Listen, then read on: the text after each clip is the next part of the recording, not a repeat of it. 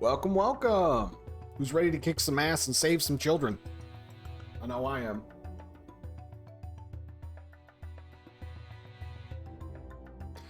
Good evening. I'm here on time. I let it idle for about 30 minutes. That way I can make sure I got everything around, and I'm doing quality checks on the side here. I'm not gonna let that screen get all glitched up this time. That sucked. But at any rate, let's give it another go with Legacy of Darkness.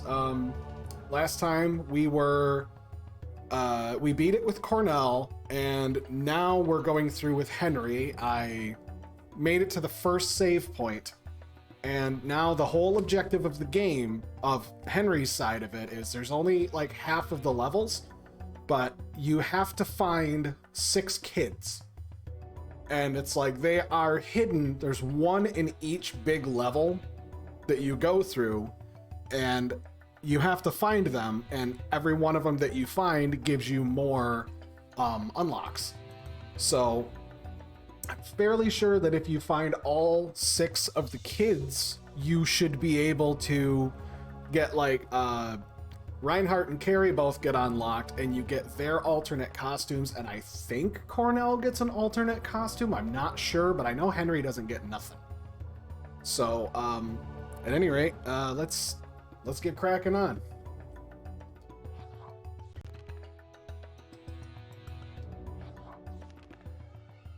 Sweet. How's everything?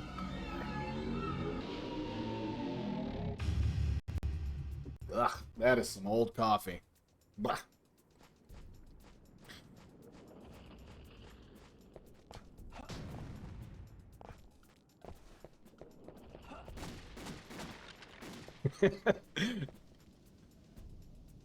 He points towards the right path, so...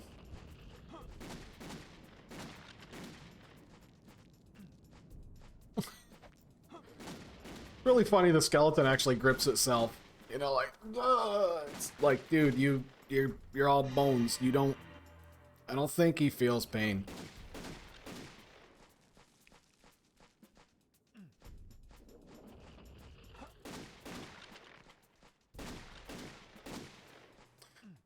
But what makes it tough is that you can see in the beginning there, it says like you have X amount of days left. Because that's it. You have to do this perfectly in one run, or like however far you get. Like if you want to try again, you have to find all of the kids, because even if you don't beat the last level, after 7 days it just shuts off. Like if 7 like in-game days pass.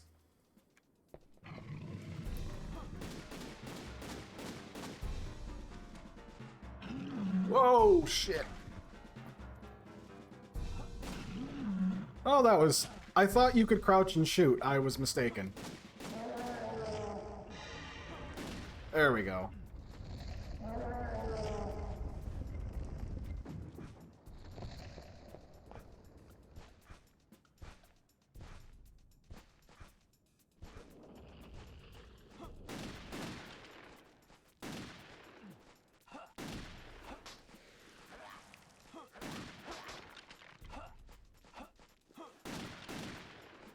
I don't think there's a point to collecting gold. Alright, I gotta go through this other way. He's looking over there, looking good. Sweet.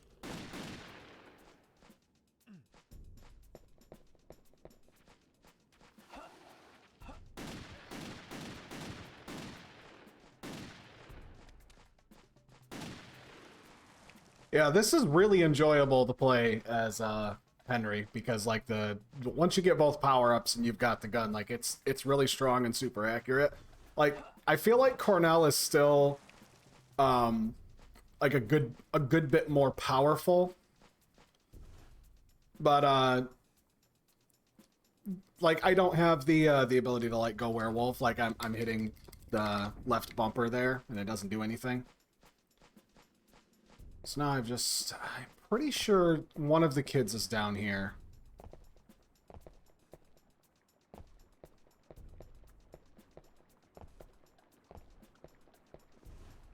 I think so, anyway.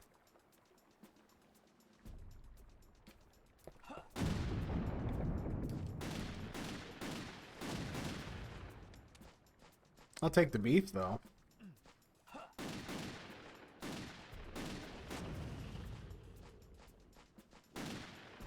Hey, there he is. Hey, Jimmy.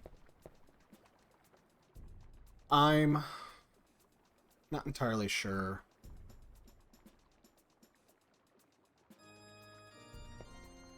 Da-na-na-na-na-na-na. Sweet, now I can just go through the rest of this level as is.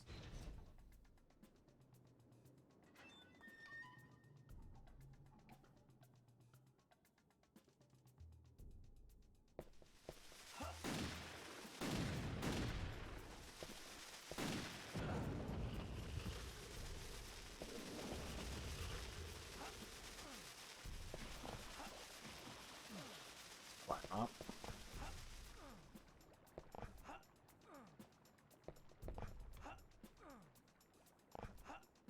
It really has been a lot of fun going through and like playing these two games again. Like I've really enjoyed it, and I'm gonna be sad once it's all done and over with because these are like the only two that were on this console. So it's like these two are the only ones that are relatively like the genre. Not saying that there's not other Castlevania games. Like I'm pretty sure I've got all the different collections. Come on, Skeleman, let's go.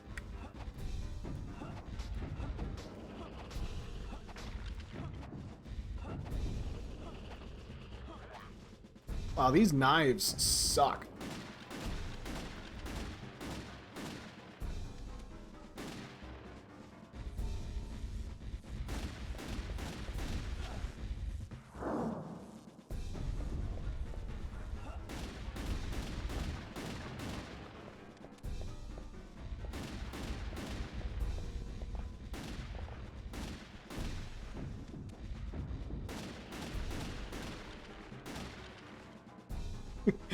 It's really satisfying too, like to go through the other versions of this game, and it's like, this is what I feel like is the arcade mode. It reminds me of oh, what is it, in Resident Evil 4, when like after you beat the game like so many times, then like you get the mode where you play as like different characters that are in the game, where you're just wrecking face. It's like arcade mode as opposed to like an actual difficult game.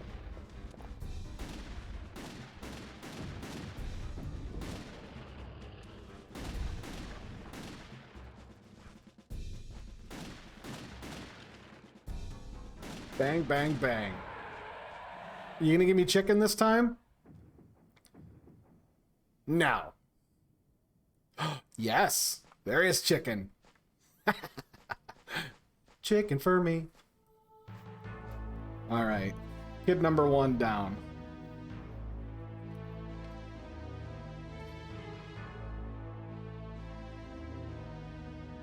Making a tally over here so that way I know which ones I still need to get. Because I'm pretty sure if you like go through a level like beyond a certain point of this, like you can backtrack through the levels if you haven't found them, because like if it's you're not over time yet, and when you finally like get when you find the last child, you automatically win. So it's like, you know, oh, Henry found all the kids, like cool.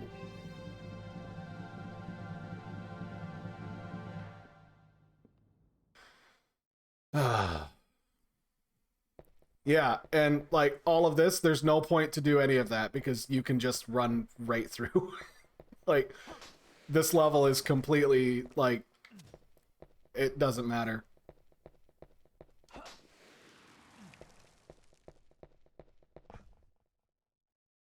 Speedrun world record.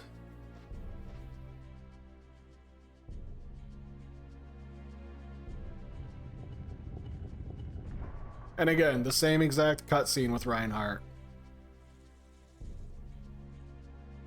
I wonder. Oh, that's the sounds on the game. I could hear, like, wind blowing. Bad puppy.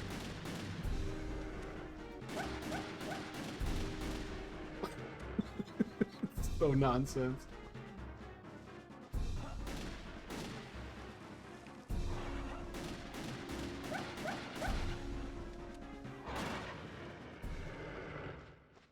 Man, they don't even stand a chance. If I'm not mistaken...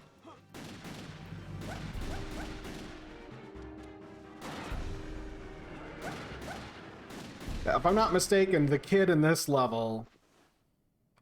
I want to get 3 holy waters and see what that looks like. I know the axe, like, does a thunderbolt when it drops. Alright, come on out. Ow. There we go. You can keep the cross. I want to try getting all the holy waters this time. Open the gates! Open the gates!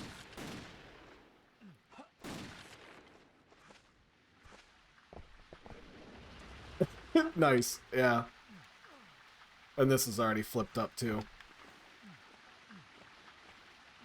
Take the beef, and I'll take the cards, but the money is effectively useless. Let's get this saved. No, I'm not fighting you. Oh, let's see. Where was it? I think he's in the same... I think the kid is in the same section of the... Oh, I don't need to pick up money. Gems are okay. Sub-weapons are fine. And I'm pretty sure the kid is in the same section of the maze where, like, the whatever the thing is. The thing that I had to put in the top of the fountain. I'm pretty sure that's where it's at. Bang, bang, bang, bang, bang, bang.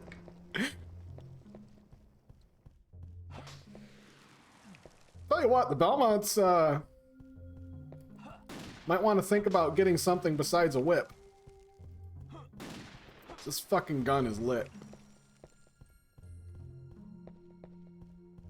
Hi, Red. Winner, winner, chicken dinner.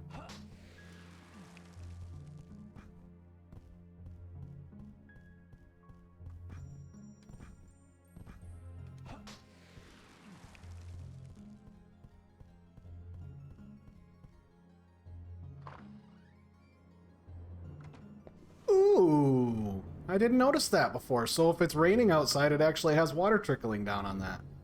That's so cool. I can't get over it. Like, I love the atmosphere of this. Like, the early stages of this game feel like a,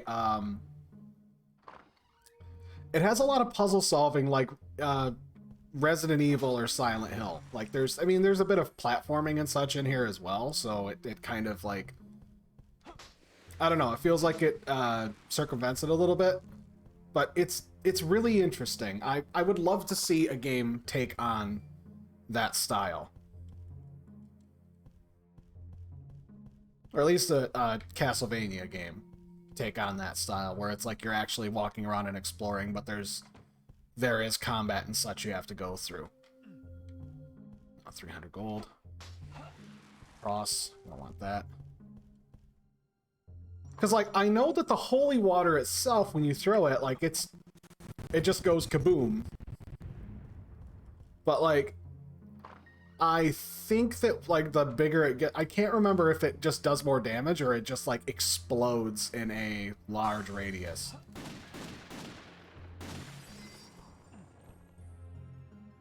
That I don't remember.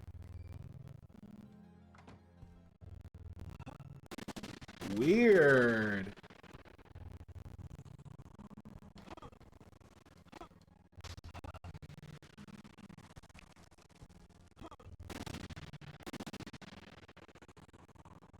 That's not me, is it? No, like the game is, it's got some weird glitchy bits happening when I'm over here.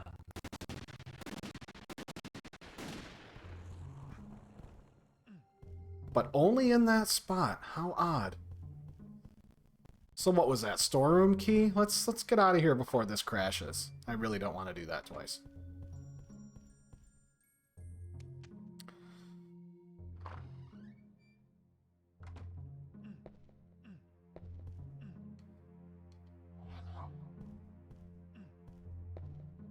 Alright.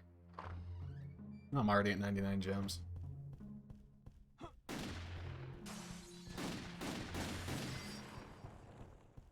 What is that? Axe? No, I want holy water. Give me the holy water.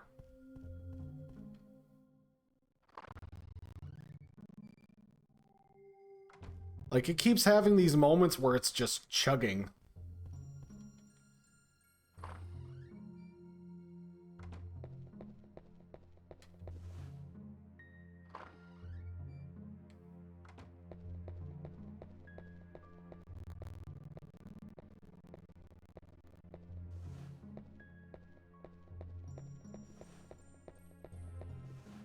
Okay, so there wasn't anything interesting down here.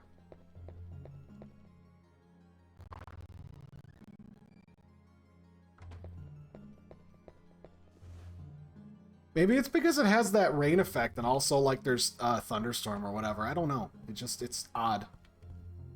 It's odd how it would, like... Because it's not the emulator that's doing it. It's like the game files. 6 days left.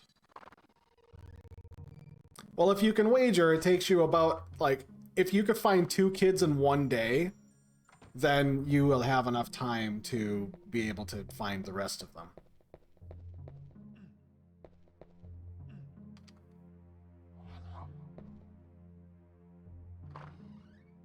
Because I'm pretty sure that this area is, like, the waypoint of the whole thing. Yeah, because it's raining here. Oh, good, the dogs are... So do I have the dogs in Frankenstein? Yep.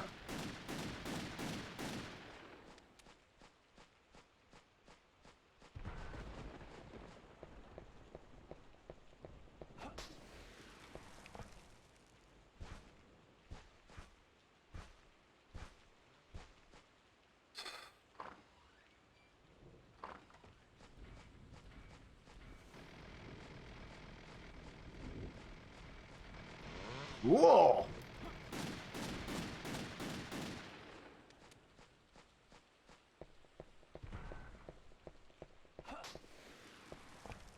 Oh, crap. Yeah, there was one in the castle wall. I'm gonna have to go back.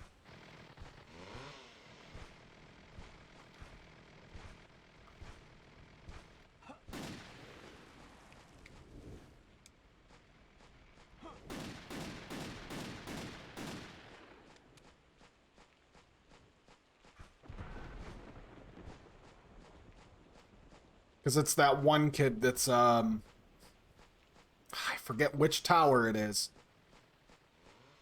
Whether it's the old man door or the grandma door, I can't remember which one it is. But it's one of those, like, you have to go out on a secret ledge.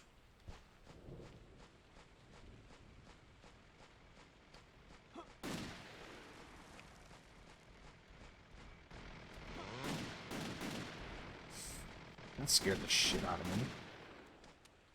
Let's go.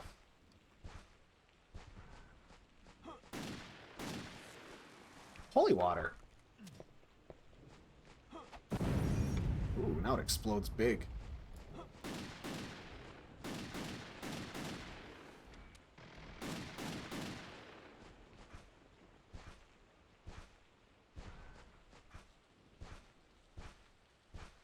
Trying to remember where the hell this kid is. Because it's the big open area. I just can't... It's so hard to remember how I get through to that spot. So that's back to the manor. That's over on another section of it.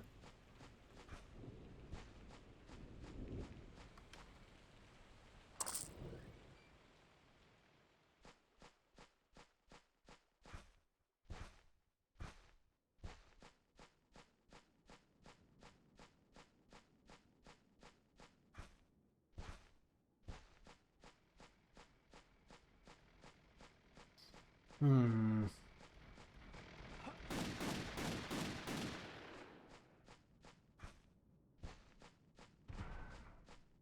He really doesn't like anybody hanging around in his maze.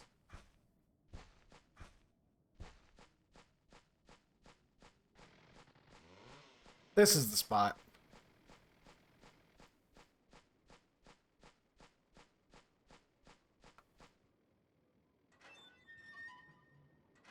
I think.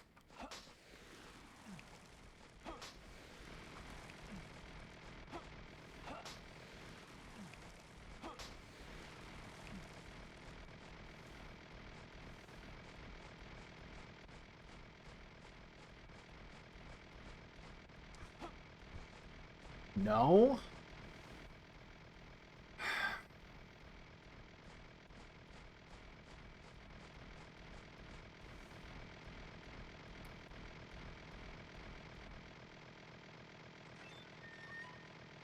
Everything's so good.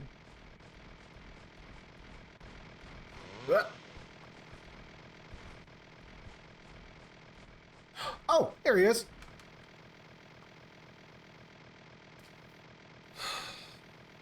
Never thought I was gonna find him.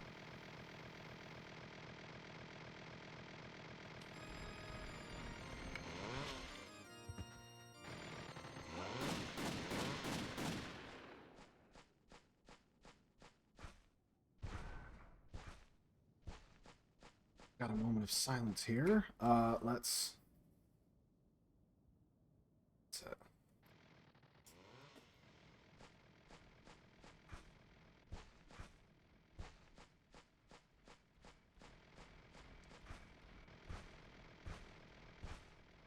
at least this will take me back to the entrance of this whole place. Ooh, you know what? I don't know if that's gonna... Oh, never mind. I had flashbacks from the last time that I was... Ow. From the last time that I was playing the original 64 version of this. And it crashed my game. We'll do beef.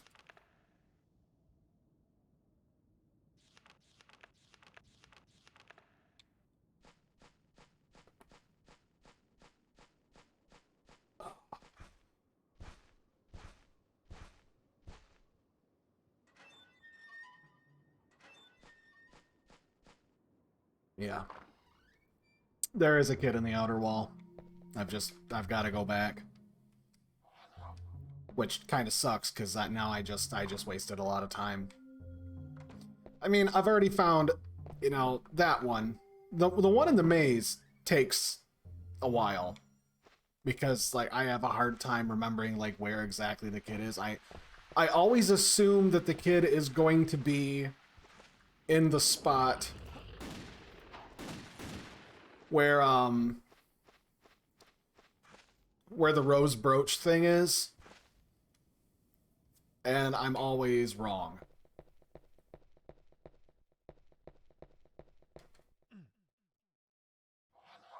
Okay. Save through this. This would be a great game for the song, or this game mode would be great for the Song of Inverted Time. I'm fairly sure it's not in this side of the tower, but I mean, I'm already here, so...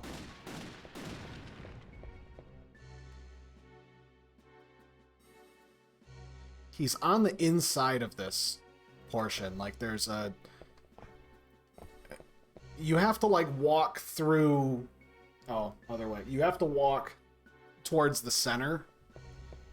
And it's like these... Like, these green blocks here that, they flip into spikes. Which I'm pretty sure are only on the opposite side of the tower.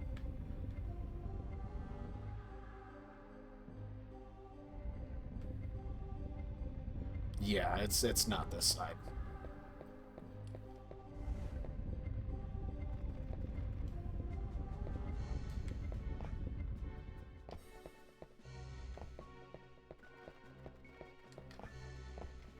So we'll just jump back down and head over to the other side.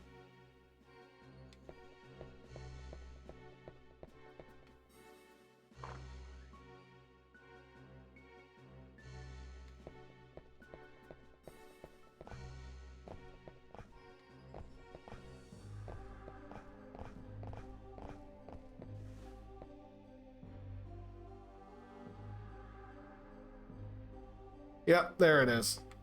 That's the spot I'm looking for. Ooh. Ooh, that was close. I thought I made the jump. Ow. Asshole.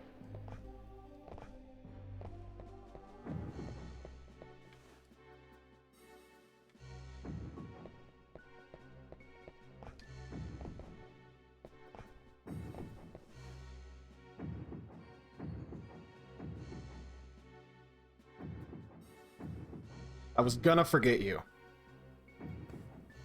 but I didn't. That is 3. 3 to go, which is the the tunnel, outer wall, and underground waterway, I think. Yeah.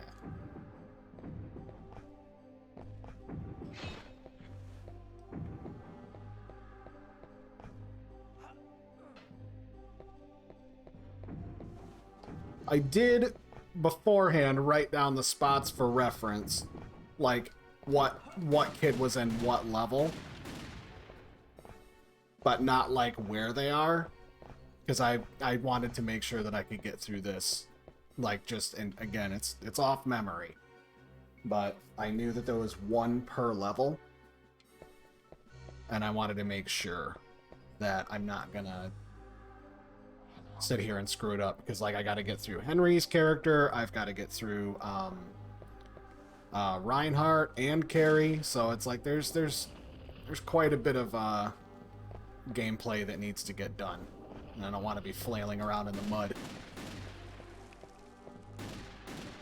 Hey, level 3 holy water.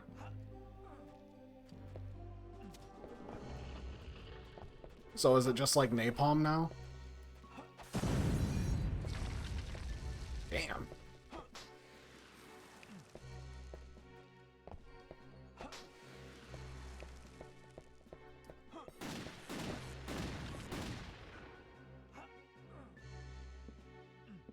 Oh yeah, I'm already fully powered up.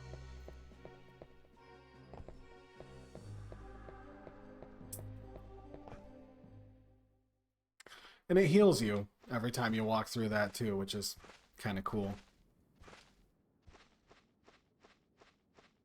I like to think for continuity's sake, like the way that Henry's game mode works, because canonically, Henry is that boy that you find, like the blonde-haired boy at the end of the cutscene. So he's in Cornell's playthrough when you beat the game. This is that kid. And now he's just a knight of the church, which is why he's got that cool Sabaton helmet. So going through that, and then like it's supposed to be like X amount of years later, and Henry is now, you know, he's a grown man and he's a knight of the church, so then he's coming through, and it's like this whole area, the castle wasn't destroyed because they never really got rid of Dracula. They just kind of like fed him some Wolfman.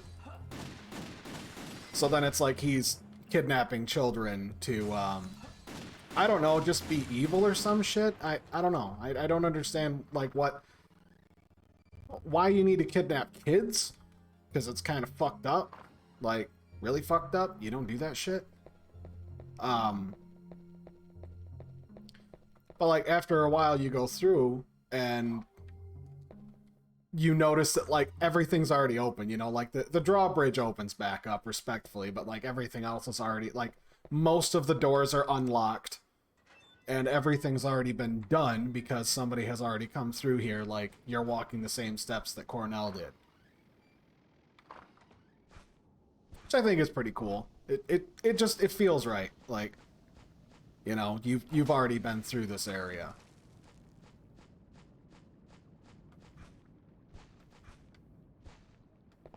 Is there? No, that's the that's a side door with all the extra bullshit you gotta go through. Purifying. Let's save.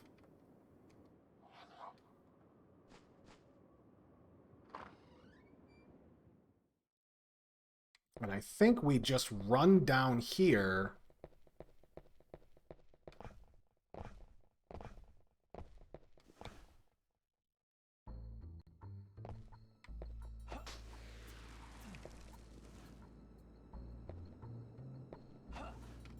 Yeah, so that's the portal back out of here.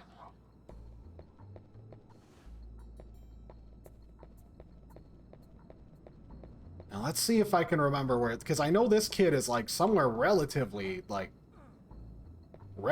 early on in this place.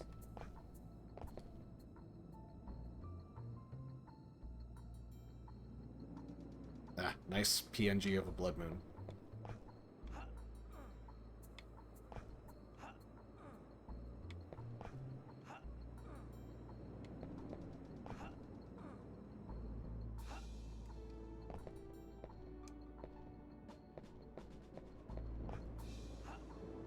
Do a bit of a long jump over, see if I can't save a couple seconds of time.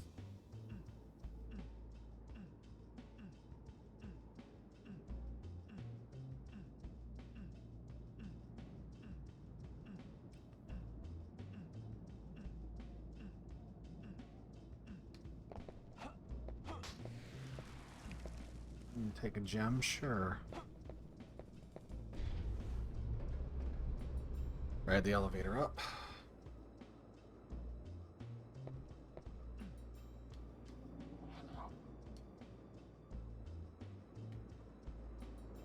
I think that's the kid up there.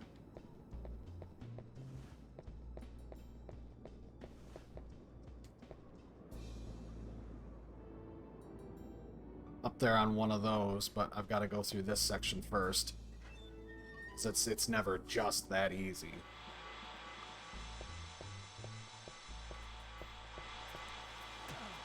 Oh, well, that's kind of bullshit.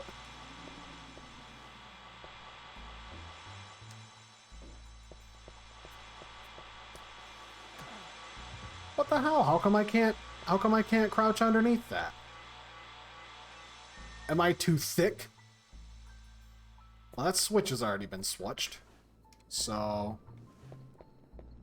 now what do I do? Oh, right. I'm stupid.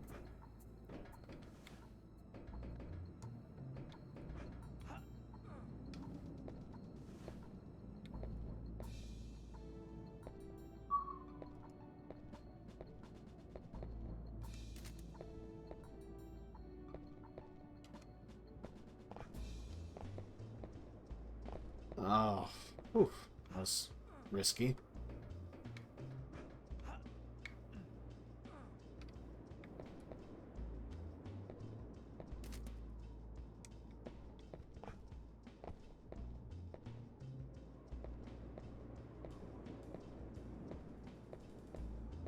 See if I can't. Yep, there she is.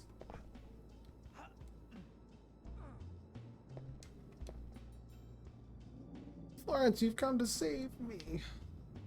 I wasn't gonna give up. I was gonna find you.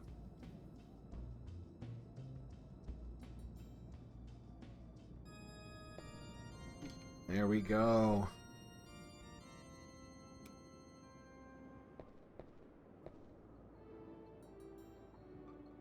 Which is interesting. Not interesting, but it's funny how they save Ada, because that's literally Ada, but they just changed her color. Same exact character. So now, I can ride this back down and just leave.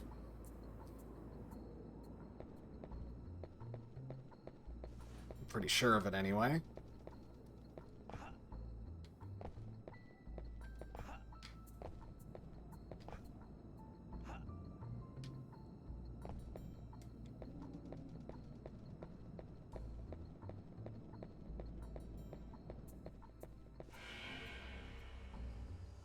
Because once you go through and get that, then when you jump through, it should give you another choice.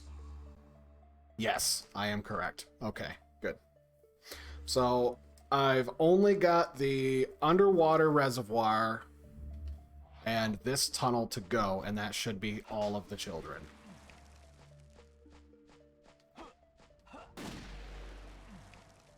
Scoot! Ow. But this one, I'm fairly certain, is the one that takes the longest, because I have to ride both of the trolleys. before I can get to the kids, so there's literally no cheesing that can happen. It's just an extremely long trip.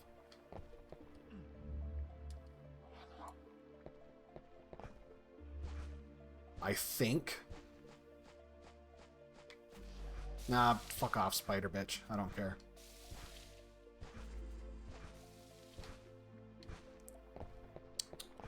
I got chicken over here, I think. Roast beef and holy water.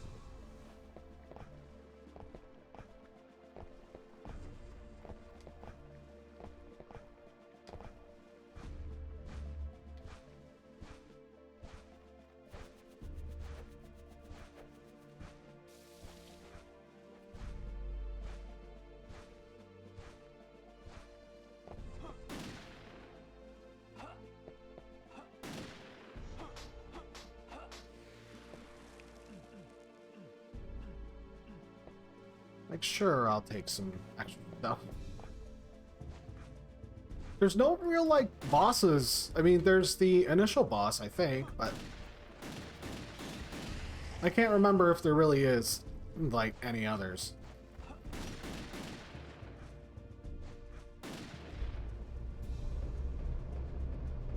Run up the trolley.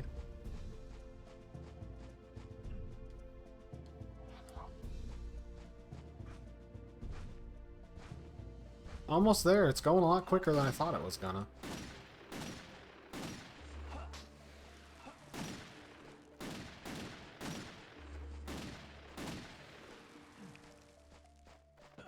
Ow. Look at these flipping bats. I love Halloween.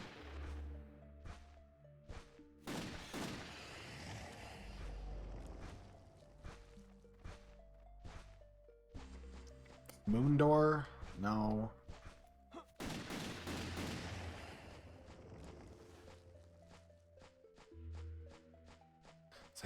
I don't remember if one of those kids is in there.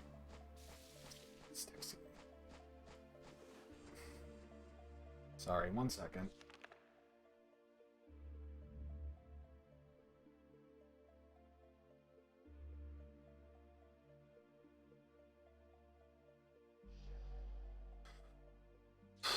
Spam.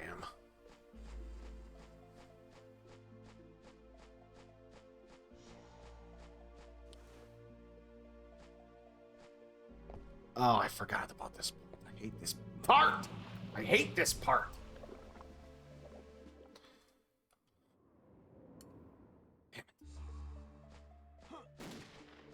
I mean, it's fine. Is this where I was going? No, I just came over here. Man, I don't have my cool holy water anymore.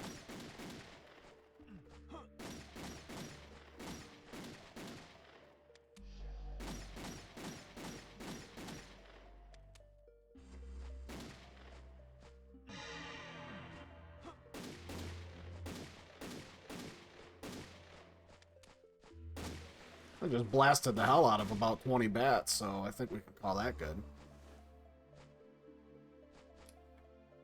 Now let's go nice and slow this time, Mr. Caterpillar, and not fall into the schmuck.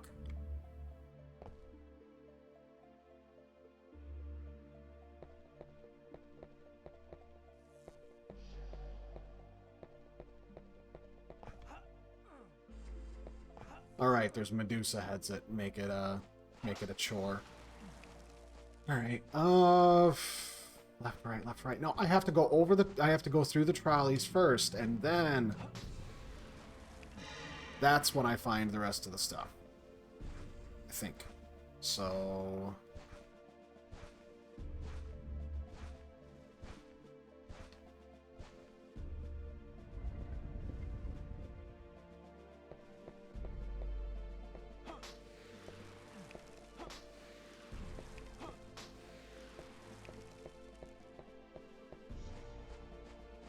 because I'm fairly sure as well towards the end of it, like there's it's either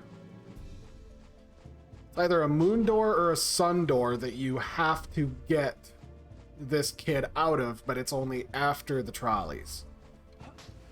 I don't remember which one, but I do know that it's fucking one of them, and it's just...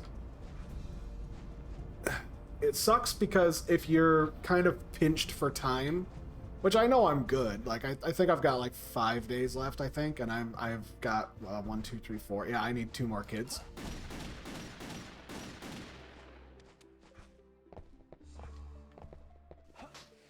So, like, regardless, I'm set. Just as long as I don't, you know, fuck the rest of this.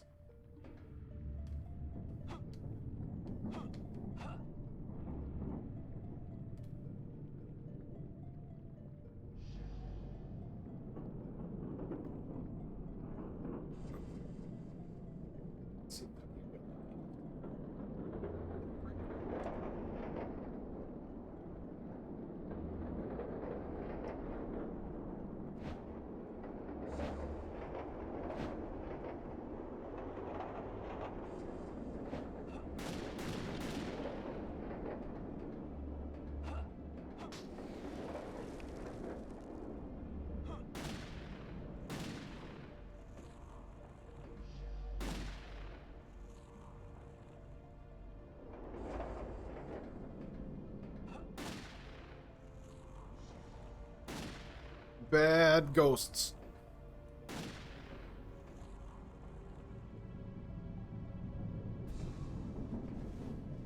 There we go.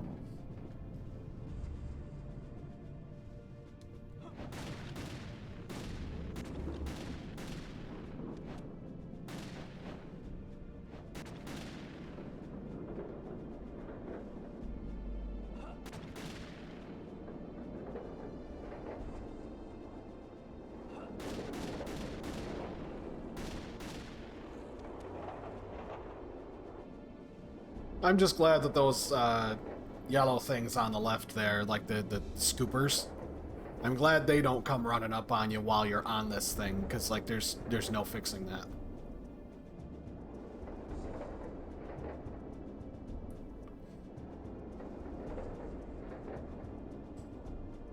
Come on, come on. And we're here, so let's go. Whee!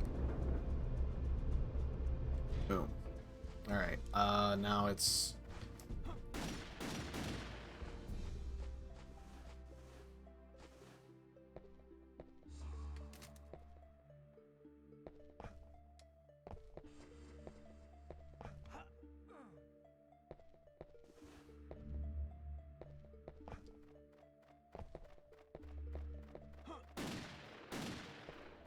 I'm glad that on this game you can actually, like, you can choose whether or not you want the camera on auto view or, like, action or whatever it is, like...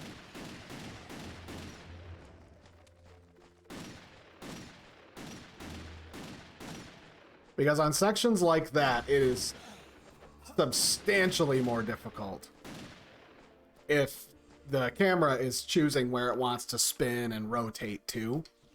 Oh no, it's purifying. It really, they should be the same exact item. It would make it a lot more difficult.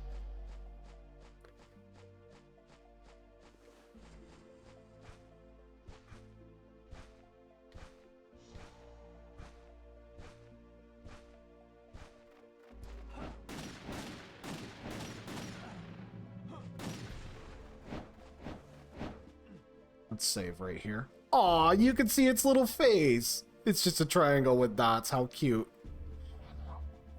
You cool.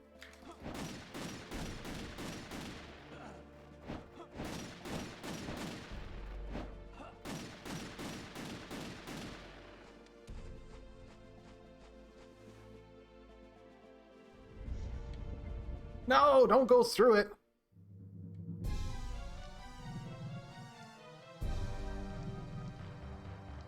Fuck. Can I leave?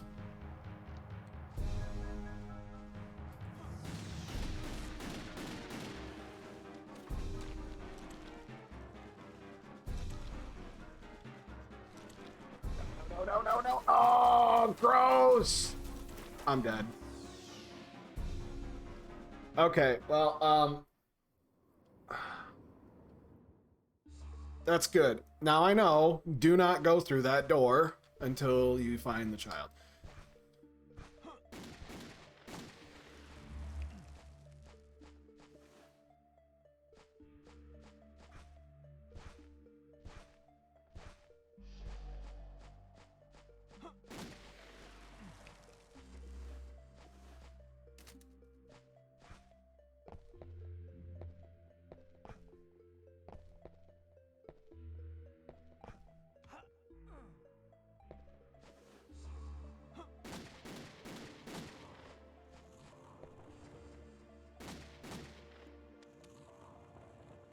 Slide down here.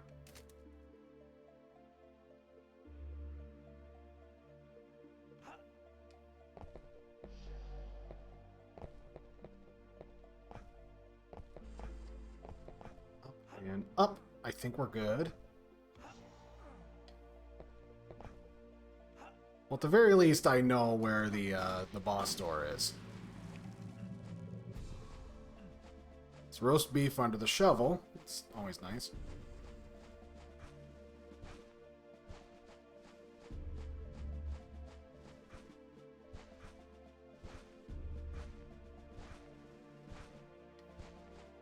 I think this might be it. Yeah! You were right there all along.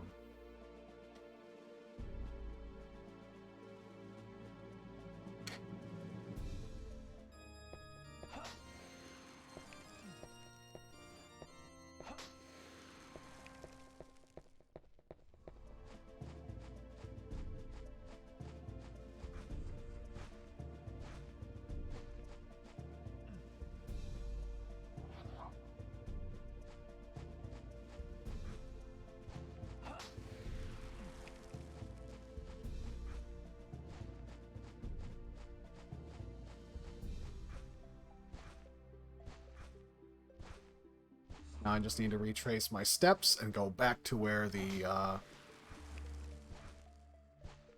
spider lady is. So I don't think I technically beat this level until I beat the spider boss. I don't remember if that's the case or not, but that's... I think that's just the way we're gonna play this one.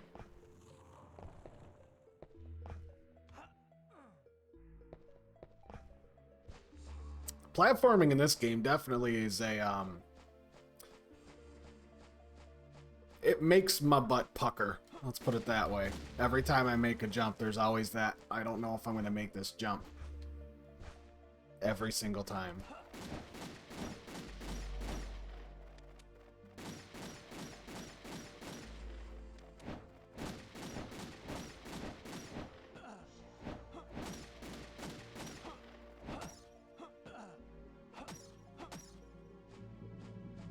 No power-ups at all. Not one. No, let's not save. Let's use an item first and then save.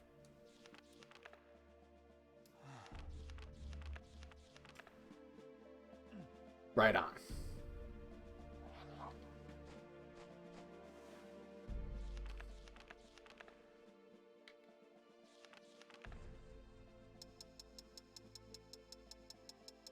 Only got one child left to find.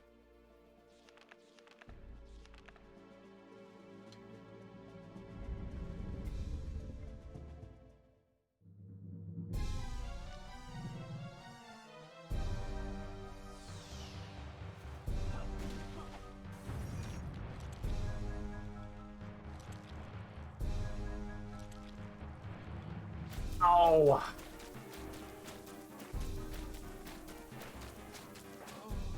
Wow, so that is a one-hit kill. Fantastic.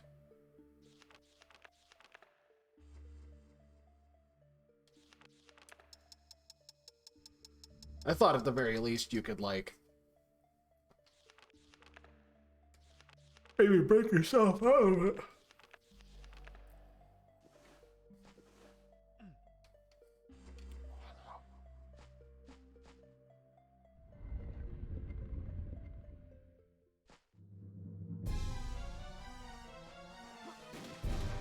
Oh, come on! Really?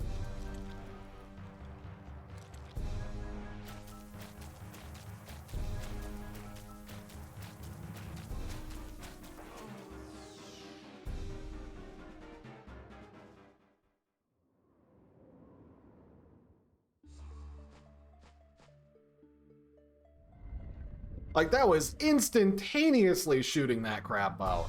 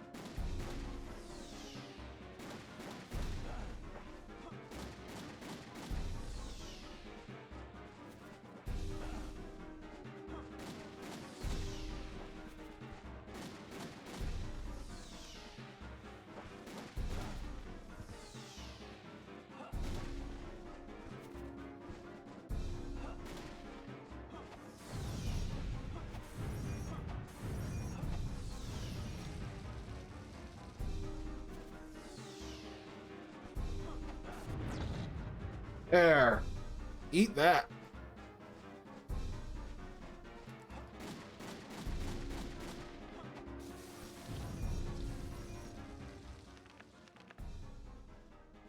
Chicken.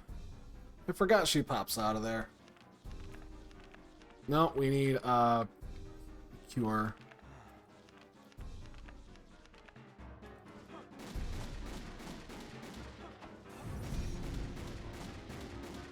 Getting some Simon's Quest vibes.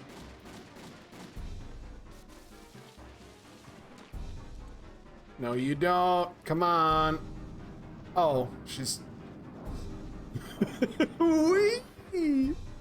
Well, at least it's not a fucking one-shot.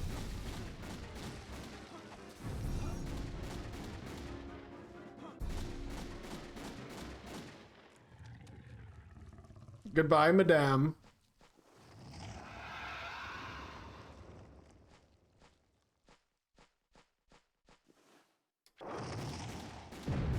Oh, fucking hell.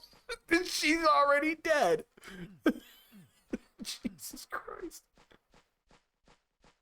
Insult to injury, then she fucking explodes when she's done. How cool is that? Alrighty. Alright, last one.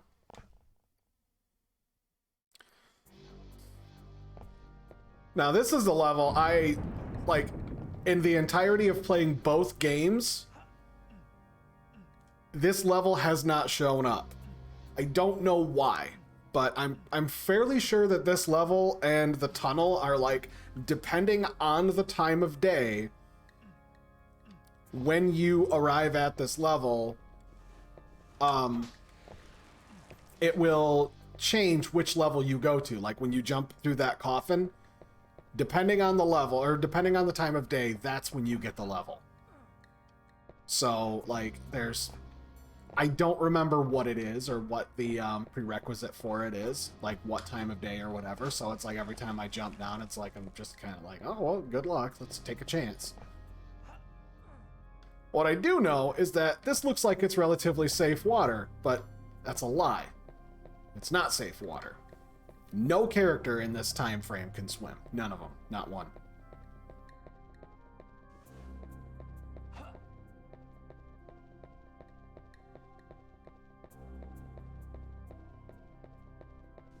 Oh, right. I don't have to hit none of the switches, so I just... They're, They have to... It has to do with one of these fucking bridges. That's all I remember.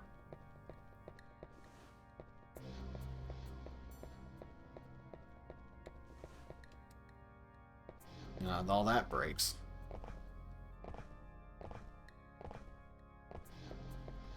That's just a... Well, let's save, but it's a dead end.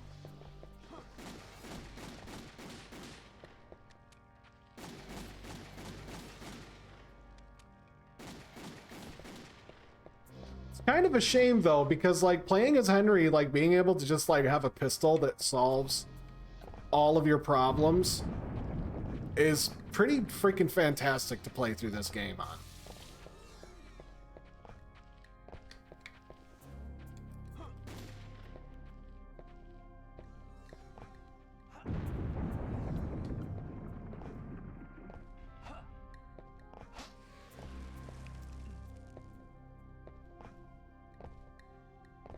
Oh, what the hell? That was bogus.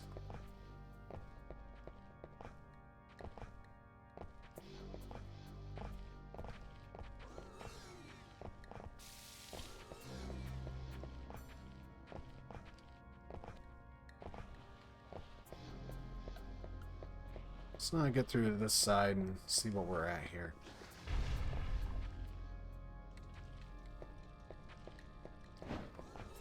I don't think I'm getting... I can't crawl through there, so that's kind of an odd placement.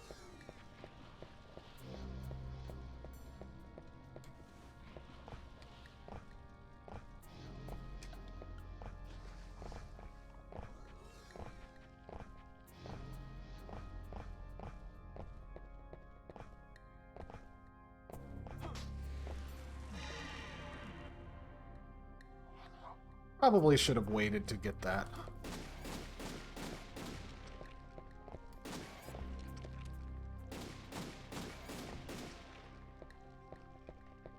Goodbye, lizard man. This gun was kissed by the Pope himself. You're not getting shit.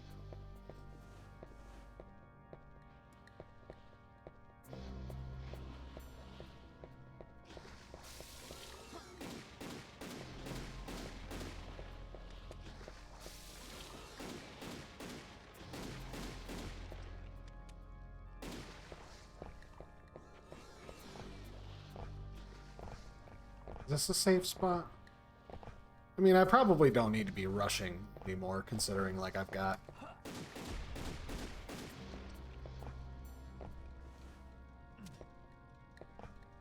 I've still got, like, 4 days.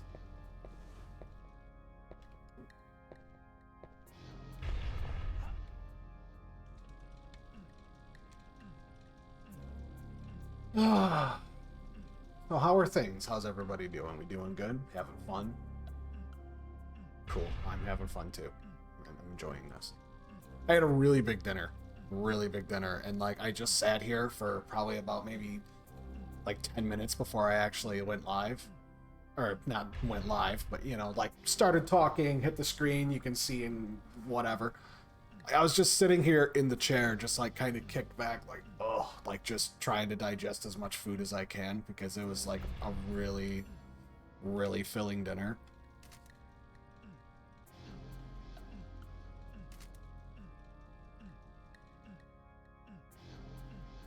I think I might be over the platform now, but I don't know. I'm worried.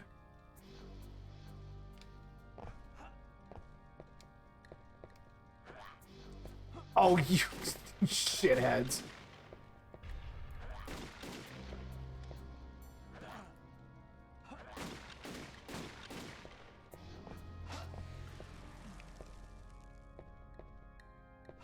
So... Ugh. So what was the point of that?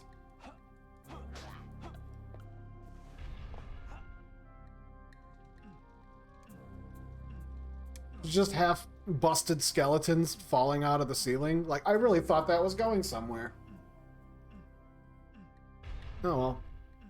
Okay, so I've still only got one kid. One kid left. And everything looks good over there, so I'm satisfied with that.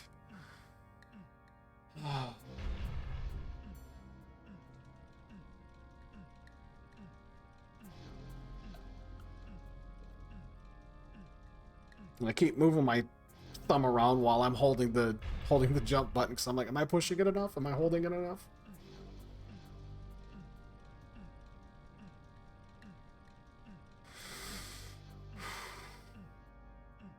And here we are. Whoa! Always hold the jump button. So do I jump? I jump over first, I'm pretty sure. Wait for that to crash down. Then jump. Then jump. It's gonna break. Those are gonna break. That's gonna break. That's a switch. I didn't need to hit the switch. I just needed to keep going. Oh, you fucker.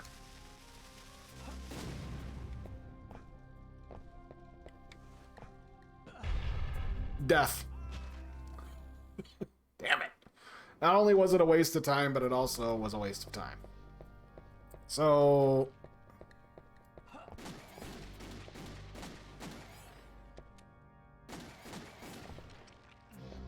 Can't block a bullet with a shield. I don't know, maybe you can. Riot shields exist, but that looks like it's made out of wood and by a lizard man, so, yeah. Let's just haul ass through here and we won't get zapped by lizards.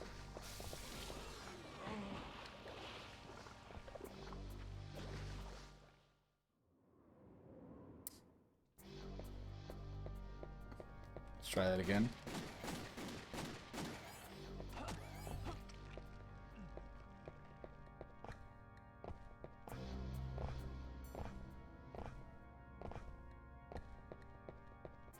Well, it was funny too when I just remembered this.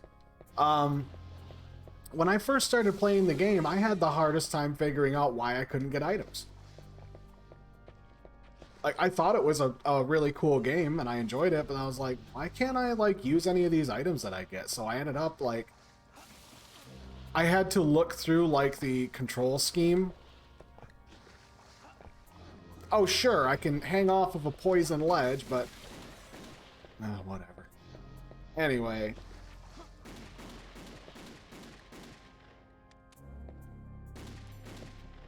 I couldn't. There, fuck off.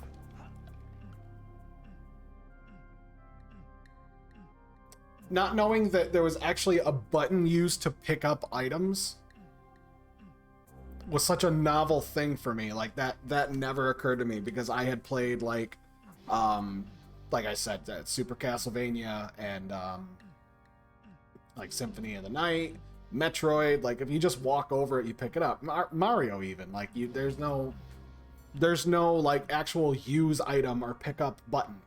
It's just like you want to pick it up, you pick it. Motherfucker, it's just a scroll. Where is this child?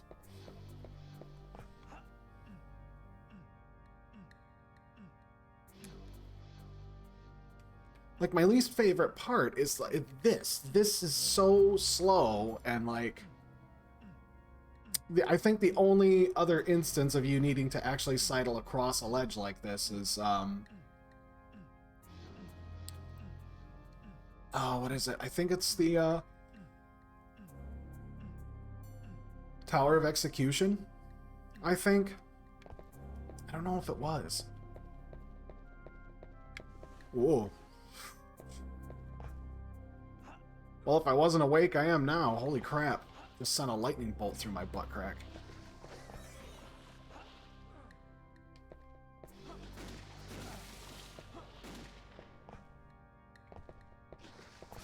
Oh, Henry gets poisoned like nobody's business. Holy shit.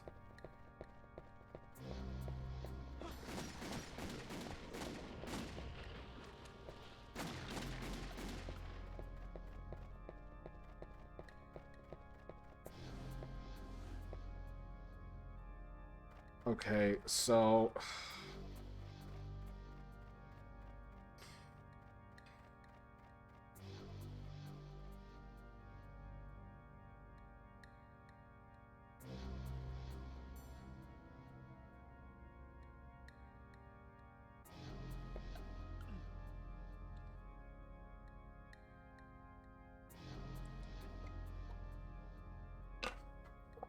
where is this fucking child?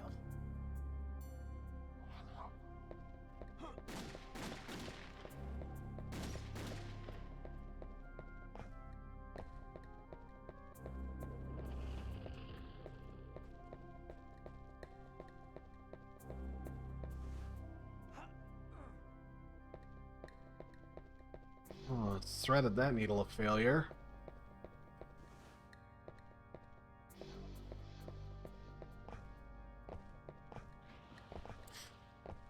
It's like the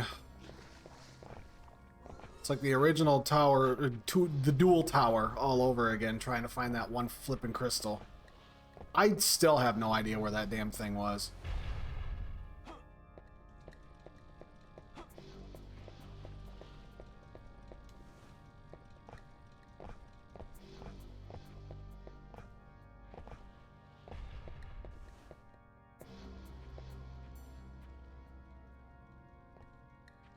I'll be damned, I think that's it.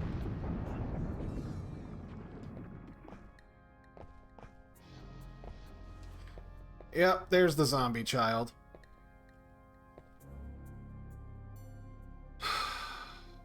Up here. That's where you were.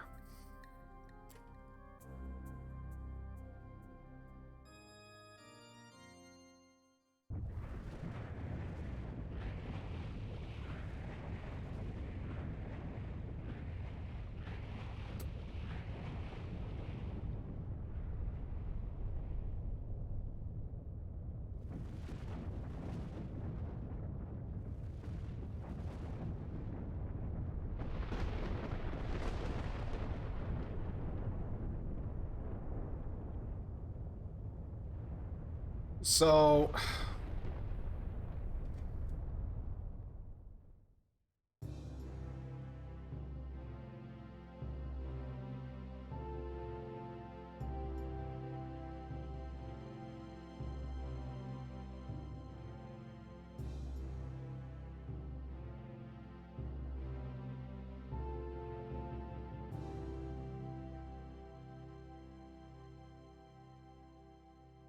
hmm.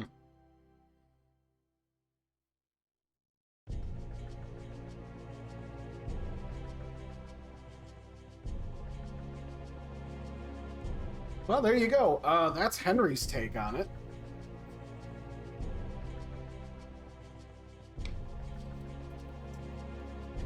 Get rid of that.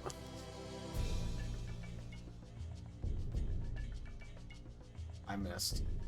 Oh well, it's fine.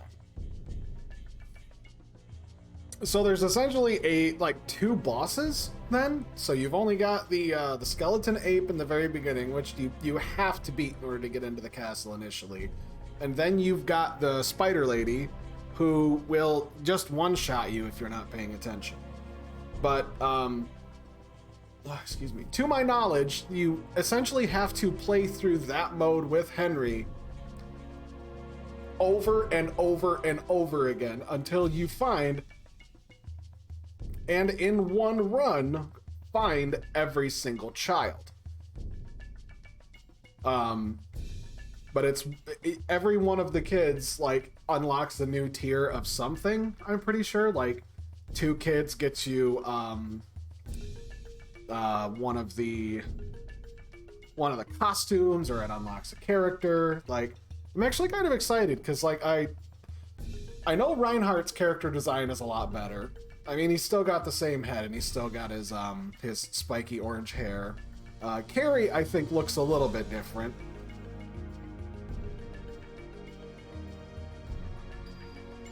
Oh, that's better. Now I can see.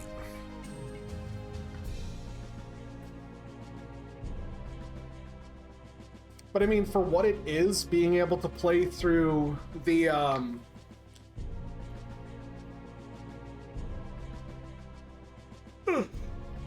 pardon me. Playing through the game again with a different character and having it be just different stuff. Objectively, playing through with Henry is a lot of fun because you have a gun, and albeit it's kind of overpowered, but you're not going against bosses, you're battling against time. You're battling against how well do you know these levels? How many times have you played this game? How well do you know the levels? Thankfully for me, I've been through the I played through the original Castlevania 64 the first time as Reinhardt, the second time through hard mode, and then played through on Carrie's character on hard mode as well. So it's I initially beat it 3 times. So I got quite familiar with the game, so I remember the level layouts quite well. Hard mode, Cornell's second costume. You can use Reinhardt, you can use Carrie, Reinhardt's second costume, Carrie's second costume. So now I've got all 3 of those characters' alternate costumes. So I think I'm going to go through real quick and duplicate these files over.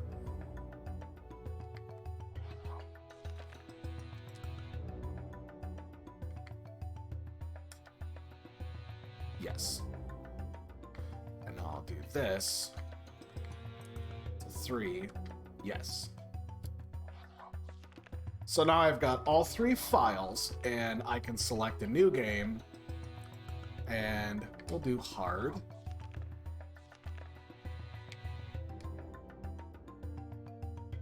And Cornell.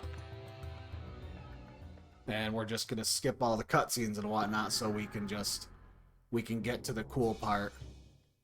How does that sound? Well, let's skip to the good part. So now I'm it's like prisoner's rags, which is kind of cool.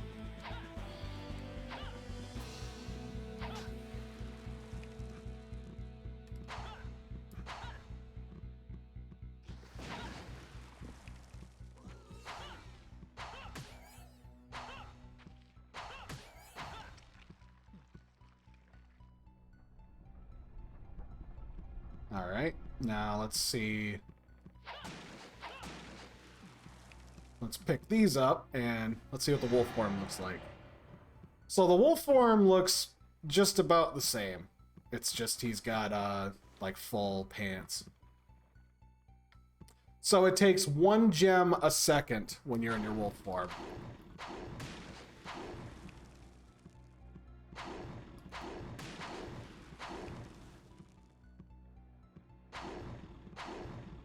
Interesting.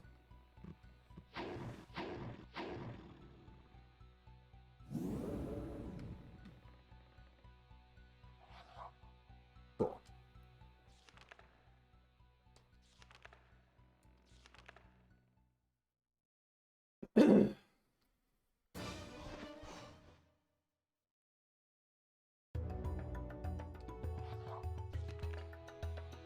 We've got Cornell, and now we can... Yeah, and that's those little candles up there. That's what those stand for, is the children. Like, how many have you found? So that's pretty cool. Hard again, and I don't think Henry gets another costume. Maybe he does. Let's see what Carrie looks like. You can skip all the beginning fun stuff.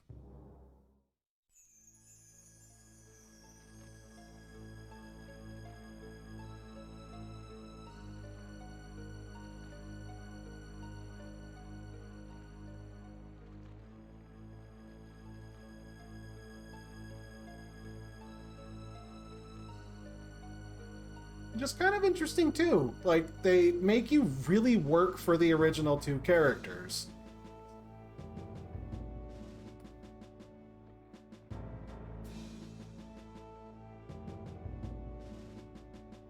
Wow, she is literally a child.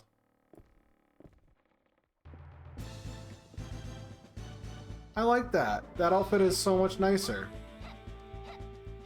Oh, those aren't actually like discs, they're made of energy.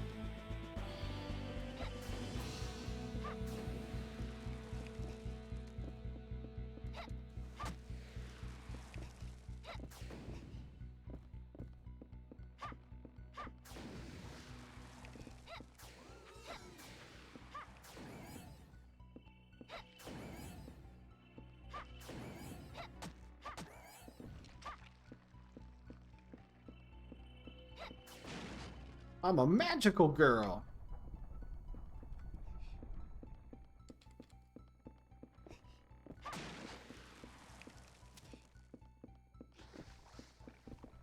Feels like she's a lot faster than the other ones, or maybe it's just because her animations.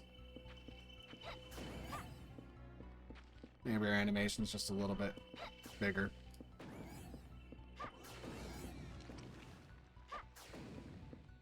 So her spell continues even if she's not continuing. That's cool.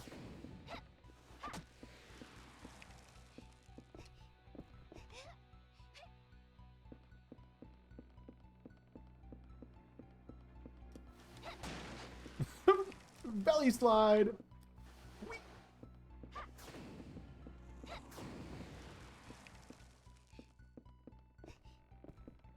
All right.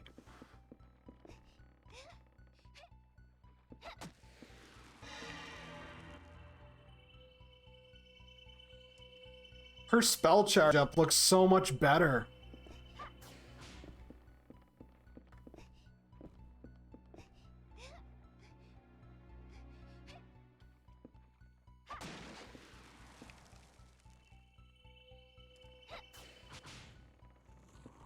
That's right. Her magic there, it's essentially the same thing as it works like the cross does. So like if you charge it up and shoot it, it will, if it hasn't consumed all of its power from hitting an enemy, then it'll fly through and hit multiple enemies.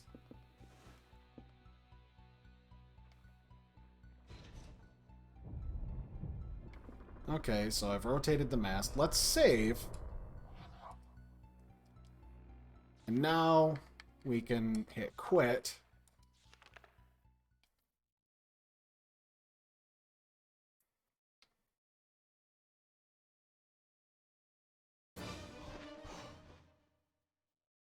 Because damn it, I worked hard enough. I think I should be able to showcase some of these costumes. 3, 4, 4, and yes. So we're gonna copy that over to 4. Now I've got Cornell there, which is what it is. So file, I'm going to do 3. I'm going to copy to file number 1. Yes. Because if I'm not mistaken, going hard, and I picked Carrie's regular costume, but her alternate costume is her default from the other game. Which is just, yeah, it's the, where she's got the discs.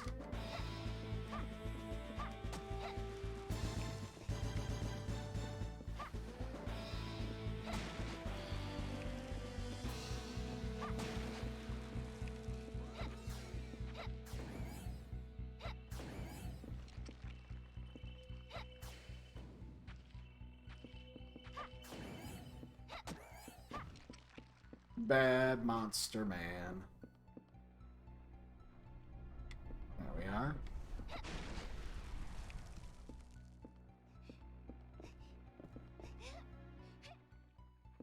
I think it would have been a little bit nicer if they would have allowed you to see, like, what each character looked like in their normal costume as opposed to the other one. And they changed the way, like, they did new 3D renders of their portraits too. Just kind of cool.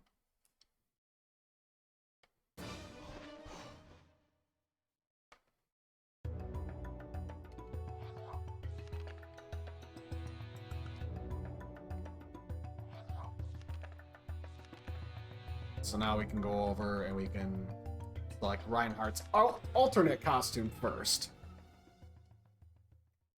Which it looks, I'm fairly sure it's exactly, yeah, his original costume.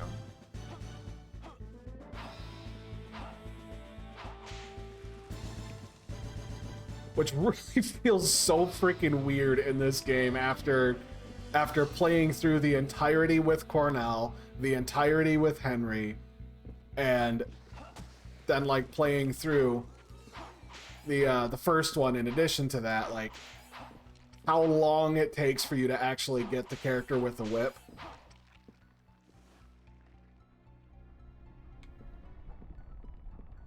It's pretty cool.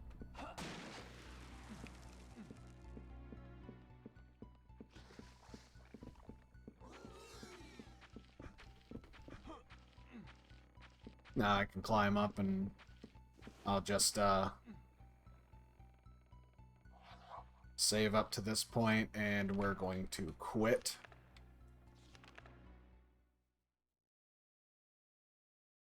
Nobody calls me at that time of night.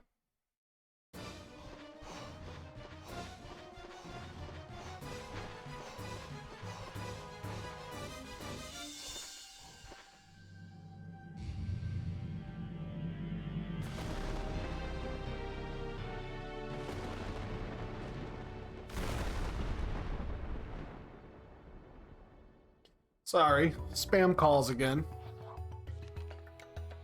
People need to get with the program. I'm not buying what they're selling. All right.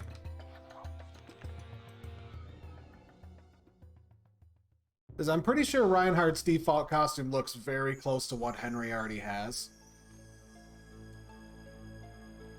It's just they changed up the way Henry's colored.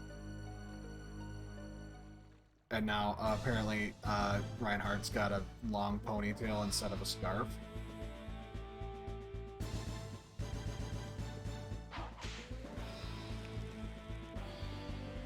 But what I like about it, though, is that it feels it feels a bit modern, but at the same time, it kind of gives off that Belmont vibe, but being modern at the same time.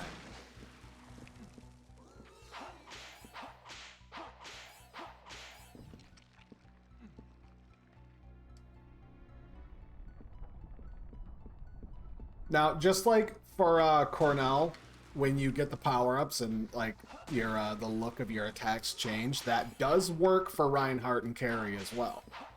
As you saw, I got one power-up with Carrie, and her magic spell went from blue to purple, and Reinhardt's whip does the same thing, which I thought was really freaking boss the first time that I played this through, like, after finally unlocking him. Because, like, in the first one, you'll remember, the whip is like this, it's just this, you know, basic leather color, a brown leather whip. But then when you upgrade it once, it gets this little swoosh on the end of it, and it's a little bit longer, and then the final form of it, it's really long, and then it's got a red swoosh on it. Well, in this game, that's quite a bit different. They actually put forth a lot of effort into it, as you can see now. There's the first level of power-up, and I'm pretty sure it's a chain whip now. So it's just got a fucking morning star at the end of it, which I think is incredibly cool. Like, that feels really good when you finally get to see something like that in 3D. There's an explosive ghost, I guess.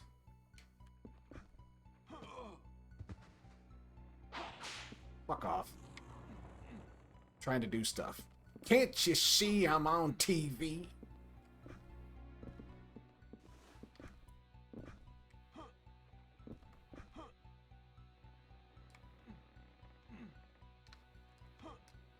Oh, for crying out loud, just get up there, you fat, thick man.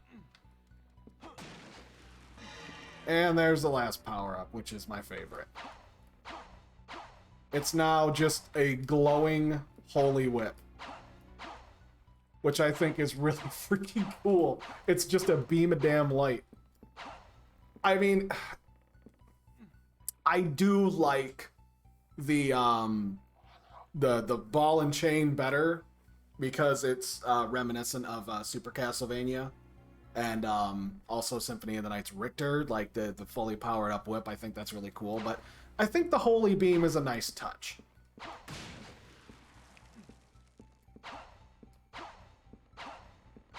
It's just a shame they don't let you, like, pick the character you want at first and, like, just be able to play through the game as you see fit.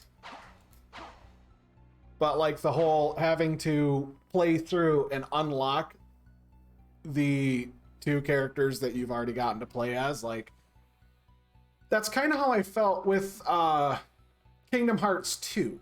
Like, the first one, I mean, yeah, you play as Sora the whole time, but then the second one, you start off as Roxas, and then it's like, I mean, I don't care about Roxas. I want to play as Sora. Who is this Roxas guy? I don't give a crap.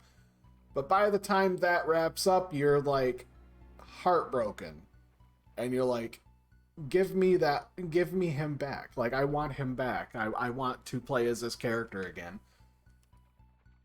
But it's roughly the same thing with this game. Like, by the time that you play through the entirety of it as Cornell, and then you speed run halfway through the game as Henry, by the time you reach the point where you've got Reinhardt and Carrie, it's kind of like, I don't really want to anymore. Because, like, you've already kind of beaten it twice, and maybe that's just me. But, like, playing as Reinhardt, I mean, you get the whip, which is objectively awesome. But you don't have any of the range. Like, because Cornell is, like, he's got so much more range with his abilities than these guys do, and also he has the ability to turn into a freaking werewolf. So that it just immediately powers him up to the nth degree. But once you go through with these two, or you go through with Henry, his gun is just boss as well, and it does the same thing. It's incredibly powerful and versatile and fast. Very, very fast.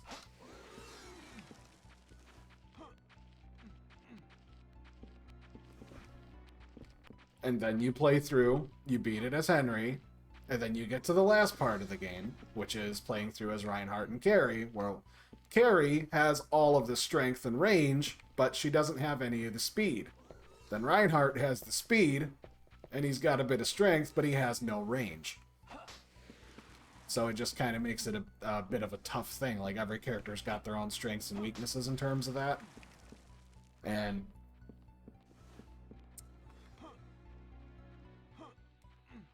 it's... might as well get some gems. Who cares?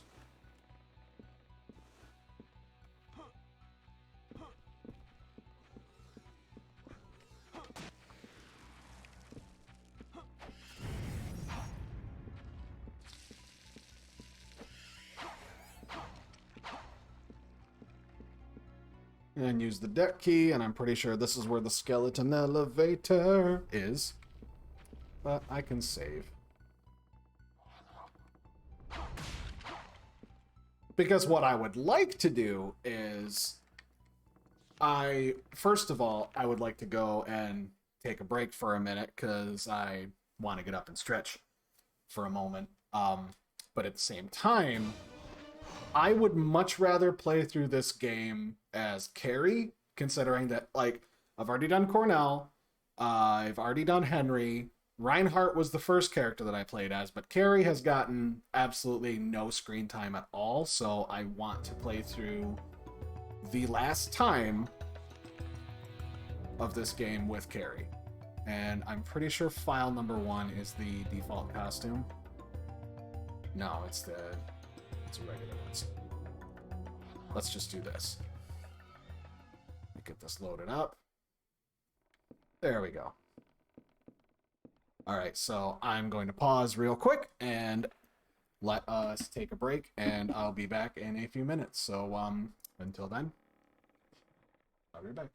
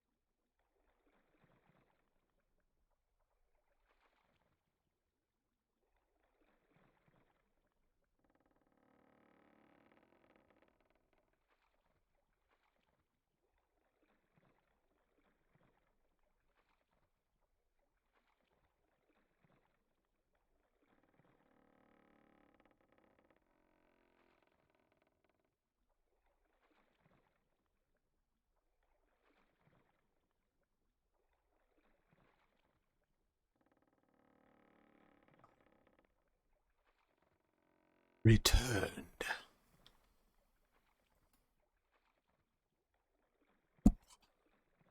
Smack the microphone. Welcome to the Scuff Show. So I'm all refreshed. Got myself a Gatorade because I was feeling a little thirsty. And now we can continue this adventure and give Carrie a little bit of the spotlight. She really is a fun character. The only real drawback that I've seen, like, playing as her is the fact that, like, her magic, like, it like with Cornell, it shoots out in a straight beam, but hers is like having crosses constantly. But that's where it's kind of nice, because you don't necessarily like have to you don't have to be facing the enemy the entire time. Like, you just need to charge up and hopefully have your reticle like relatively nearby whatever it is it's going to get shoot, and it automatically tracks the enemy and it'll hit a couple times.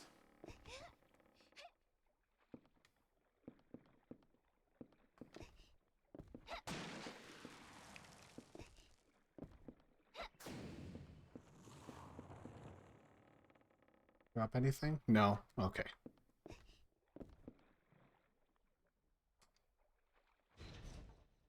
Slows the switch. That's not how ships work. I'm pretty sure. I am not a nautical expert, but I'm fairly sure that's not how boats work.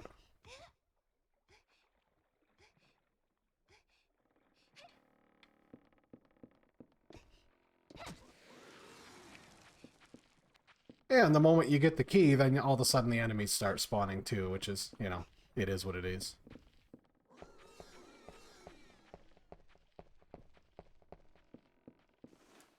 Oh.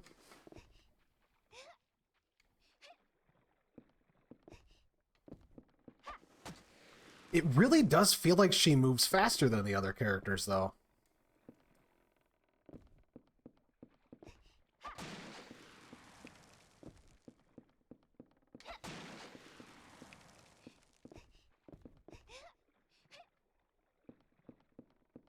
It feels good knowing that there's, like, not really a time limit anymore. Like, with Henry, it's like you don't goof around, don't really explore. Like, you have to find the kids, but that's about it.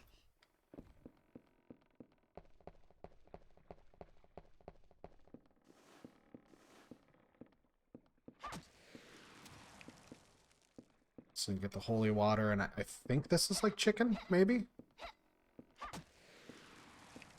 Yeah, cool. Oof.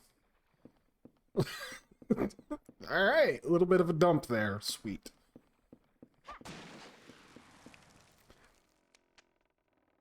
I'm not looking forward to the way the sea serpent boss is gonna go.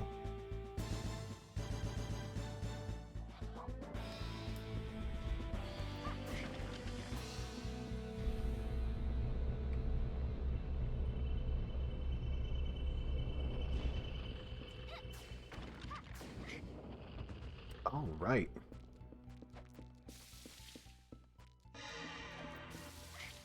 Ouch! Holy shit!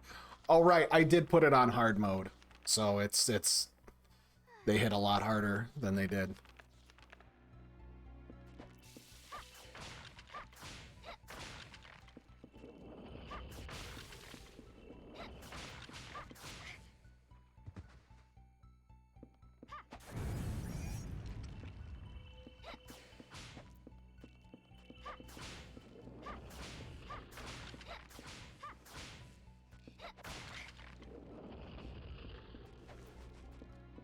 It just pushed him out of the map. That's cool.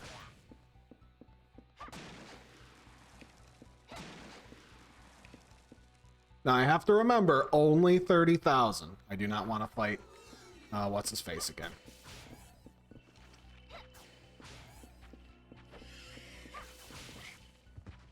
Oh my god. Ah!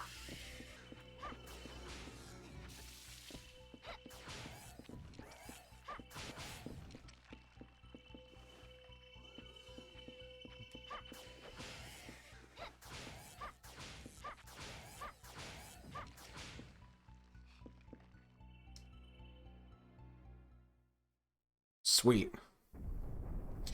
Yeah, this is gonna be a really tough run. Because with her magic, like, it is strong, but in order for it to be the most effective, you have to hold it down and let it charge all the way. She's about to get the donkey punch. Whack. It's such a campy boss.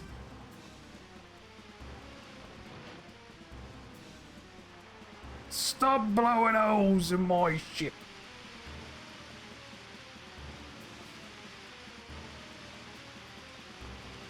She should not be able to run that fast.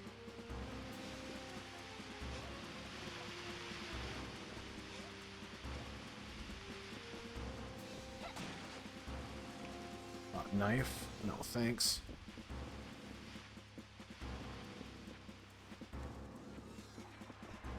Oh, come on.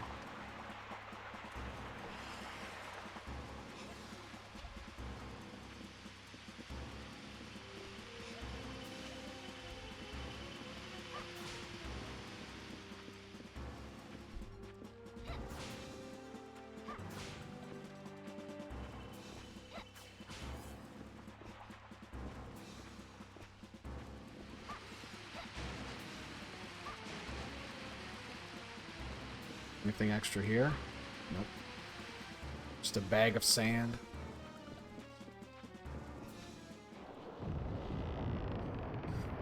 Oh, it's gonna be tough, but I think I've played it enough. I think we can get through it. Gonna be a lot of deaths though.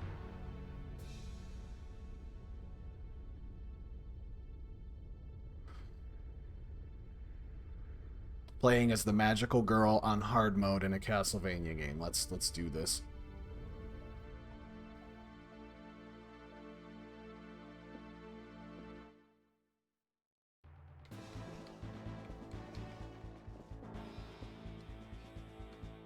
Sure, let's save up to this point.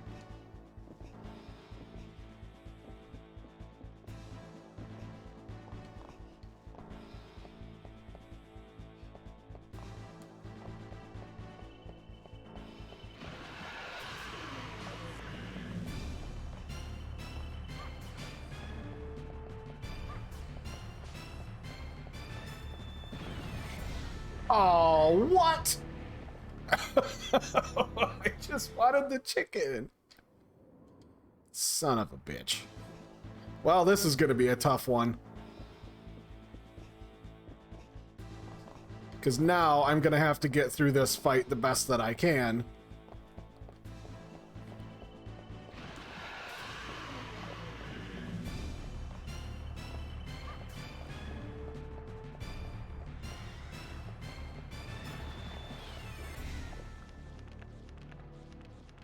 Without getting hurt. So I can get the chicken out of the wall there, but I don't remember if there's another piece over here or not.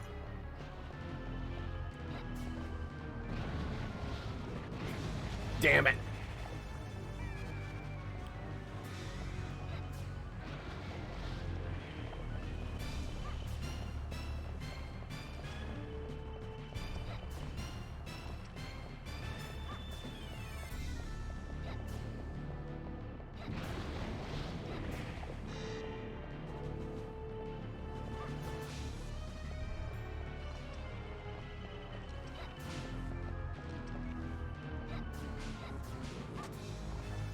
Woo, so close.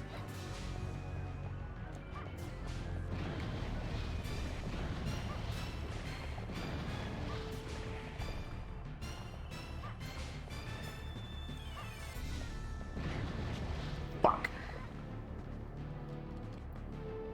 I was doing good. It's just hard to tell, like, when he does the... Like, he looks like he's about to spit something. But then,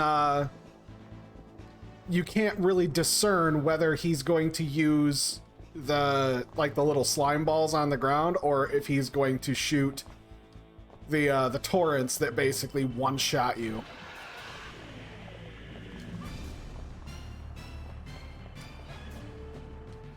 Give me the chicken.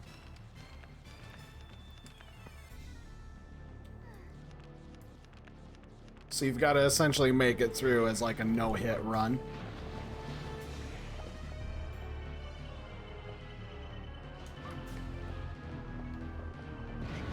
You fucking bastard.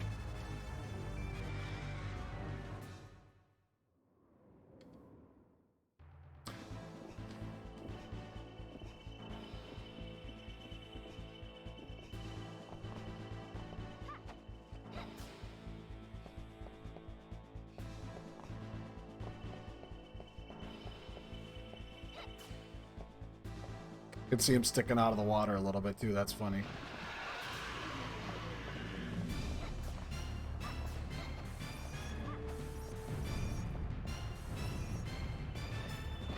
Oh!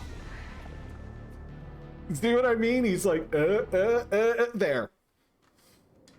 Like, there's no telling where he's going to actually do his spit, so it's like you have to not be moving. And hopefully you'll be able to land a couple shots on him.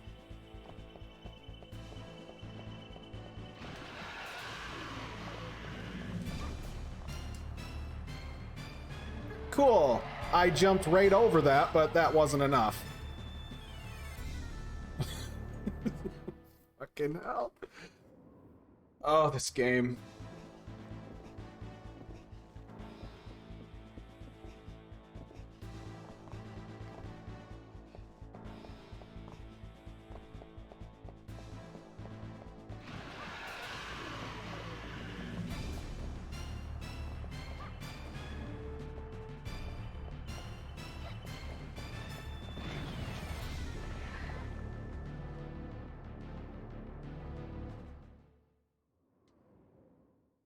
Well, I already know where a clip's coming from for this episode of this shit. Let's count how many times I've died on the first boss.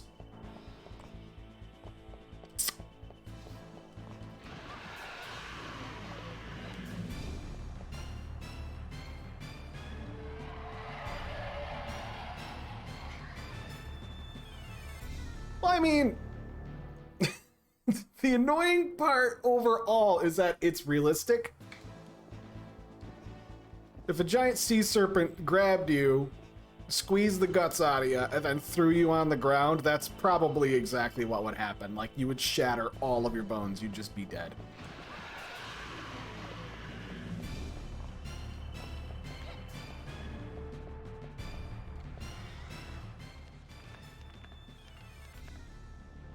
I've only got one piece of chicken.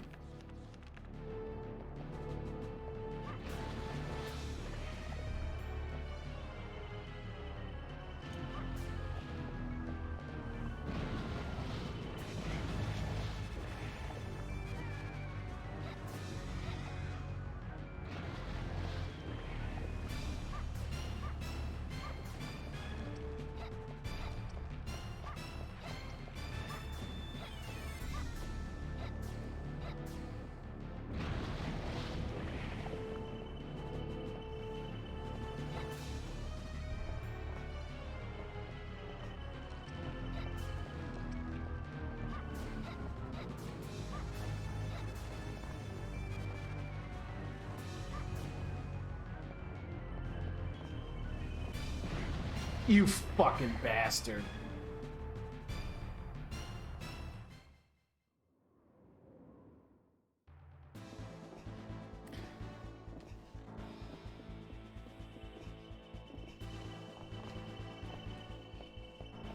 And because I have the holy water, there's like...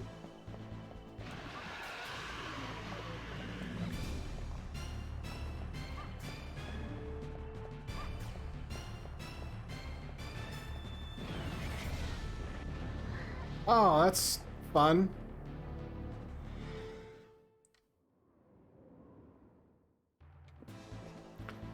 I don't know if I'm going to be able to get through this guy.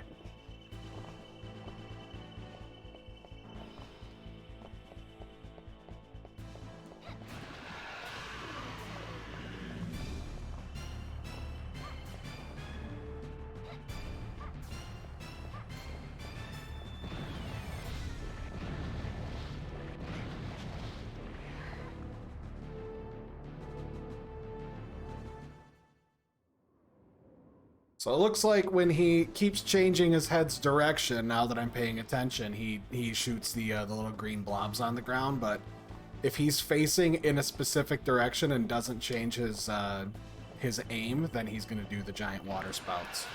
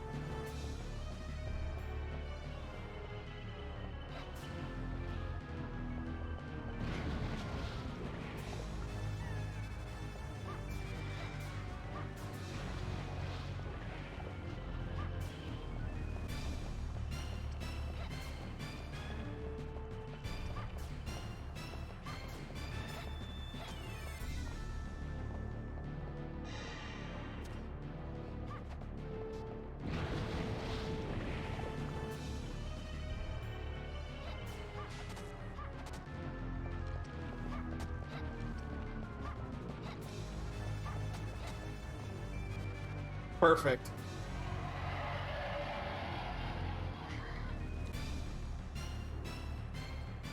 The tracking on that is impeccable, but it's quite frustrating.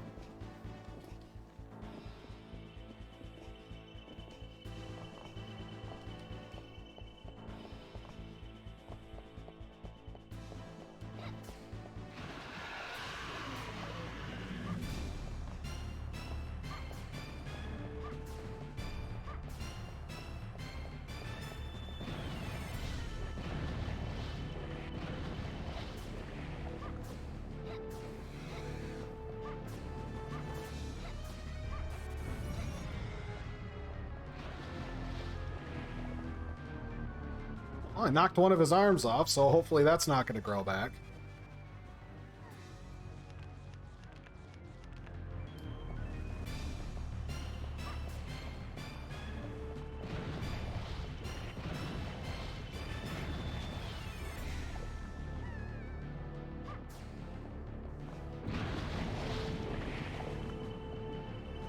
I will be lucky if I'm able to get through this fight.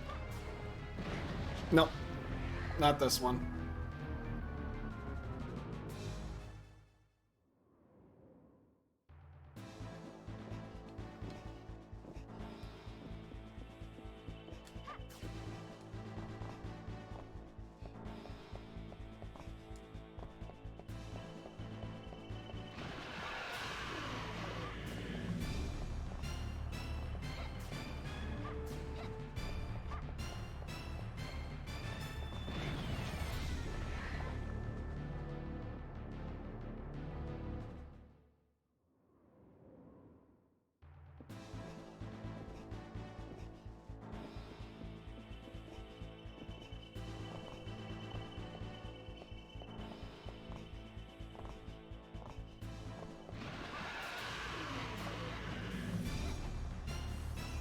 Oh, why? Get out of my house. Get off my bus. Whack!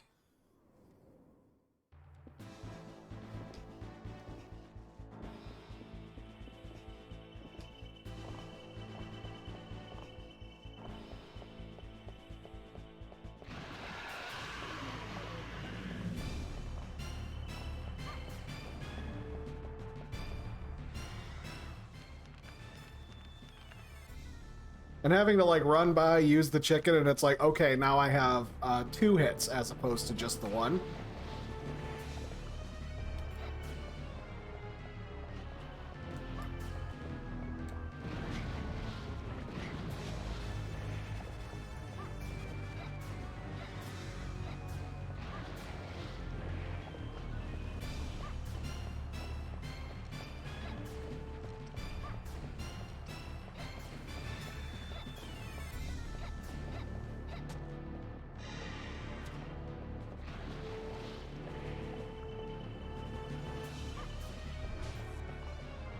Oh, come on!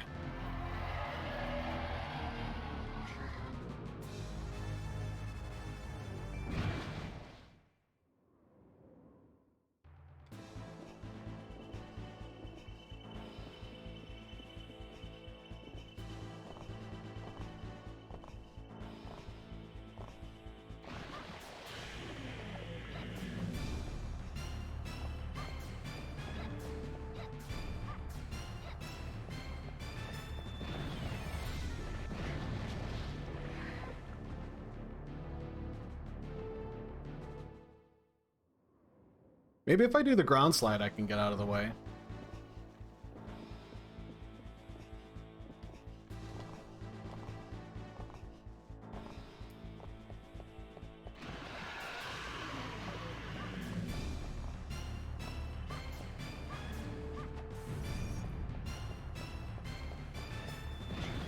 No, you can't. Because he just decides, like, in a fraction of a second before you reach a location, exactly where you're going to be, and shoots his water spout down. Like, there's no getting away from that. You either get completely fucking lucky, or he's just gonna, like, start on one side of you and then shoot.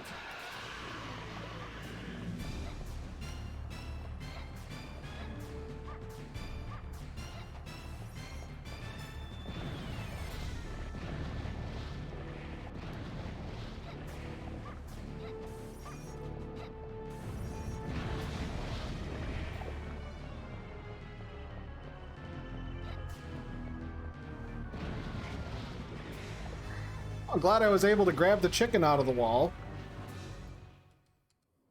To die.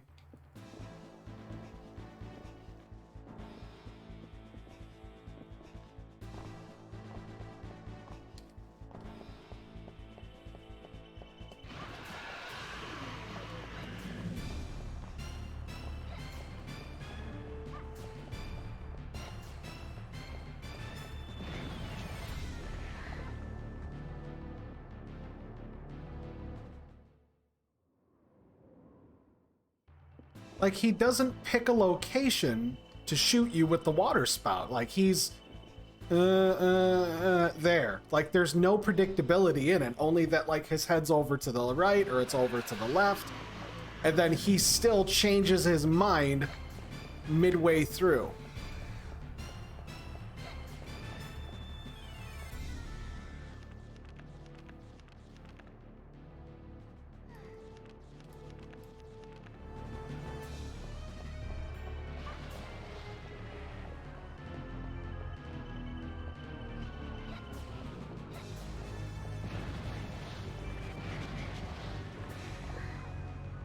Seriously? That one was a crit? Didn't know you could do crits. I ate the chicken.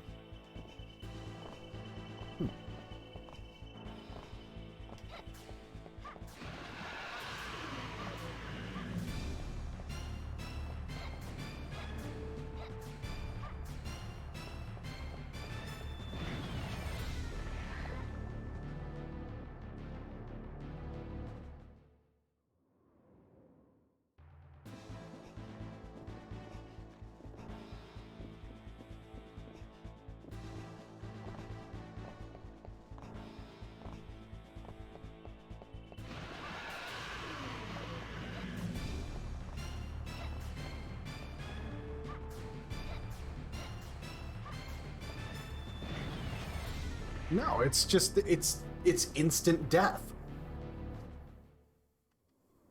Like, he can be facing that way, and then the moment he's about to shoot his thing, you stop and run the other way, and he's like, whoop-ah, and he shoots it in the opposite. Like, he always shoots where you are, just about where you're going. So it's never exactly where you are, it's where you might be, which is impossible to predict.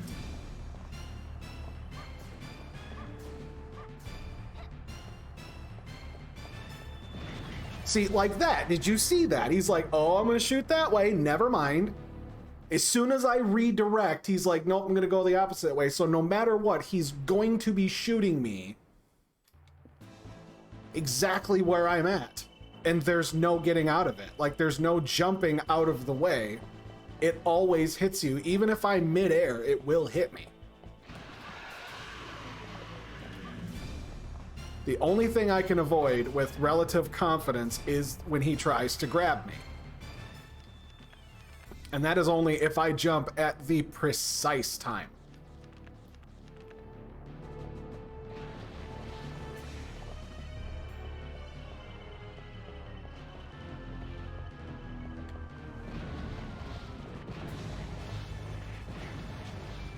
So, like, even that, it always hits you regardless.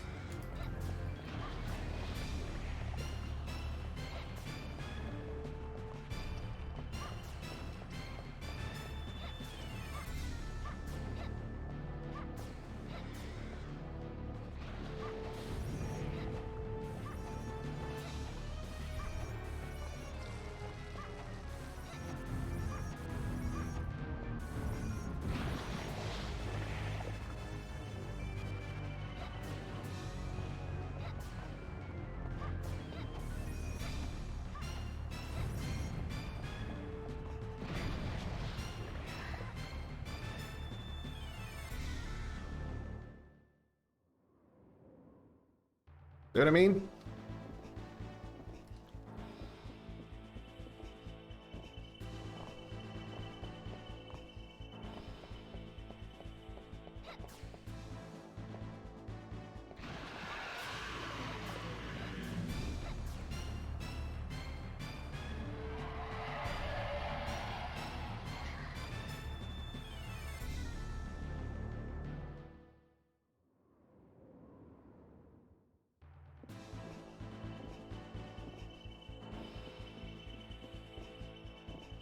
A skill cap boss.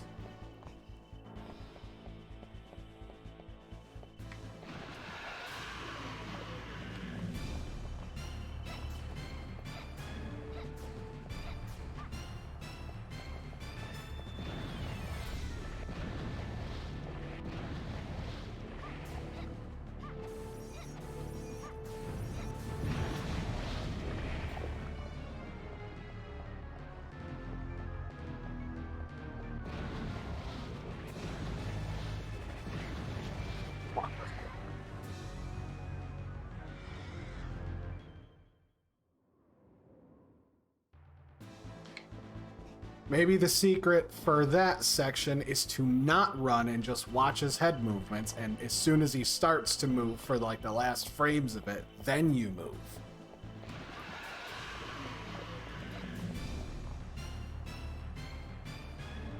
Please tell me how exactly it was he was able to grab onto me if I was well over his hand.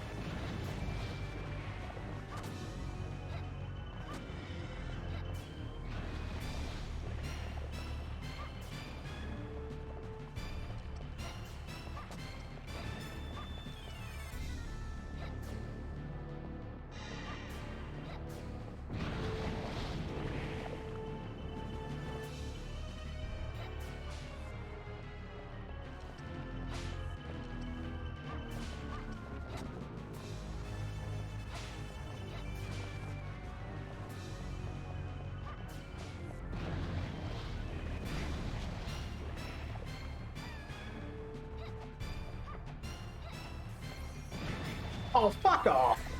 Since when do you do that twice in a row? I get focused and then my nose starts itching and I stop focusing on the game and I focus on my nose itching and I'm just having a really bad time.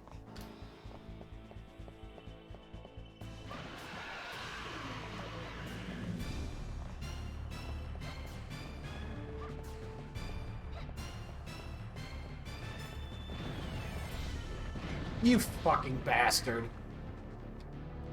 I'm so sick of this snake.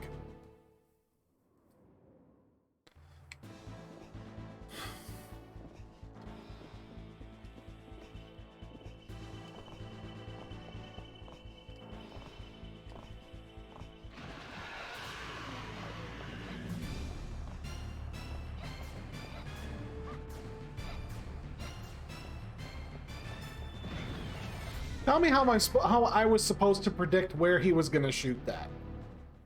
Just, I would love to know. I would love to know how you could possibly predict that head movement. Where am I going to shoot it? Like, it doesn't matter. It literally doesn't matter where you even try to run because the fucker is like, I don't know, like its AI is impeccably terrible.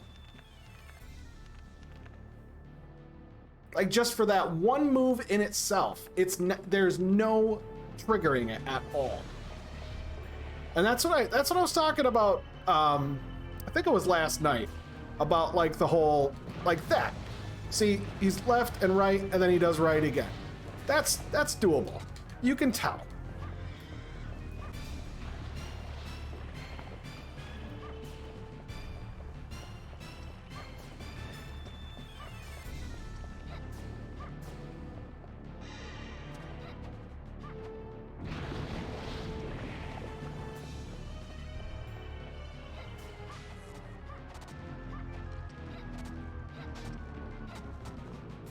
And now I just got grabbed. Am I gonna die in one shot? I hope not.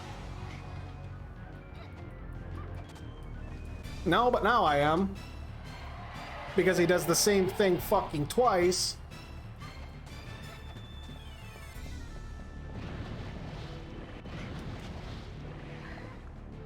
I don't know where I'm looking or why I'm looking.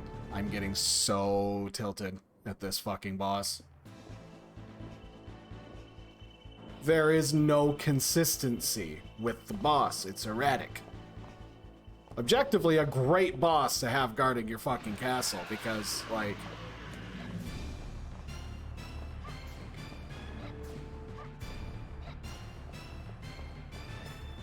Center. Going to the right and then decide center instead.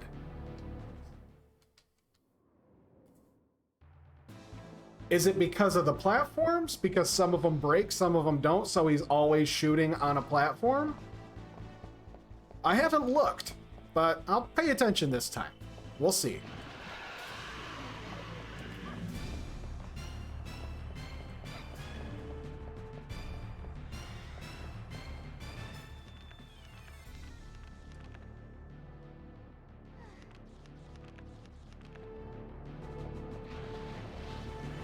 Stay in the middle here.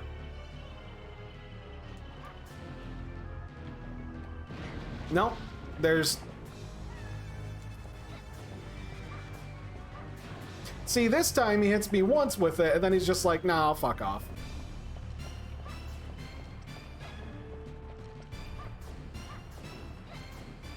And I'm dead anyways.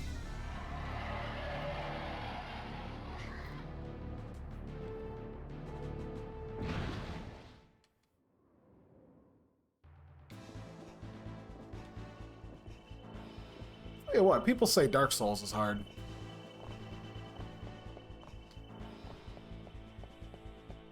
This is fucking ridiculous.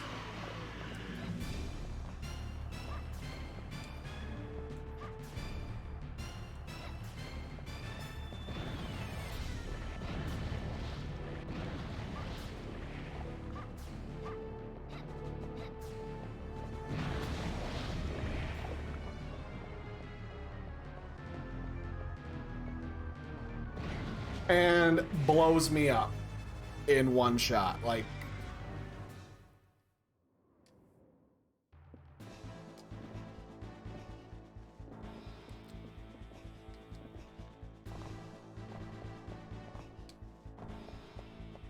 it's gonna come off whiny, but when I was talking about hard mode in video games, this is what I'm talking about. This is the ridiculous thing. I wanted to have proof, so that way I'm backing up my word here. Having already beat this boss once, well, I might as well just eat my chicken so I can get blown up in the air because he's about to shoot directly at me even though I'm moving and there's no amount of anything I'm going to be able to do to stop it. Yeah, exactly. It's not to the left, it's not to the right, it's directly on me at the last second where even if I'm mid-fucking run, I can't avoid it.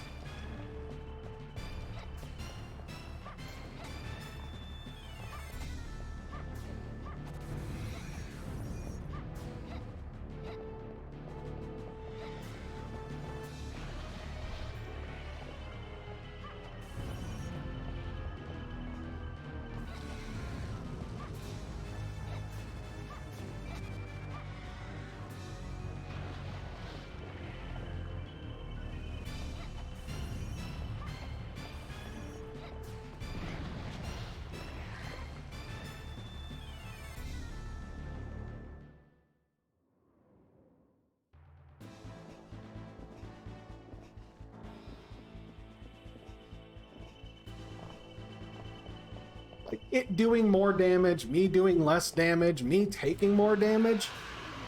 cool. Like, that's fine. But at least have some patterns to which I can actually...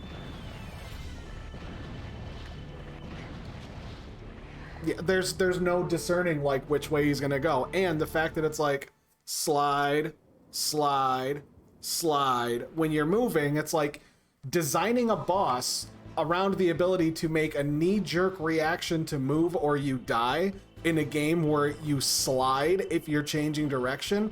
It's not like...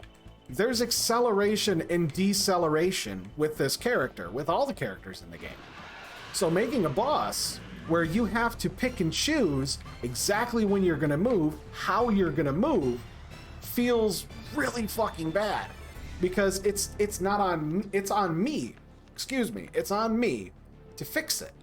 But I can't fix the game design. I can't fix the way that the developers implemented the ability for my character to move. He's going to the right, he's going to the right, he's going to the right. See, that checks out.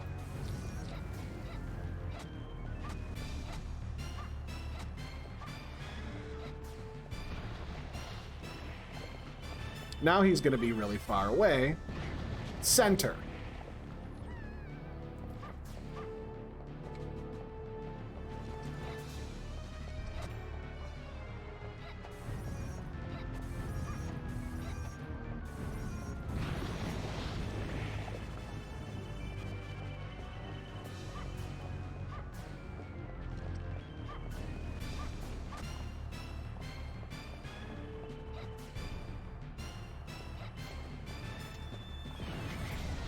And again, like there's no discerning whether he's gonna shoot the slime balls or the water torrent. So is it lethal? Is it deadly? I don't know. So he does the exact same animation for the same thing, but you can't tell. And at this point, I've got essentially 2 health. That's how much health I have. I can get hit right now once by anything and I'm dead. Walk over, grab the chicken. Do you even know if it's there? I mean, thankfully I do, so that way I can get hit twice.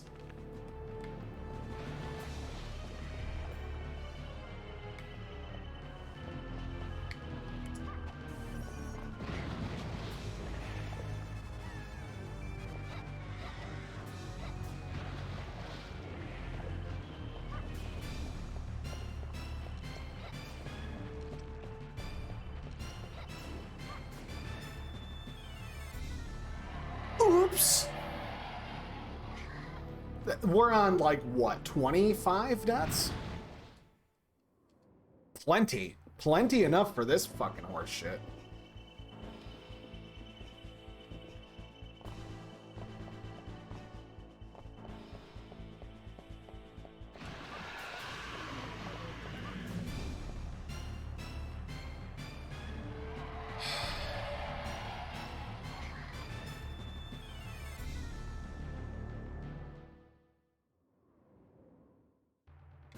And sometimes you make it over, sometimes you don't. You don't get to choose, the game chooses for me whether or not I make that jump.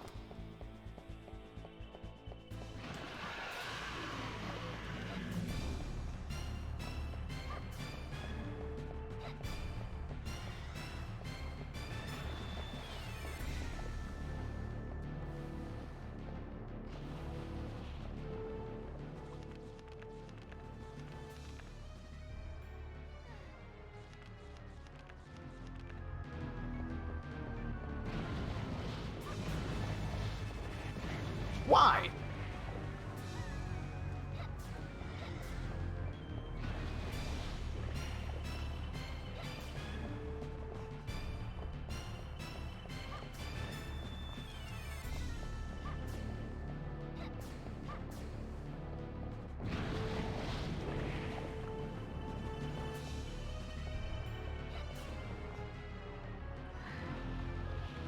I go out on my terms, asshole.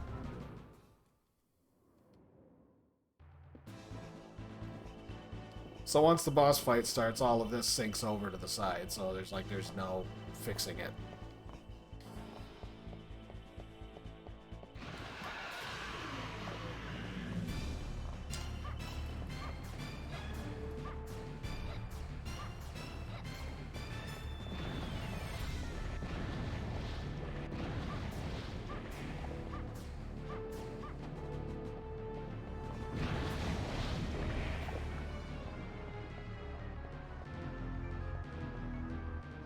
And he's about to one-shot me into the air, I imagine.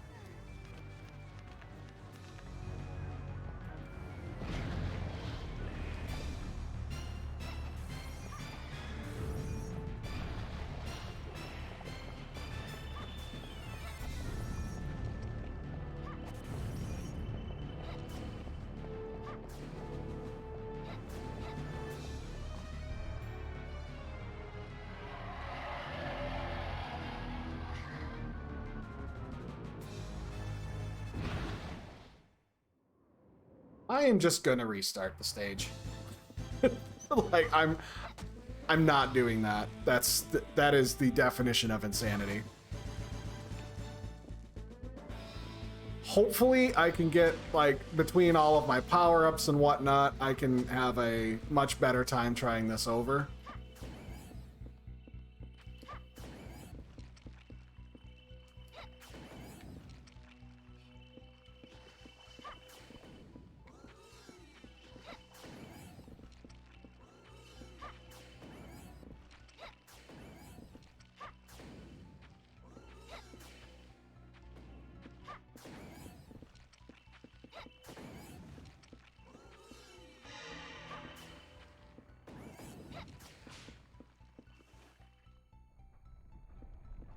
Speed run this the best we can. Except this time we need to make sure we grab every last flippin' thing and don't die. Grab everything, get all your power-ups, don't die.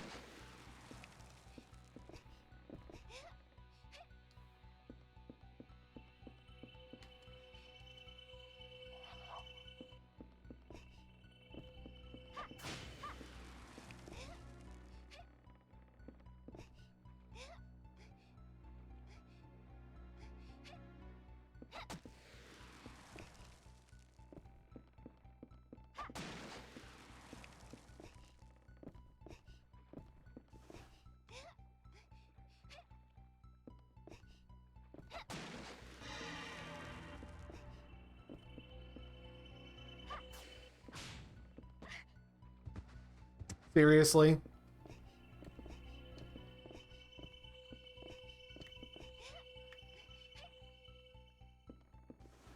Oh, for crying out loud, I need to hit the switch first. Oh, I am so tilted. And Spooky Boy smacks me off the ledge. Fuck off, the lot of you.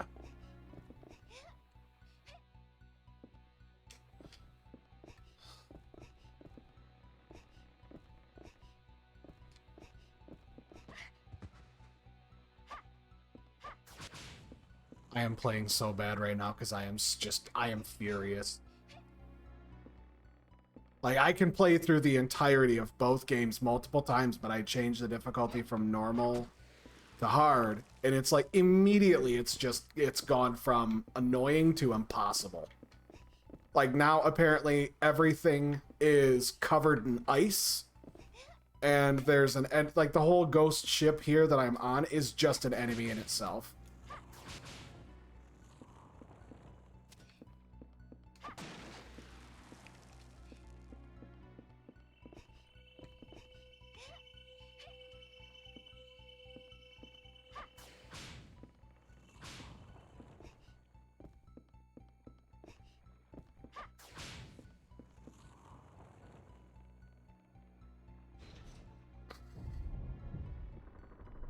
Need to calm down.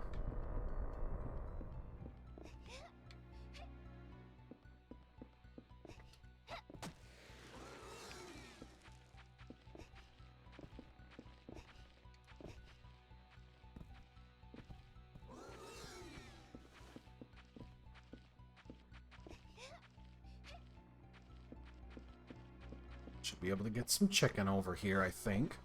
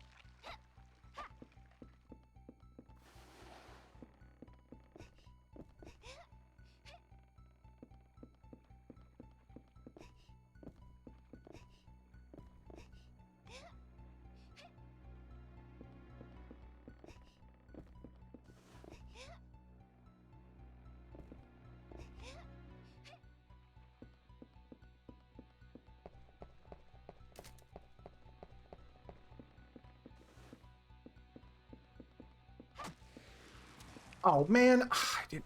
All right. Holy water's fine. You can use it in this other room to help me survive a little bit. Because, like, I've got a piece of chicken that should be able to, like, let me live.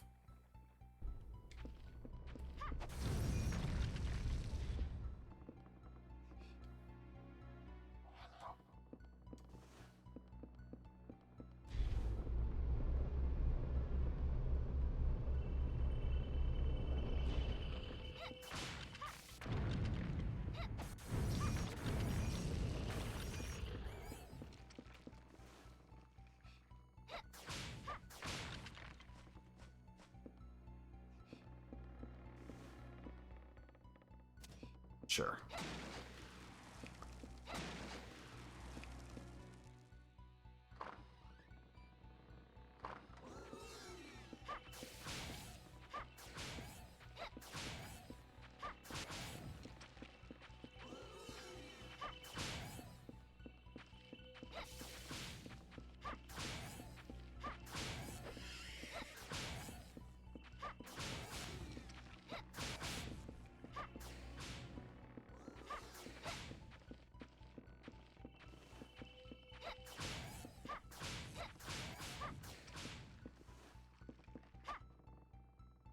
Okay.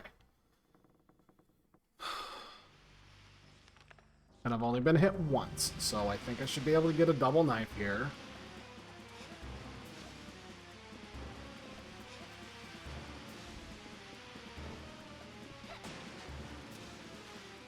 Because at the very least, if I can get to that freaking lizard, and I've only got...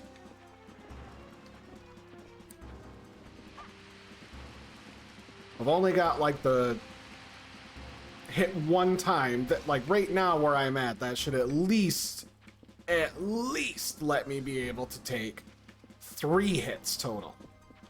Well, no, because I've still got a piece of chicken in my inventory, so I can heal up a couple times. Which is better. I mean, I don't have the...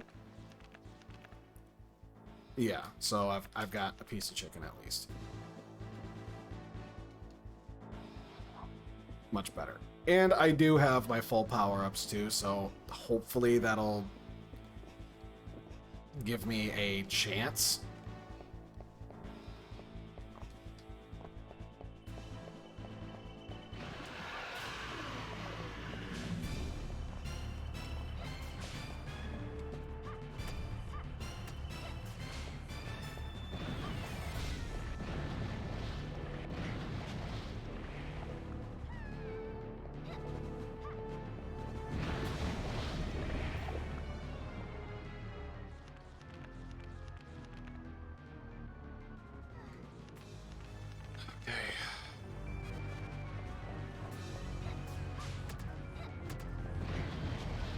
Not unless he does that shit 150 fucking times.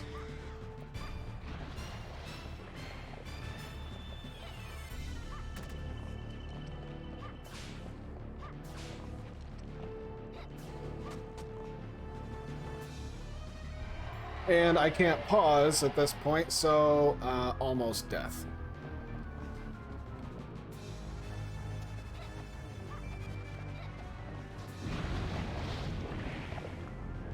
Okay, well, I got level 3 of the knife, so maybe I can just live off of that. Because he seems to like... What the hell was that shit?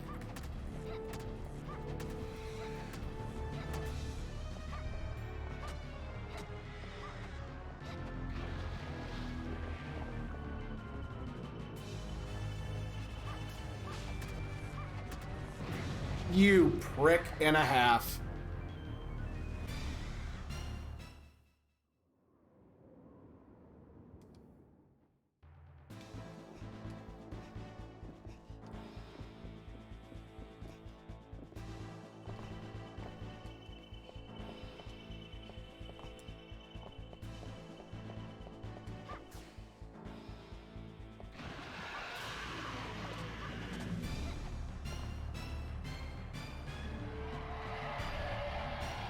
Sure, take your free shot on me, you piece of fucking garbage.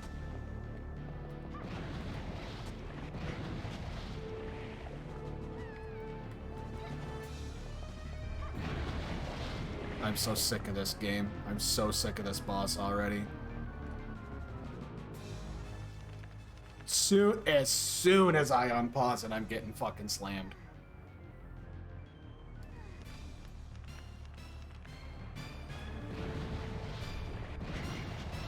Like, there is no amount of movement I can do to get away from that.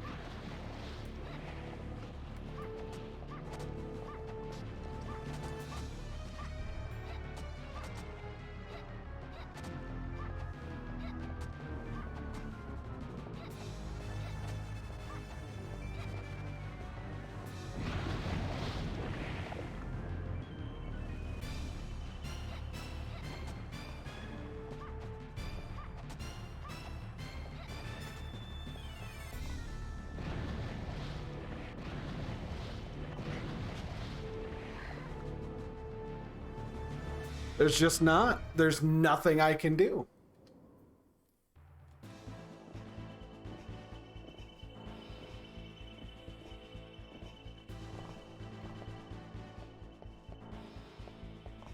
It's been almost a half hour. A half hour of this exact same boss.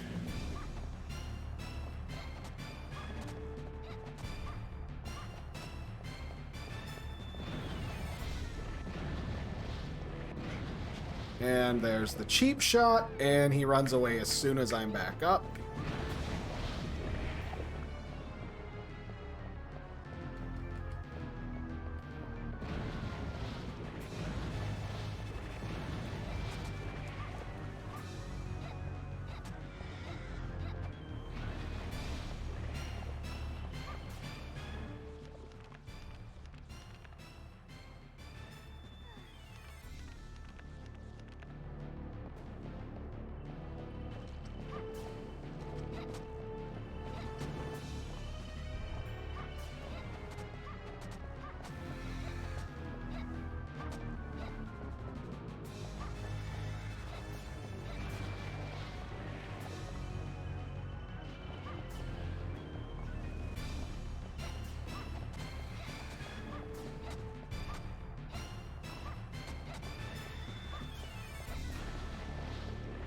I will get you, you piece of garbage.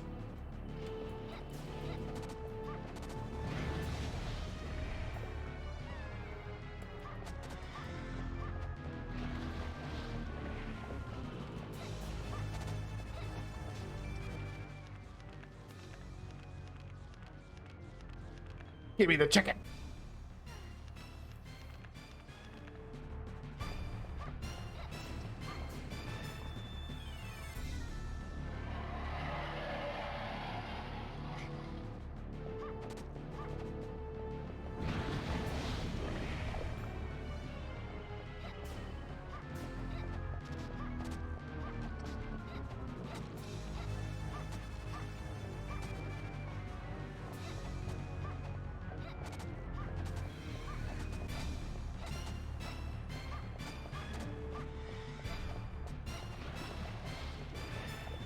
Come on, fucker. One more time. Yeah, bitch! Eat it! You got beat by a little girl. It only took me 45 damn minutes, but fuck you. Fuck you.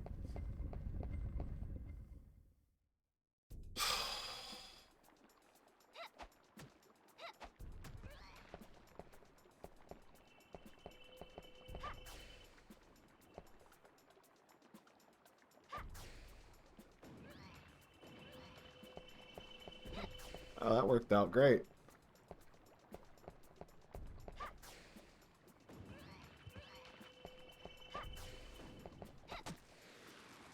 Good. I didn't think I was ever going to get past that damn boss. That's going to be a really long compilation.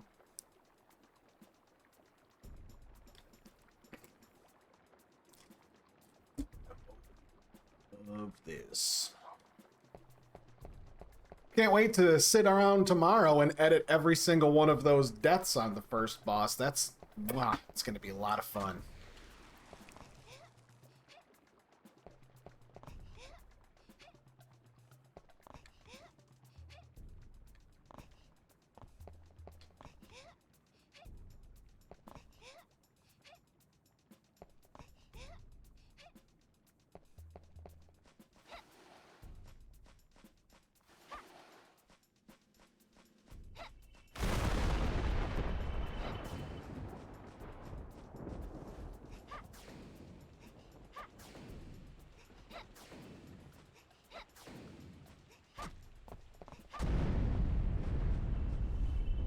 And now it's Skeleton Ape Man. Or Ape Thing, I should say.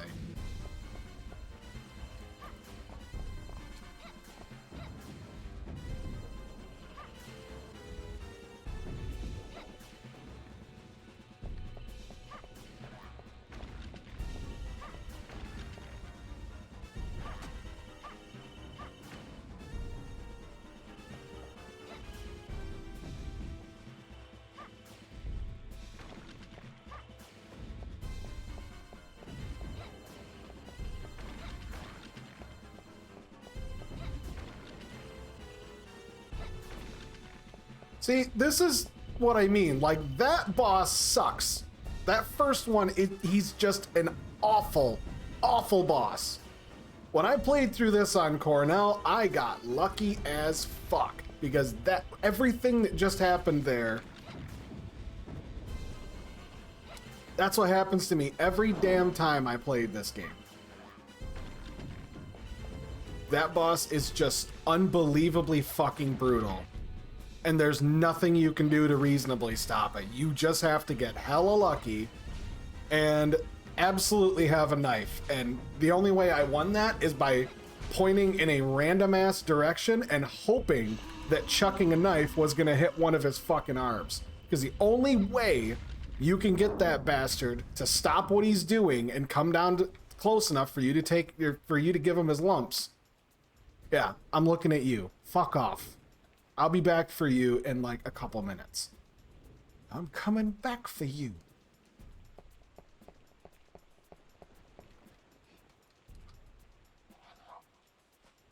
Piece of garbage. Smack the dildo off the statue.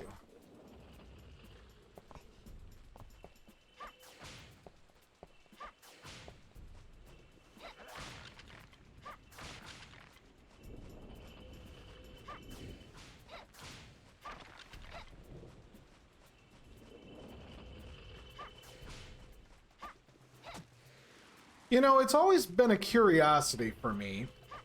How is it that every one of these, like, I get it, you know, it's a video game, boo, spooky skeletons, but every one of these skeletons are whole skeletons, but they've always got a leg bone in their hand. Where's the rest of them?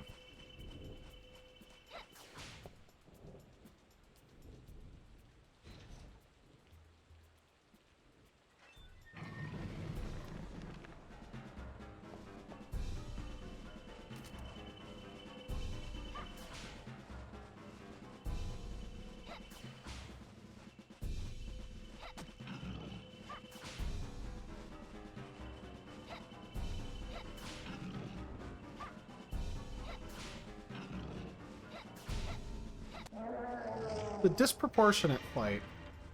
Like, that guy he hits really hard. Hop. And hop. Yeah, I feel like she does move faster.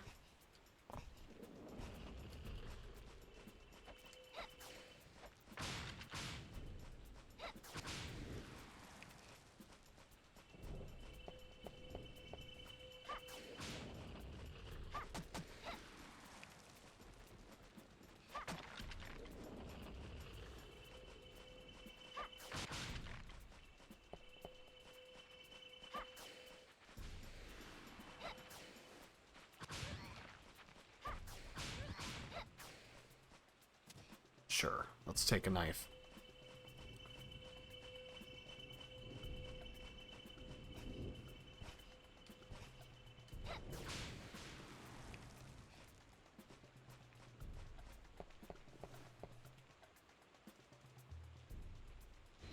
You know, the funny... I have gone through this level a couple times now, and every time I hit these switches, but I never actually take the proper direction.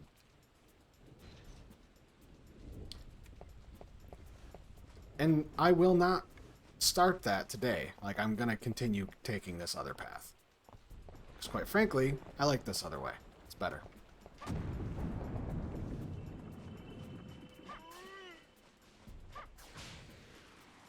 Yeah, all the roast beefs are now chickens.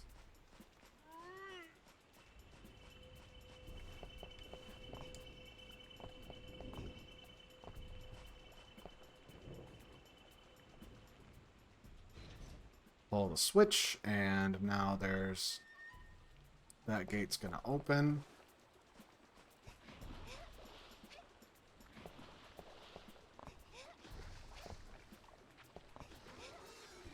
You guys just have fun down there, okay? Like, I've had enough of water for the day. I've had enough.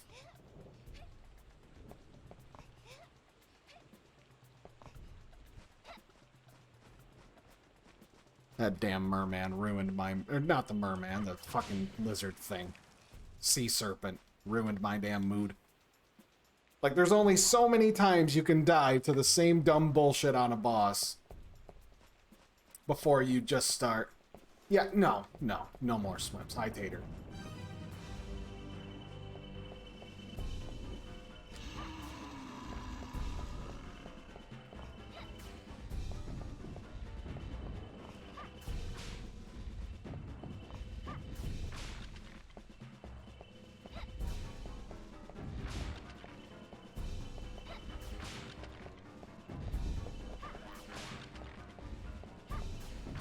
I feel like I'm playing Fiesta Online again. Like, I just got Magic Blast, and now I'm just running around killing lips. For those that know, when you first got Magic Blast originally in Fiesta Online, that shit had no cooldown. They put a cooldown in early on, because the very first time you got that ability, you could just spam it.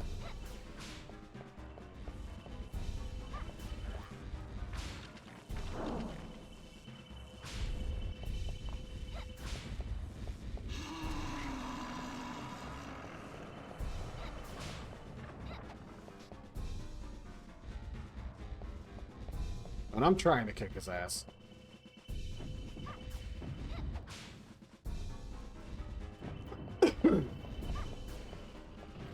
You know, like, I don't ever want to play that game again. I really don't. But, like, considering it was, like, my first MMO, like, there's a couple tricks on Fiesta that I used to know, and that I'm pretty sure most people aren't aware of. And I think I would like to make a video on it at some point in time.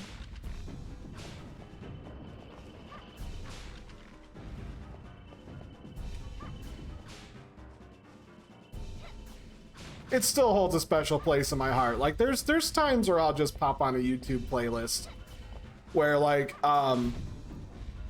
it'll just be like the music from Rumen and Eldarin, Aruga.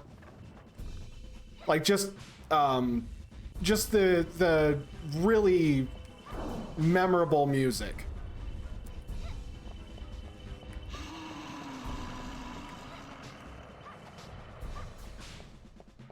And yeah, I know.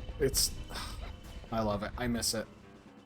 I miss the fun that I used to have with it and the community that used to be associated with it, because like every server was every server. Like, you couldn't leave. Like, what if you were a dick on your server, you're not getting anything done because you couldn't leave. There was, I mean, I just saw recently that they finally initiated the ability for you to pay for a server transfer, which is like fantastic. It's only like 20 years late.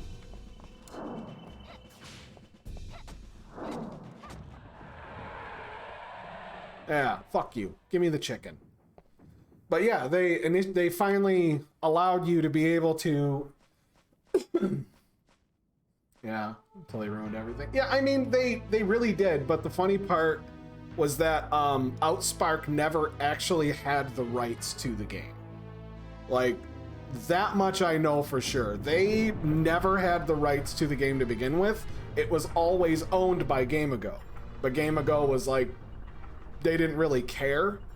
So by the time that they got wind of what was happening in the game, they're like, yeah, by the way, you owe us a shitload of money because you've been selling something that wasn't yours for a long time. And they effectively had to like sell off everything that they were using. At least to my knowledge, but yeah. The community in the game was fantastic, even though it was just toxic as fuck. Absolutely toxic and horrible, but like there were some real good people in the game. And for anybody that doesn't know, like it's still on Steam. I think it came out in like fucking 2006 or 2007, and this game is ass. Like it looks like shit, it plays like shit. There's no discerning what the right way to level up your character is. Like there's so much nuance to it, but it's like at the time finding a free-to-play MMO was impossible. And it's a cel-shaded anime style game, and it's hard to believe the shit still exists considering everything it's been through, but man, they're still pumping along.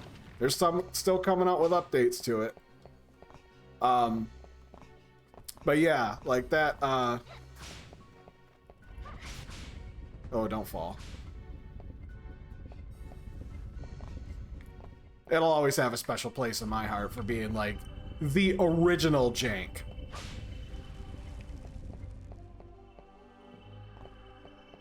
Like, if you've ever played that game, you know the words, can I get a buff? I need to go do my promotion. Or like, can you help me with a couple quests? I just want to wear my boots. That sort of shit. Like, it's so funny. But I think the main reason why I like when I was, that it reminded me of that is because like, I used to play on a private server and like, I don't even remember what the name of it was. It was a private server for Fiesta because like the whole Outspark Game Ago thing, like Outspark was some greedy fucks. They were some greedy bastards when it came to their games. Like terrible monetization. Like gutting at least 70% of your players' power and then selling it back to them as a convenience item. Losing experience when you die. A finite amount of quests every level. Wow, this thing is a dickhead. Anyway. So, like, as you were playing through the game, it was, oh, please, just get out of the way. Please, please, please, please. It became much harder to be able to actually enjoy the game because, like, towards the end game, it was very, very brutal. Like, if you did not spend money on the game, you literally could not play the game. It was possible to level up. Oh, it was possible. But man, it was a fucking grind. It was a slog. But at the time, I had moved over to a private server for Fiesta while they were like switching owners or whatever, and like the game itself was just in shambles.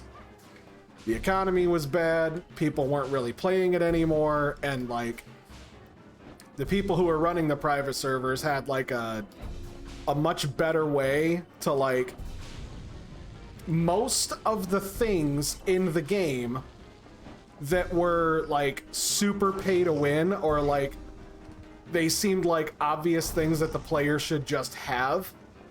They just set up vendors in most of the towns, like experience cards and I fucking died. Experience cards, things to stop you from losing experience when you died, teleport scrolls, certain outfits that would give you outfits that gave you stats. Sound familiar, Black Desert? Underpants that give you better luck. Anyway, so like I had moved over to that game, or that private server and was playing it, and then just for the hell of it, I decided to make a mage. And the funny part with mages is that from 1 until, oh fuck, what was it? I think level 49 was the first tier of Magic Blast that you would get, which is just basically this, what I'm doing, like this spell. It's a single target spell that you could use like MMO style. You hit the button. It was essentially, you could do it off cooldown, but you could kite with it. So like you didn't have to stand still to cast the spell. You could just shoot the spell indefinitely. And that was the whole gimmick with mages, is that they were massively powerful, but again, they were glass cannons, just like most of the rest of the characters into the game. So with mages, getting from level 1 to level 8, maybe 15, wasn't that bad. Getting from 15 to 20 was a nightmare. Getting from level 20 to level 49 was hell on earth. It was impossible. You had one AoE that was centered around yourself. So when this is a game that you have to grind mobs in order to get anything done. Let's just put it that way. 0.05% drop rate for something you need 80 of. Moving on. You had a handful of single target spells that you could use, and here's the kicker.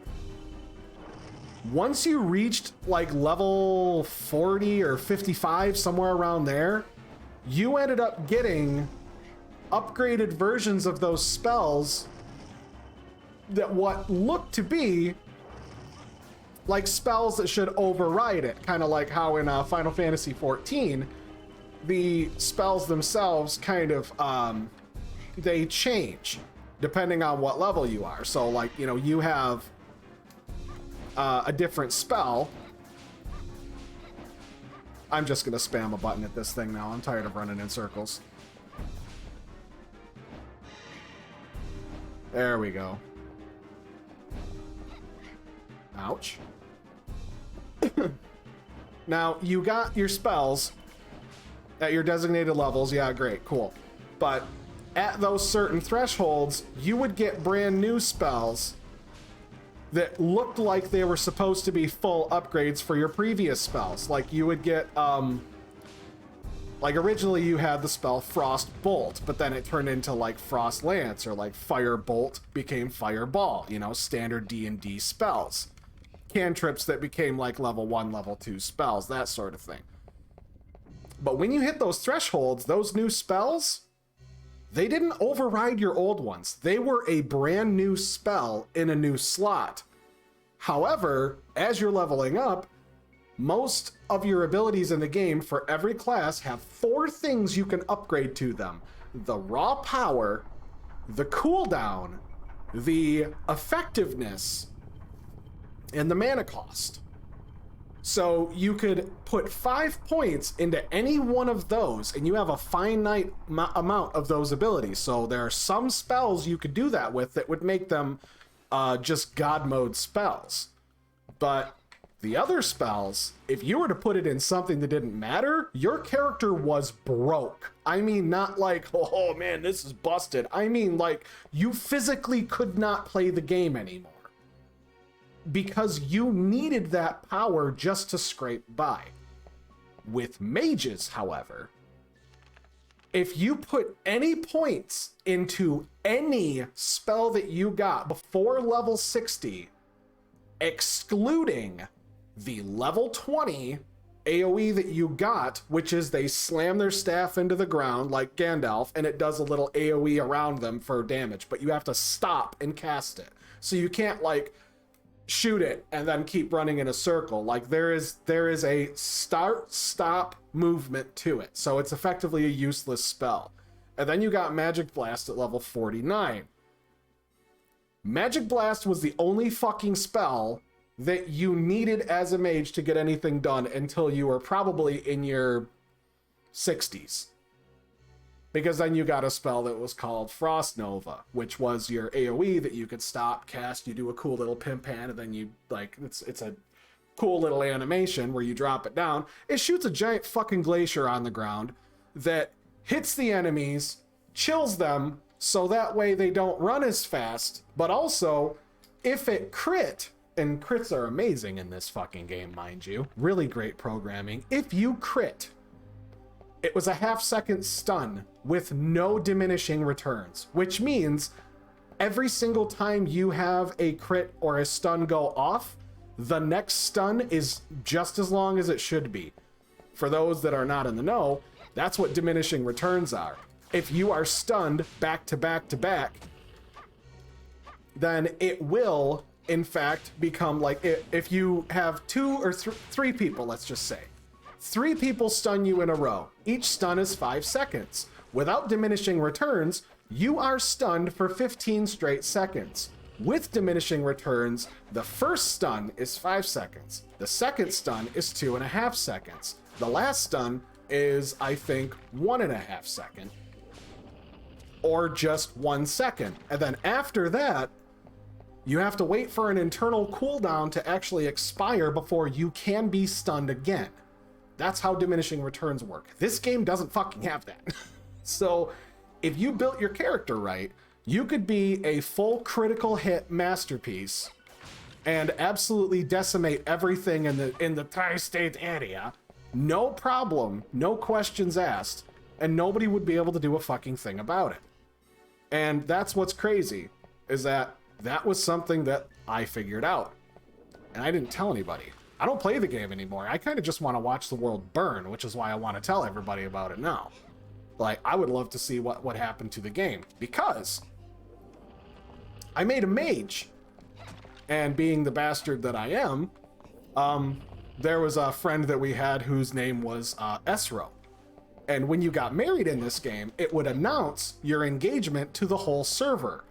So our friend Esro didn't have a wife, or didn't have a, and again, this game was way ahead of its time, because you could marry boy, girl in between. They didn't care. They didn't care. Body type A can marry body type A, and body type A can marry B. They don't care. It's way ahead of its time. So beyond that, when he realized you could get stats, you'd get like a 5% stat increase just for being married, and then you get that 5% would turn into a 10% if you were in the same party as your spouse. Right? Okay. So I made a mage strictly with the sole purpose of getting married to his character, and I named that character His Right Hand. And if anybody out there knows about this or played this server, you know who I am already. And I'm not like bragging here, but it's like, on that server, I was pretty infamous for, for what it's worth. So when we got engaged, it was Esro's proposal has been accepted by His Right Hand. Congratulations and well wishes to Esro and His Right Hand. That was the shtick. That was the funny haha. But then I started playing the mage, and I thought it was a lot of fun. And I had him power level my character up to level 60. So I basically was walking around in level 20 gear, and I didn't buy any stats or skills or anything. I just was walking around in garbage. Because you could do that. You could have a level 1 character in a party with a higher level character that's just running around killing shit for you. And you could grind and completely circumvent most of the quests in the game and just be able to get power level to a certain point. There was a big economy for it. So anyway, after that was all said and done, and I was having a good time, playing the game, playing the character, and figuring out, like, how this works and all that, I realized that there is a fun thing. As you level up your actual character, you get character points as well. The typical strength, dexterity, endurance, spirit, intelligence. While most mages would always go full intelligence or, you know, full endurance or whatever to try and get the... Oh, please, yep. Not sure how that worked, but I survived. Anyway, they would go with the typical mage stats, and there was lots of videos on YouTube or whatever that was talking about that. Well, I found out that if you put points into spirit, which that was basically...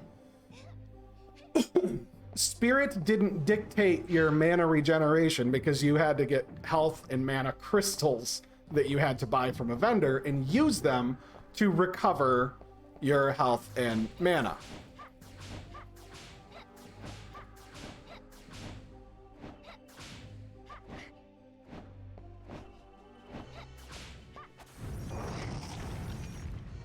Wow, those things are annoying as hell with carry. So, to finish the rest of this thought here before I lose my damn mind.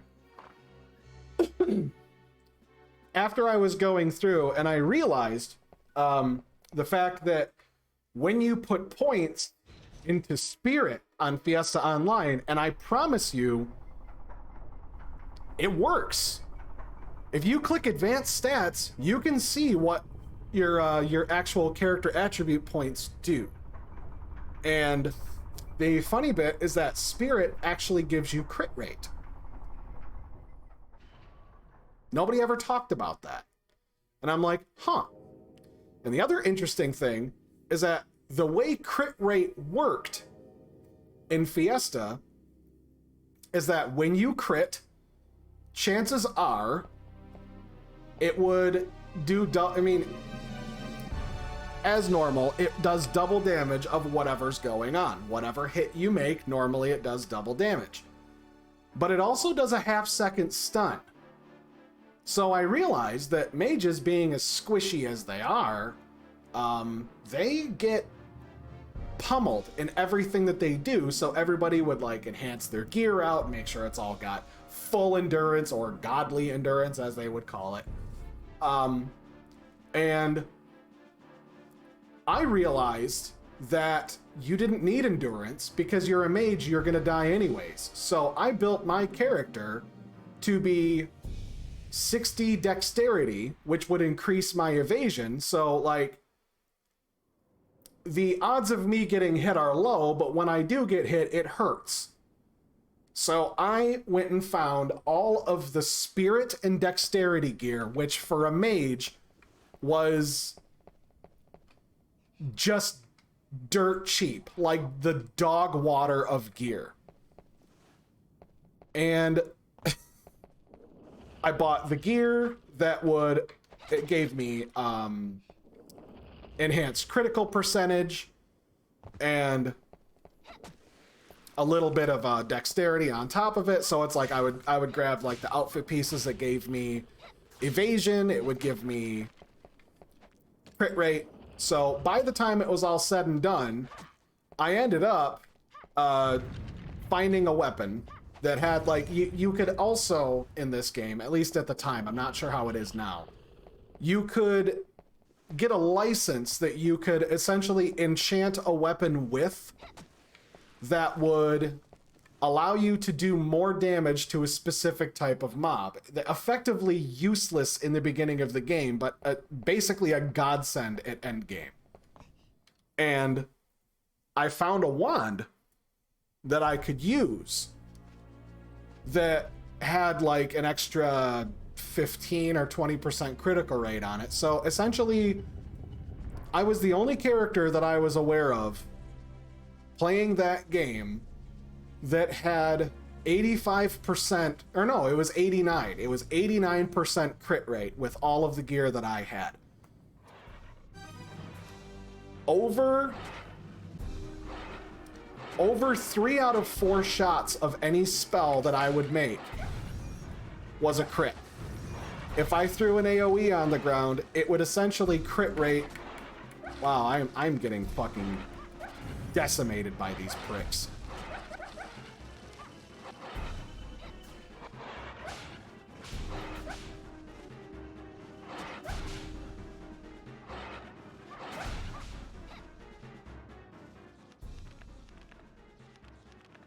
So I had all of that crit rate going for me, and I had the power behind it as well. And funny enough, the guy that I bought it from, he accidentally put it in his shop and listed it for the wrong price, and I got it for essentially the equivalent of how much I spent for it. I got it for a 98% discount for what it was actually worth. Let's put it that way. And I wasn't sorry about it. These things are gonna fucking kill me.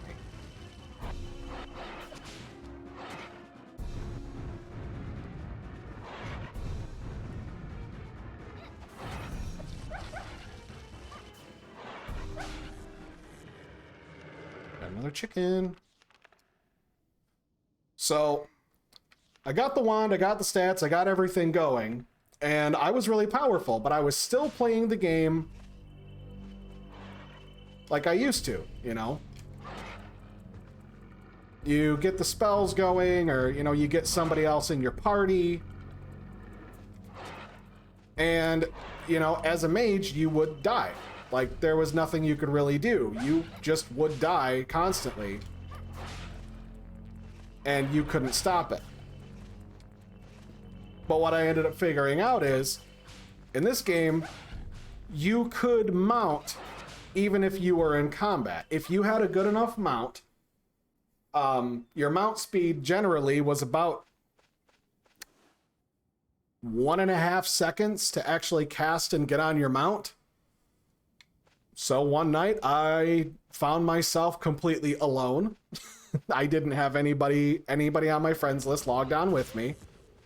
And I didn't have anybody to rely on. All of the grinding parties were full, and most everybody was out of my level range that I actually knew, and they were like in the middle of doing other shit in the game. So I was like, well, I'm kind of boned here. I don't really have a choice. So I ended up going over, and I was in this one area. If you know, you know. So outside of Alberstal Ruins, there are the bears. I don't remember what the name of them were, but there were bears. And when you...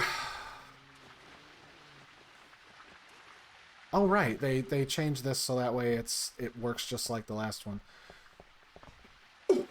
So outside of there, I had a quest where I had to kill, you know, like 45 or 60 some odd of these bears, but they're all in groups of like 5 and 6, and they're clumped really close together.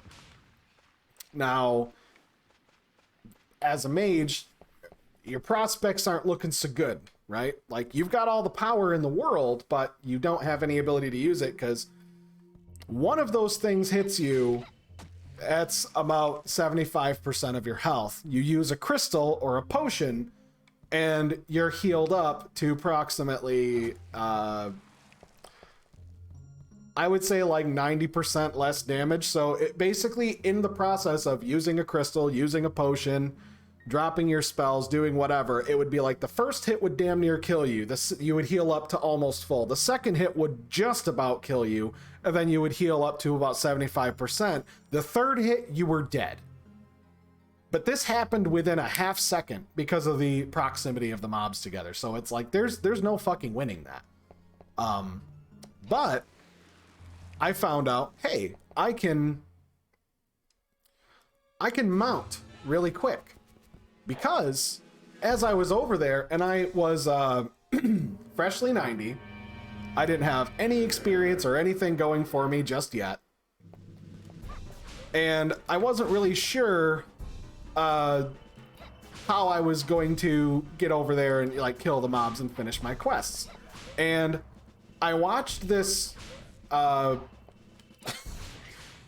you would see this on occasion.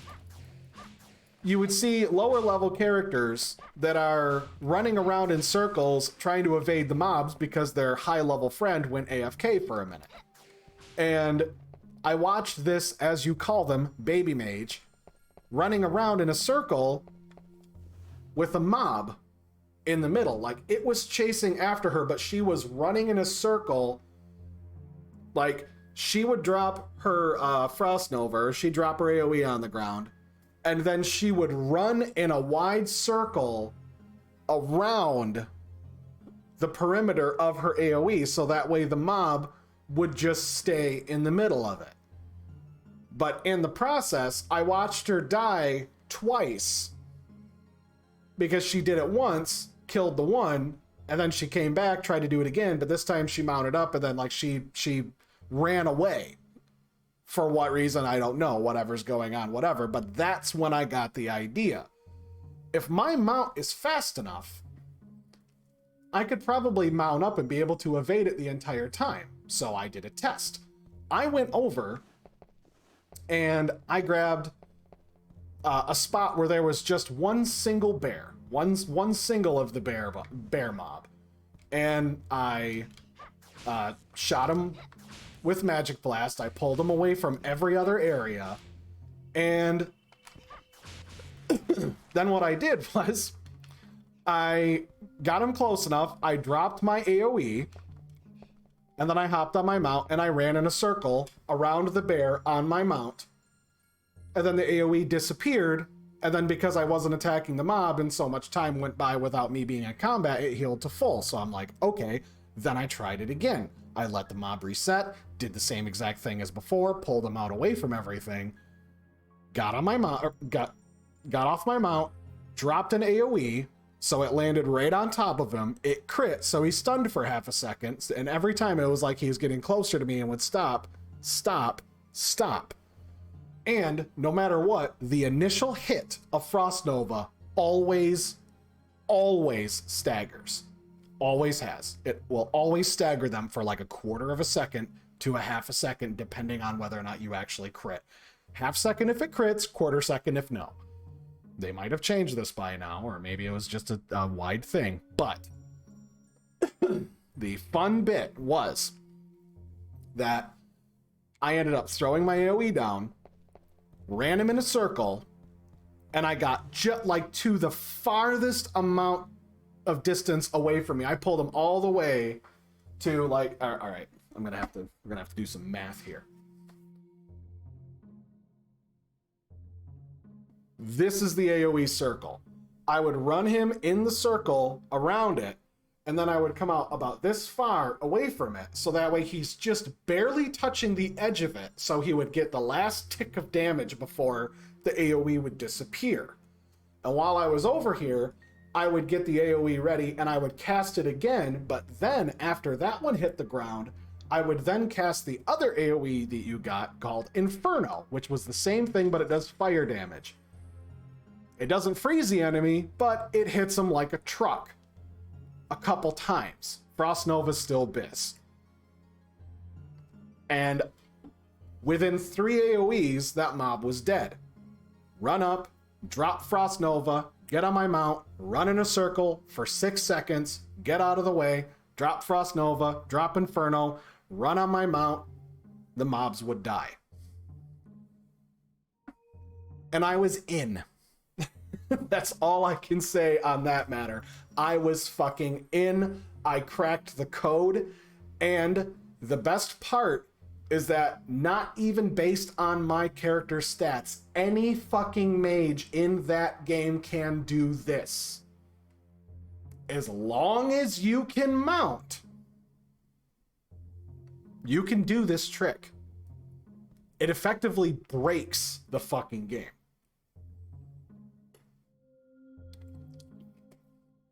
And enough time has passed where I can now share my love with the world on this subject.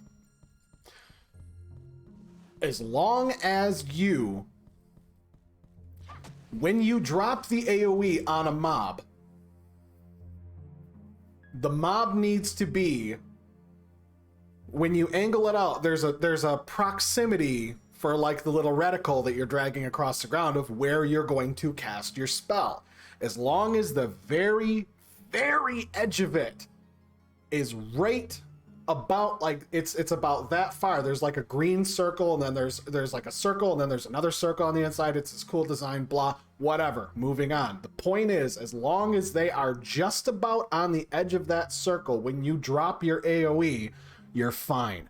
because when you drop the AoE, it's going to stun them for just long enough for you to be able to hop on your mount. In regular Fiesta now, you have to like buy same versions of the same mount in order to like upgrade it to allow you to get on your mount faster. Like $30, you're fine. $30 in that game, you're fucking fine, and you can do this. Like the base level mounts you get in Fiesta, you can't do that, I don't think, but you can. If there's enough cash shop shit in the world to make this happen. But moving on. The point is, what I figured out was the trick to this whole thing was that when you're running around, you can pull every single mob in an area. And if you know this game, you know how many orcs are outside of Aruga. And everybody's pulling mushrooms, everybody's pulling orc hunters, that everybody at the level 60 range has the same quest. There's always a fucking party for that shit going on. Always. Someone always needs the shit on something. So you can spin around, you can run in a big crazy zigzag pattern and grab every single enemy. Now, as long as you don't pull them too far from where they spawn, you're good. Like, you should be fine. But the trick is to run them in a circle. After you've grabbed all the mobs you want, make about 3 or 4 passes in a circle around the cluster of mobs. So they're all sitting within 1 or 2 blocks of each other in the dead center of like wherever they're at. So it's essentially one dot of all the mobs together running in a spot. So it's not like a cluster, not like a shotgun shell. It's one bullet that's running in a circle, if you follow me. Like, that one bullet is like, you're gonna have 15 to 20 enemies hit you within a half second at the same time because they're all right on top of each other. If you do that, when you drop your AoE, it's gonna hit them all at the exact same time. You run them in a circle a few times and neatly stack them up into a death ball. You know what a death ball is. Then you drop your AoE, get on your mount, run in a circle, and make sure that they stay inside of the AoE for the full duration of its damage. Do your full power, full duration, full cooldown on both Frost Nova and Inferno. You're golden. You can throw a magic burst at the end of it, the level 20 AoE, you can just go, for good measure at the end of it if you need to. Pull your mobs, death ball in a circle, run away, hop off your mount. It takes some practice. You're going to want to hotkey your mount. You're going to want to hotkey your AoE. Drop your AoE at the very edge that you can possibly get. Hits the mobs. Get on your mount. Run in a circle. Keep them in the circle of your AoE. Run off to the side. Drop off your mount. Turn around. Frost Nova. Then use Inferno. And if they're not dead yet, you just rinse and repeat. You rinse and repeat until they're dead, because you can do this indefinitely until an enemy has died. Doesn't work in dungeons, because you can't mount in dungeons. But it does work in the open world, and 90% of the fucking game is in the open world. To give you an idea, I was grinding the bears outside of Alberstal Ruins at level 90 by myself until I hit level 100. To the point that I pissed off the rest of the server when all of the big dick guilds, so to speak, showed up and they're like, we want to get the spot. And they're like, we can't have it. Well, why not? That one B word is taking all the mobs. Shut up. What? And I'm reading this all in chat. While I'm just doing this grind, I'm doing this grind completely by myself because I've got it figured out. I'm not scared of the game anymore. I died. Of course. I've died quite a few times. But the thing is that I went through this in so many times that I died and I lost the spot once or twice. But what happened was I watched as other people on the server tried copying what I was doing, and it didn't work. I watched them try to copy it, and they're like, how the fuck are you doing this? And I'm like, can I have a spot in your party for the grind? No, we're full. I'm like, then I'm not telling you. I'll leave. I'll be back later. Or, you know, like, I'll be logged on. Send me a whisper when you're done with the spot. Or I would go over and I just start pulling shit and killing it myself. Because once the mobs, if you're not in the party and you try killing an enemy, you get like 95% reduced experience. So it's not even worth kill stealing. But yeah, that was the that's the fantastic story of how you can break that fucking game. And also, hi, if you haven't met me, or if you did meet me, I think it was what was the name of that server? I know there's an MMO named Terra, but I'm pretty sure it was Terra. Was it Terra Online? I can't fucking remember. It was a Fiesta private server. There's been a few, but this was like it was the most successful and the longest running, highest population one. Or Selesnya? Maybe it was Selesnya. Could have been. But at any rate, yeah. Like,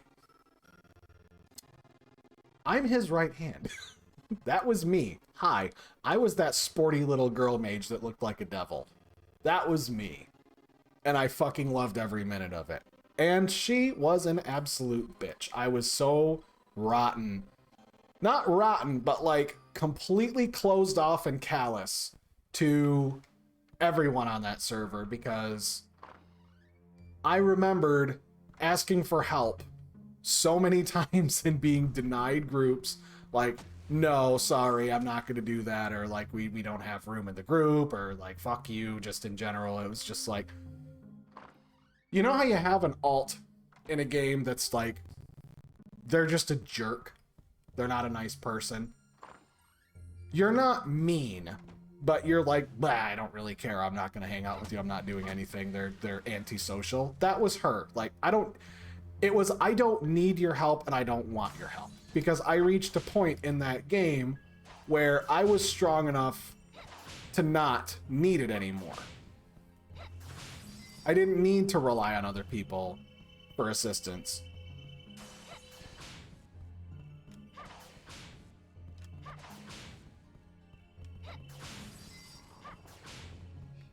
Ooh, I better go make sure I can get the Rose Garden key. Because I figured out the trick of how the game works. And what was interesting enough about that is I don't think I've ever seen anybody do the same trick. I'm going to make a video about it. I'm probably going to end up reinstalling the fucking game and just recording my little video of it, showing step by step how to accomplish this task. Because I feel like a lot of people would like to know. And there's a lot of people that still play the game. I mean, granted, it was like 2000. Sorry for smacking the mic, but you know, it is what it is. No, it wasn't 2004. It was later than that. I think the game, like, it's like a Korean like grind game. Because it's like, it's anime inspired, and it was definitely over. Oh, excuse me. It was over not in America for a while. But it's also one of the very few like anime inspired MMOs that still exists, and one of the only ones I ever saw that had like actual anime manga style characters that had cel shaded graphics. It's definitely not worth really getting into, but it's like, if you're still playing the game, like, just follow the steps that I said right there. I promise you, like, getting a mage 260 is the worst of it. Once you get there, I mean, I did this. I was playing it a couple years ago. Probably about 3 or 4 years ago now, I got back into it and played it. And I made a mage. It was a grind. It was a grind. I didn't have anybody else that I was playing with. It was just me. I leveled up a mage and I got it to 60. I got my AoEs and I I did the same thing essentially that I did on a private server on retail. And yeah, like you can still do it. It's still possible. Problem is, I just don't feel like doing it again. I don't feel like playing it because the amount of experience you gain in that game is abysmally small. But you can still do it. I assure you of that. I will, relatively soon, I will make a video about it, and I will bring the fucking receipts. I will show you my receipts.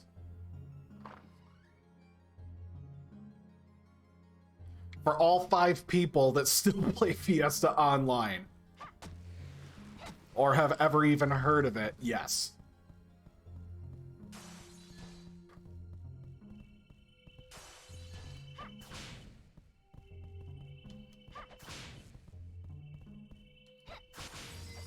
You will be magic blasting with the best of them.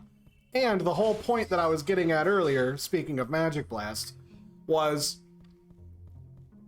other than Magic Blast at level 46, 47, 48, 49, it's in the mid 40s that you get that you would get Magic Blast, Magic Burst, like, or not Magic Burst, but Magic Blast. When you got that,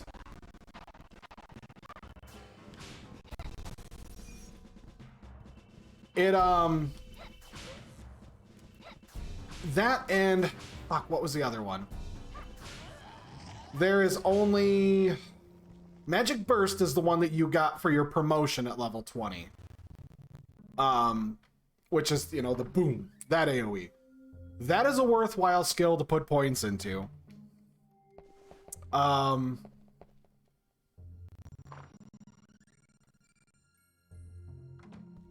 Magic Blast at like 49, and that's it. Every other skill that you get as a mage before, like when you get any spell that says bolt, magic bolt, ice bolt, fire bolt, thunder bolt, or lightning bolt, or whatever it is.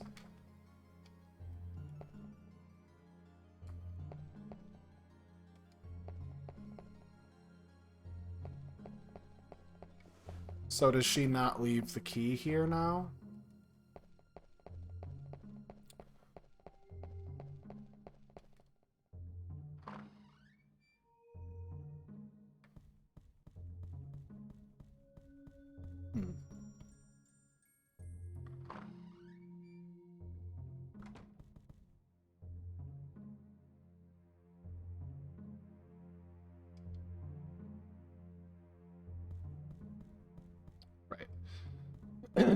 That's correct. If you play as Carrie, then he's got the key, but if you play as Reinhardt, he doesn't. Store room. Let's open this one up and have it be a glitch fest. But yeah, as a mage on Fiesta, reiterate, before level 60, any spell that says bolt, don't put any points into it. No power, no cooldown, no SP, nothing. Because once you reach the thresholds for that, you eventually stop getting those spells. Like, those spells stop getting upgrades to them. Because in that game, when you level up, much like World of Warcraft, when you level up, your spells, you have to, like, drag the new spell on the bar for the next level of it.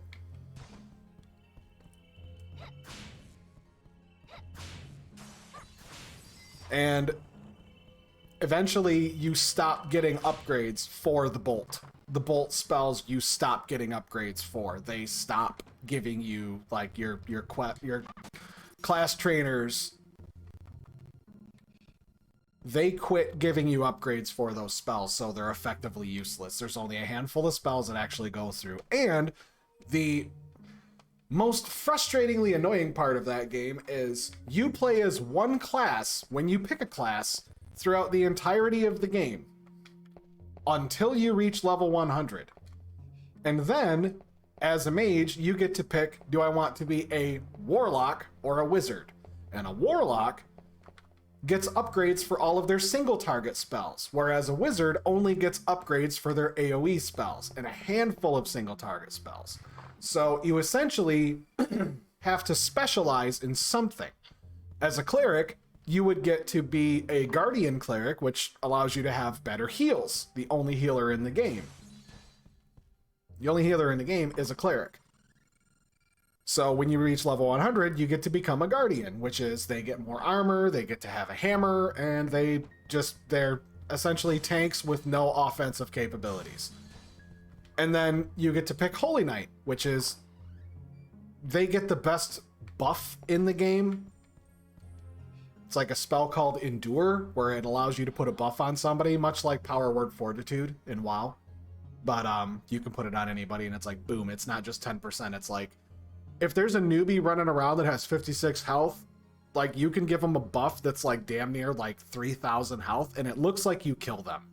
Like, you give them so much health that it looks like it fucking kills them.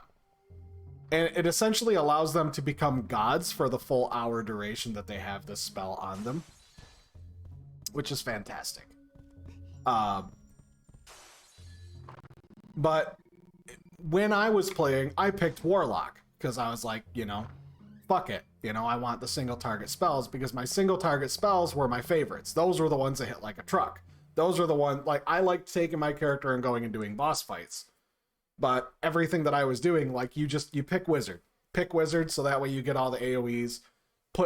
Save every fucking stat point except for Magic Blast, Magic Burst, Frost Nova, Inferno, Quicken, which allows you to double cast a spell. That's where your points go. Save every other fucking point for something else. Do not use them in any other spell if you want to take this route for the AoE method, because you literally don't need them. You don't. Even in a single target situation, your AoEs are still more powerful than 90% of anything you do, because you can throw them on the ground and then just spam your one ability over and over, your fucking Magic Burst over and over and over and over. Man, now I want to play that game. Now I want to play that garbage again.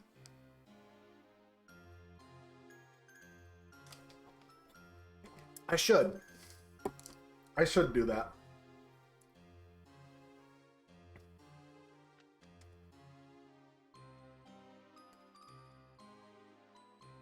Well, I do need to reinstall it regardless, because that way I can make the videos about it, because I would like to do that.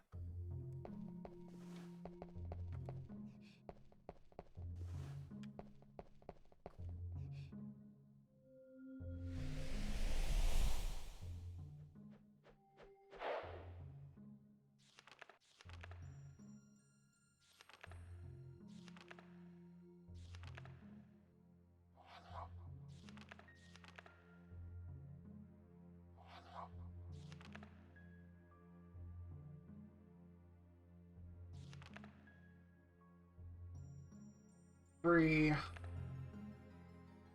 4, 5.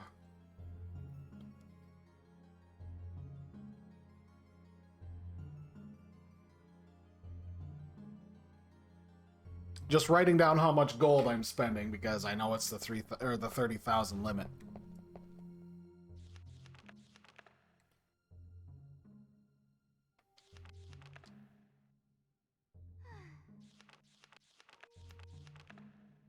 Yeah, like this is... Hard mode is not a fucking joke on this game. That's for damn sure.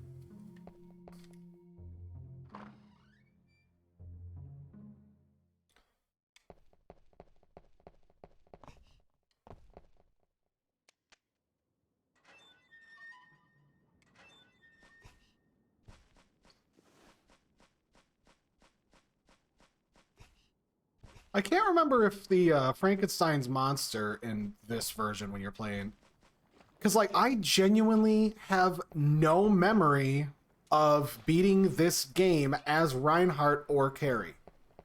I just assumed it was the same exact game again, but it's not quite.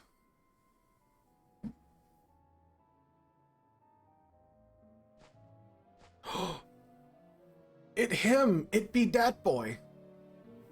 Rucife. My name's Malice. Don't think about the fact that it sounds exactly like malice. That's a joke that only works if you write it down.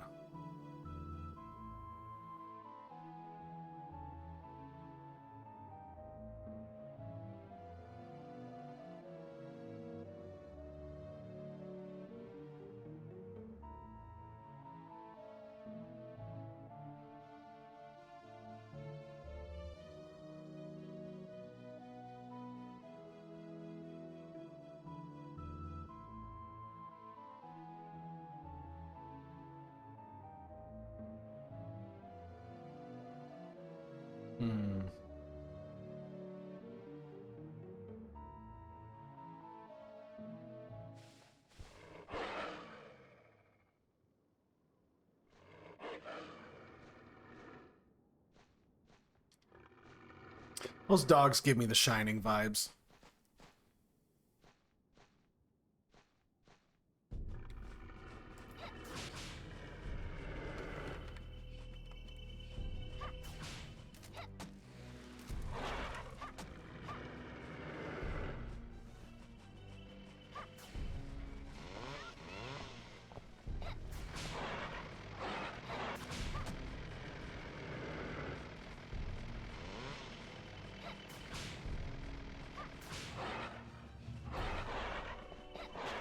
Come on, let's go, boys. Let's grind the Frankenstein for a while so that way we can get some loot.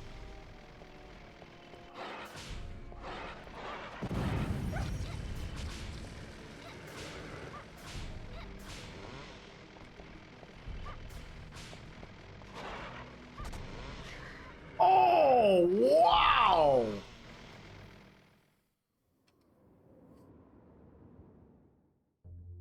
Okay.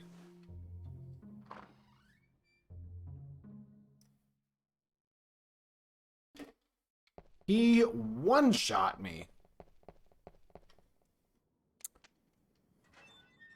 Well, at least now I can... You know what? Before I go over there and talk to that kid...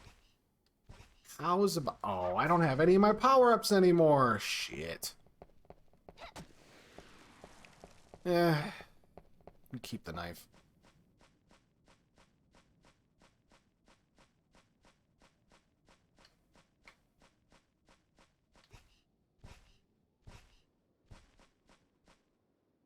Locked from the other side. Alrighty.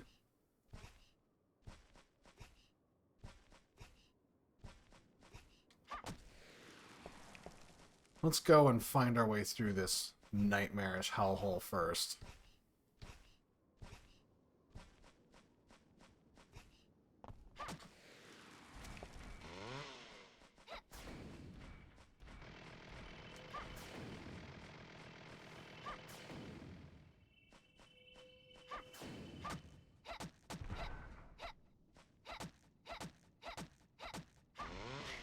Wow, holy shit, he got right back up.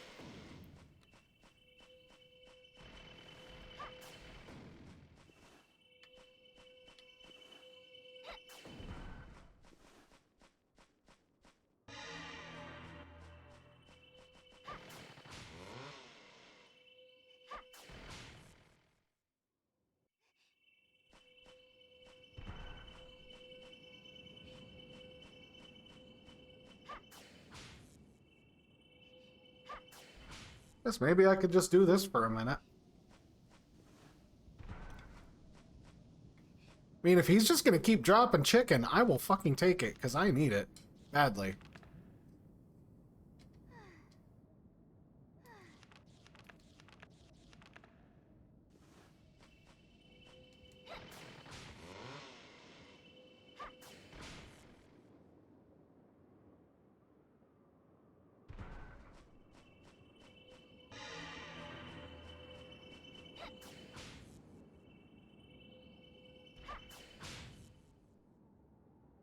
Oh. Okay, I think that's about all I'm going to get out of that.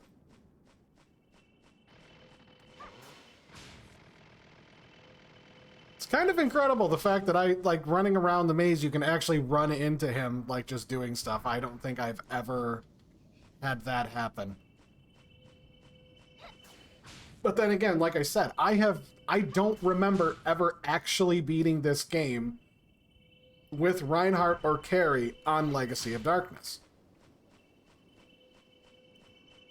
I remember getting the characters unlocked, but I don't ever recall actually putting forth the effort to, like, beat it.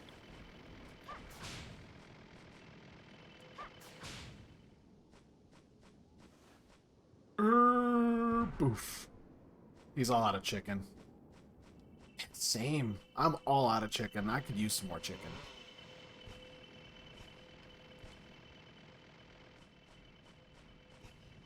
Door is locked from the other side.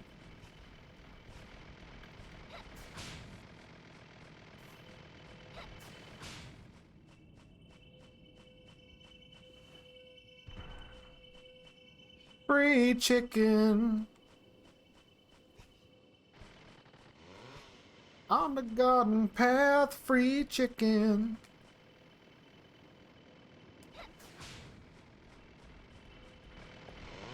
Whoa! Haha!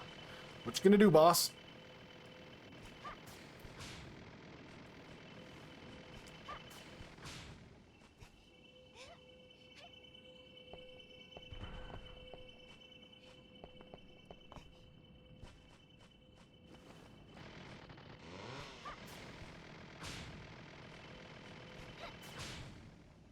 I mean, I'm not complaining.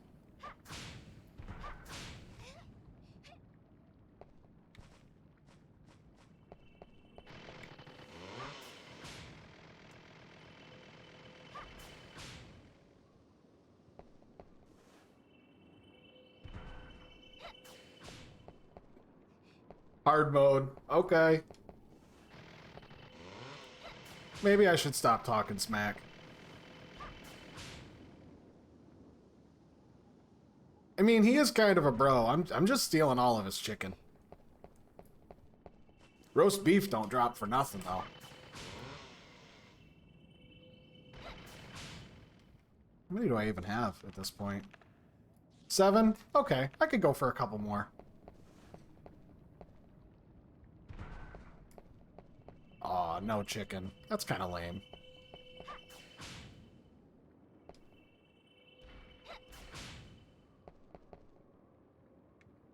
Do do do do do do do do do do do do do. Grinding for chicken, boss. Grinding for chicken.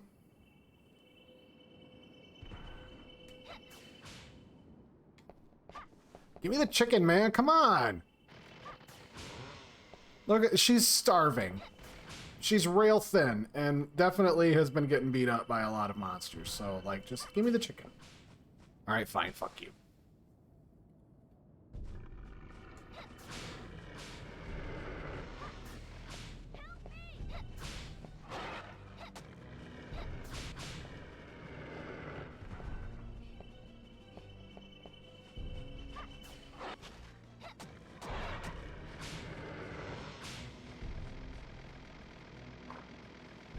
All right, that door is locked until you interact with Malice, so now you have to go through here.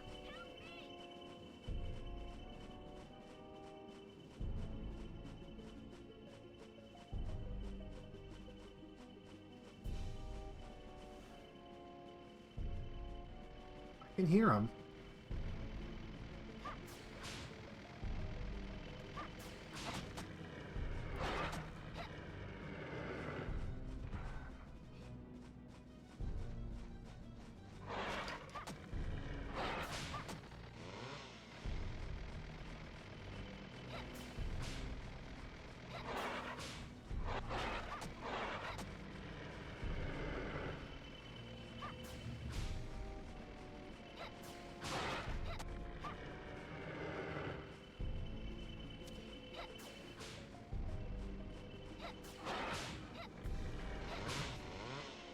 Whoa! She popped out of fucking nowhere.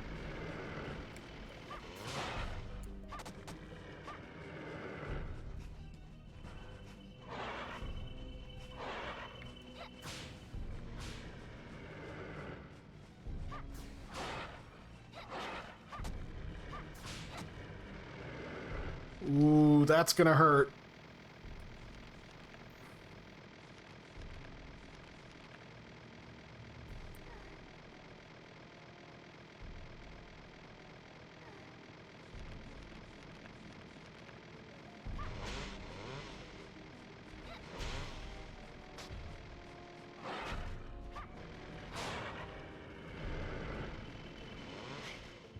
Ow.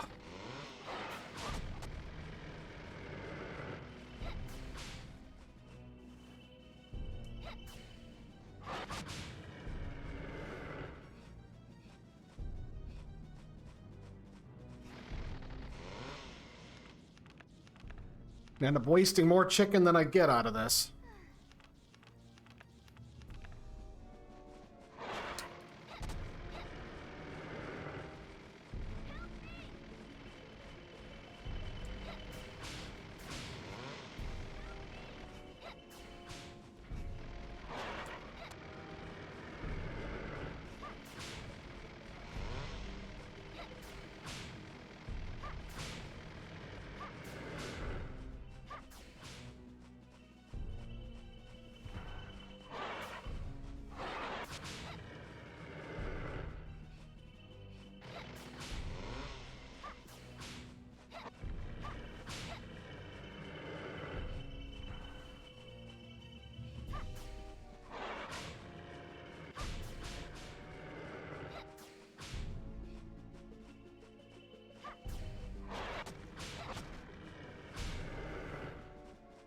Chicken!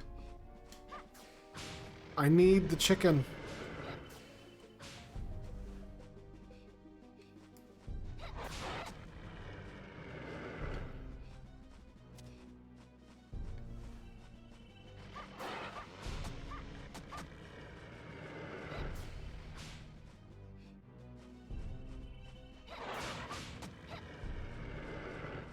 Well, I got it down to a science now.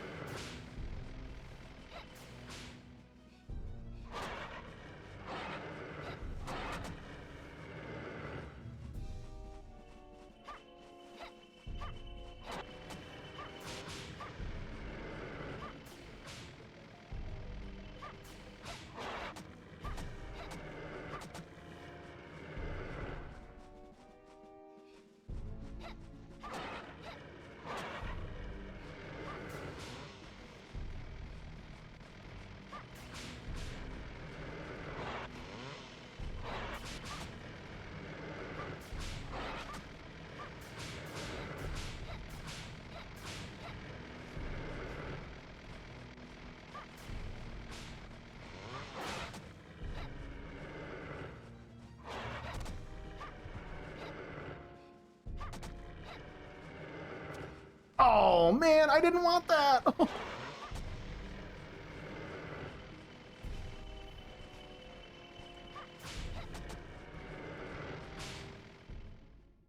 Oof. All right, we made it through. Fantastic. Oh.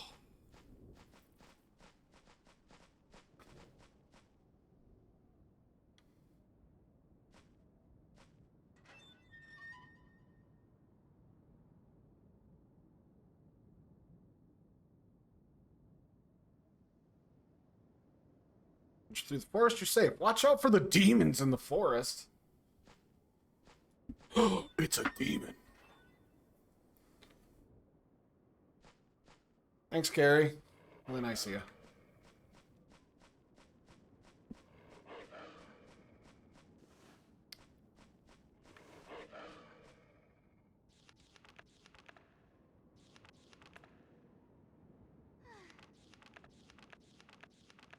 Well, good. Now, the only thing I have to worry about is buying roast beef.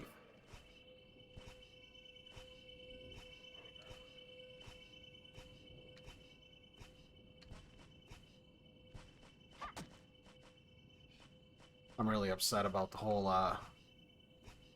grabbing an axe. Ooh.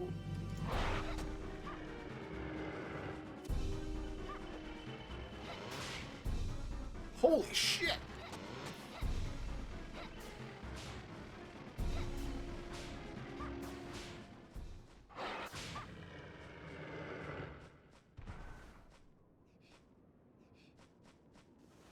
Yeah, I have no memory of that at all. So that basically is a hidden, or not a hidden boss, but like, that's really cool.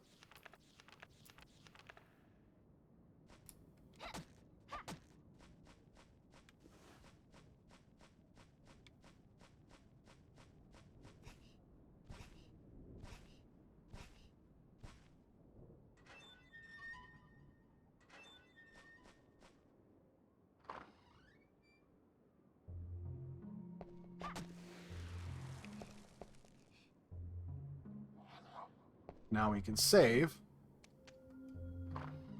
That's been unlocked, and now I can turn right back around and go right back through.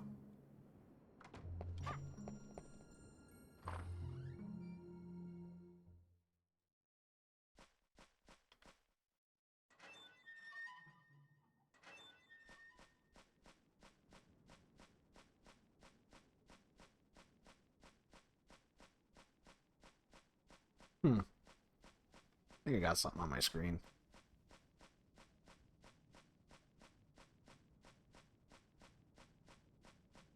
Yeah, I did. Nothing terrifies me more than looking at one of these monitors and like seeing like a dot or something on there, and I'm like, oh no, don't be a dead pixel. Because I will never be able to unsee it.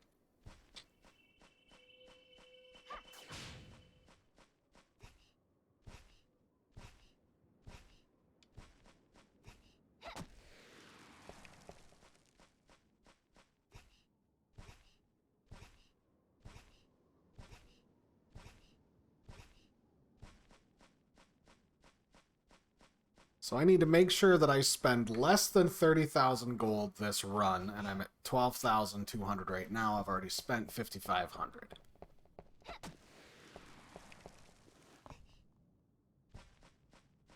This is locked from the other side. So now I can get through this area, and this spot over here, I'm fairly certain, is this the right way? No, this is a dead end.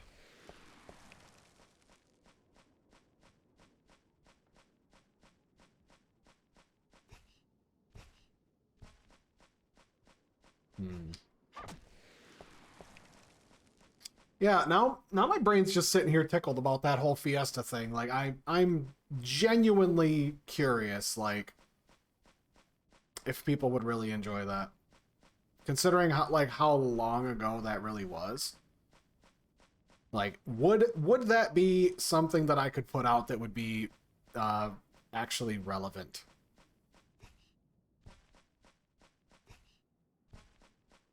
I don't know.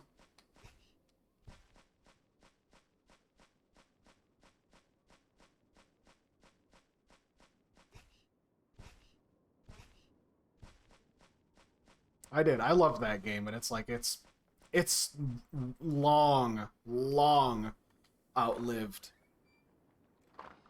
its relevance in my life.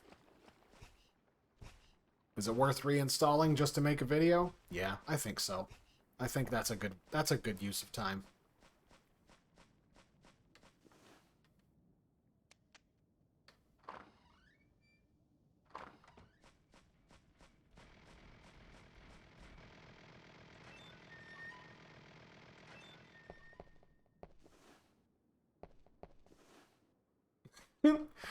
Yeah, you can barely see it, but if you look on through there, you'll notice every time you're on the other side of a gate or you jump over the side of a bridge, the Frankenstein's monster there, freezes in place exactly where he was. So if you come and walk through this door again, he'll be right where you left him every time.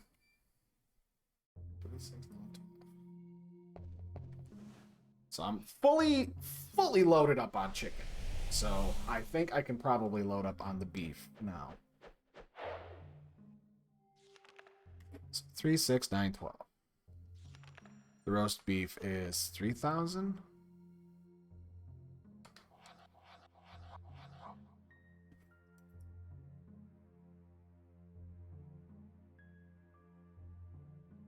Six, 7.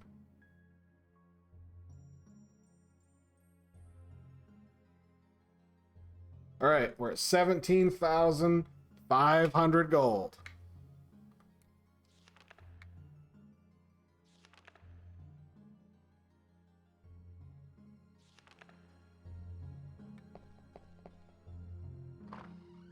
Because I do not want to end up fighting that bastard again. I fought him for content once, and that's it. Ow!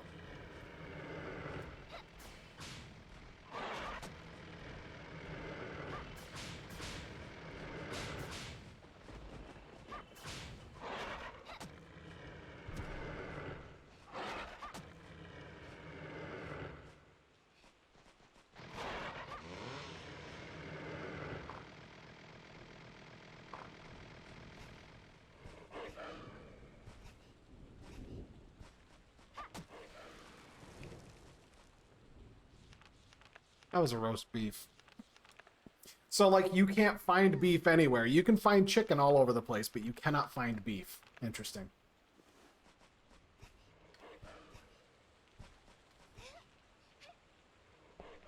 Yeah, I have no memory whatsoever of playing this game as Carrier Reinhardt in Legacy of Darkness. Like, this is all... Like, the whole fighting Frankenstein as a boss thing, that was really wild.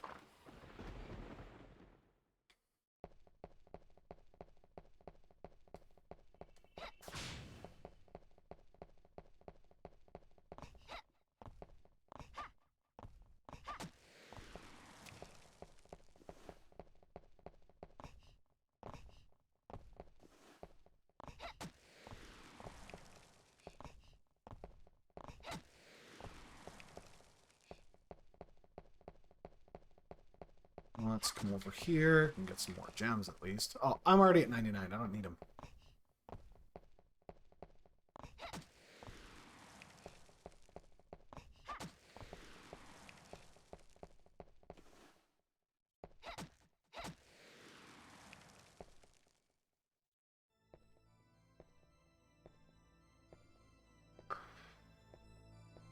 So I have to run up to it, break the lid off, so that way I can run up to it and play the cutscene.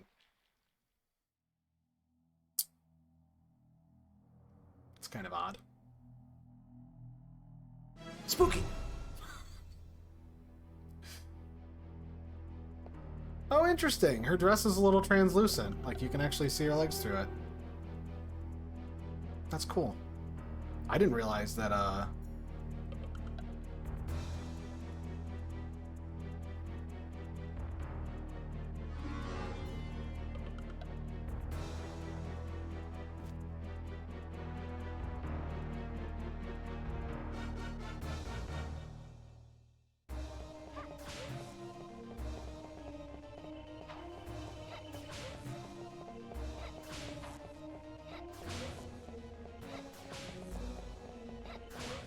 You will do no such thing. I am terrible.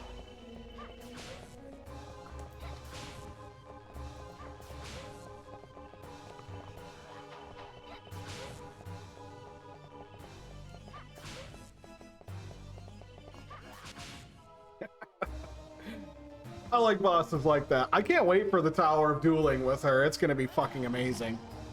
Like, oh yeah, dodge and weave out of the way all you want, but guess what? These spells don't quit.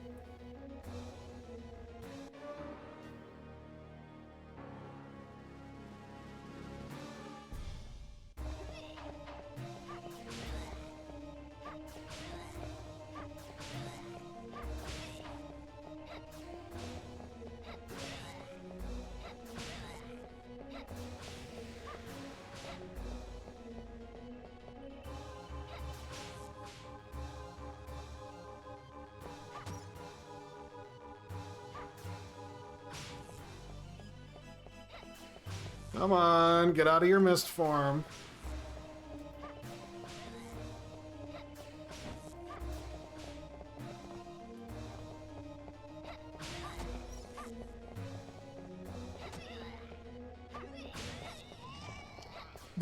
That's something I completely forgot that Carrie has the ability to do. So if I'm holding up my magic charge and then I use my sidearm, it'll actually use the sidearm's damage along with the magic damage at the same time and just absolutely fucking slap them. That's some cool shit. It's some cool shit. I like it. I like it a lot. Because it hits like a truck. I found a hidden path. Where's it gonna be? Where am I going? Hey, underground waterway. Whoa. It ain't gonna be so bad. I was just here with Henry. I wonder if I could jump around the corner and grab right onto the ledge over here. Like as a speed run thing. Ooh, cutscene! I don't remember this. Oh, what a proper young lady. I smell poison. This water is deadly.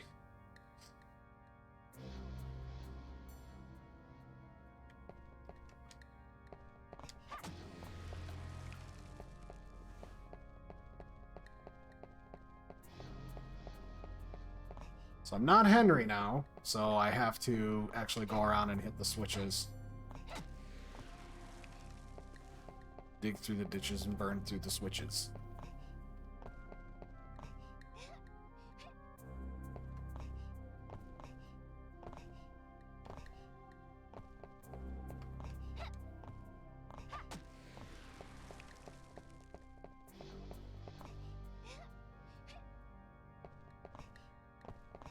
It would have been nice if they would have given you the option to, like, have an item that functions as a power-up. Like, an on-use item that you could use in case, like, you don't have a power-up. I feel like that would have gone a long way. So yeah, I have to hit this switch in order to shut off the waterfall, but now it's going to be like, blah, and Lizard Man are going to pop out.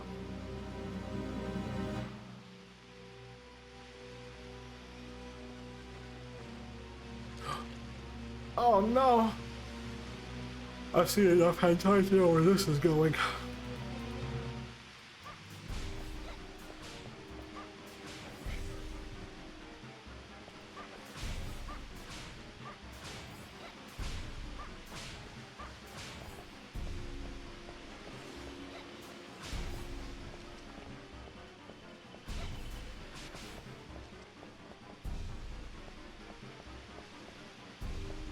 Did this one run over here?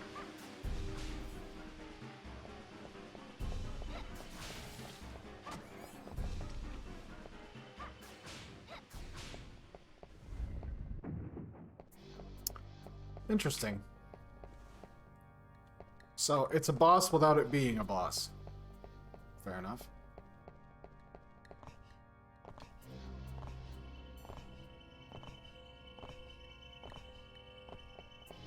No! I wasn't paying attention. Alright, I'll be back. I need a break. I gotta pee. And my butt hurts. So, yeah, I'll be right back. Bye.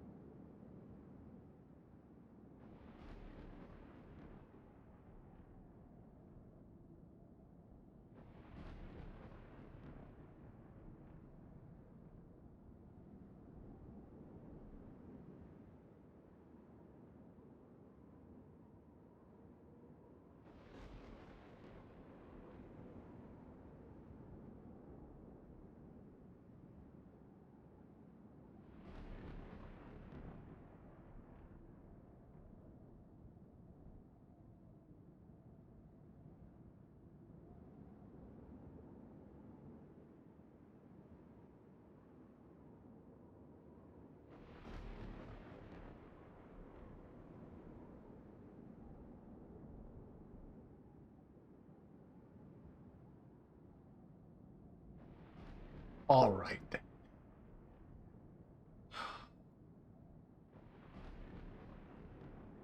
I'm back. Let's do this. This time with a little less falling into a very obvious trap.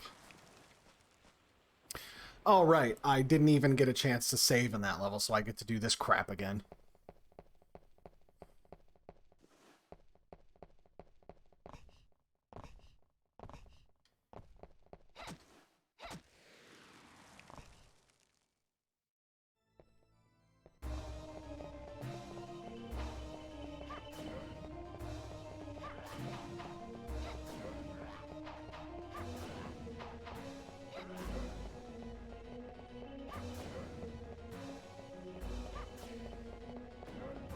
I'm a magic woman.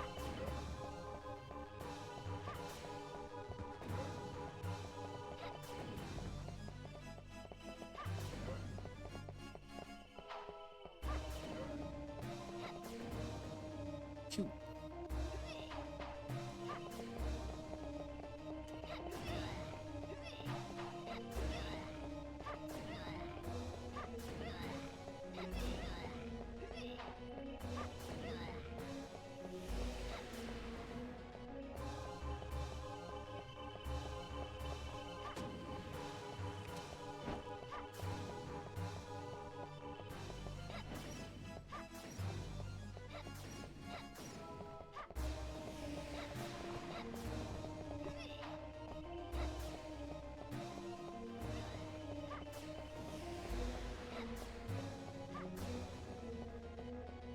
This should work out just fine, though. As long as I'm able to get around here and...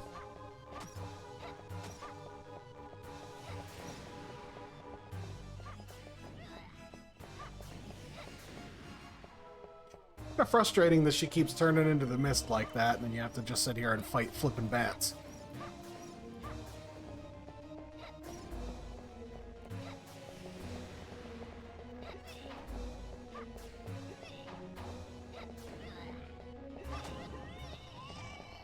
Okay, that works. Give her the double blam and just call it a day.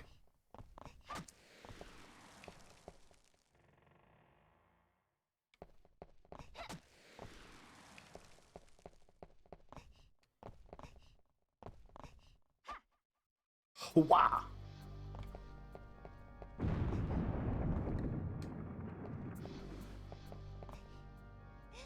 Yes, I can, and I don't know why I hit previously saved instead of restart the stage, because that would have been quicker. But hey, here we are.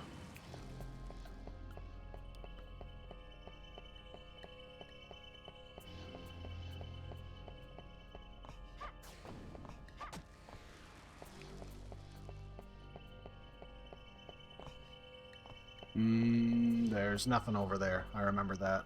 It was just some nonsense.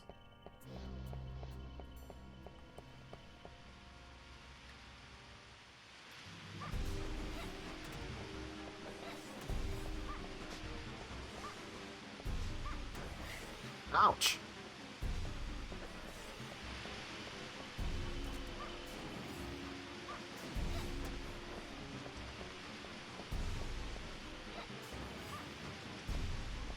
But then this guy came over here and hides behind a wall.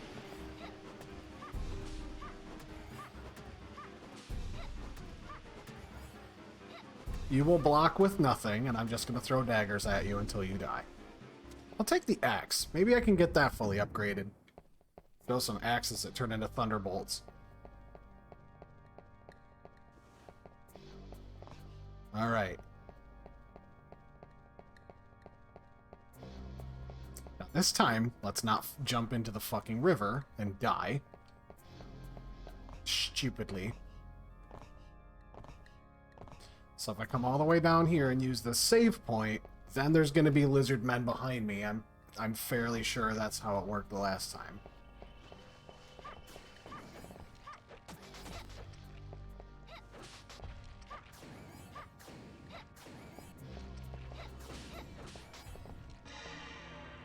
Hell yeah, power up.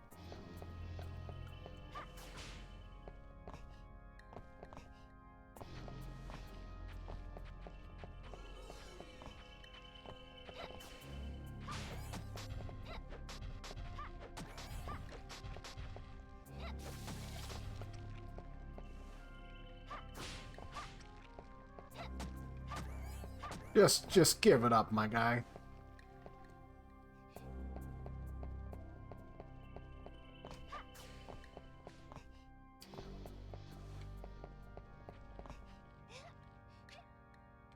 I wonder if there's anything over here for these guys.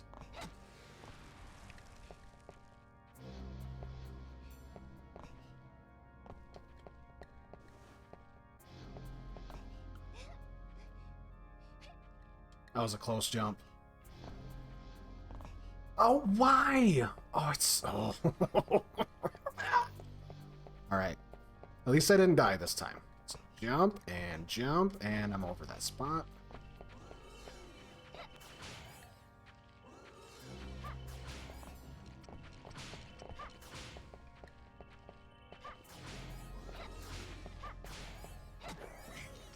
Ow.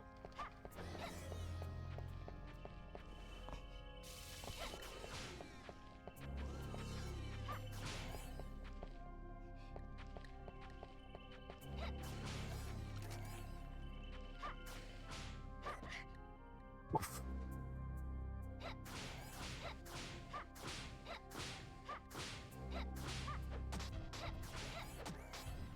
Ah.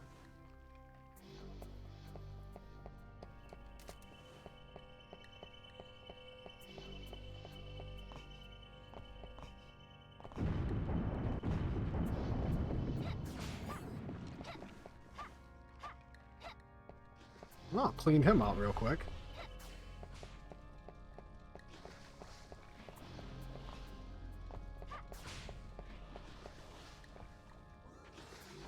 Oh, so it's a spot that only Carrie can get through. Weird.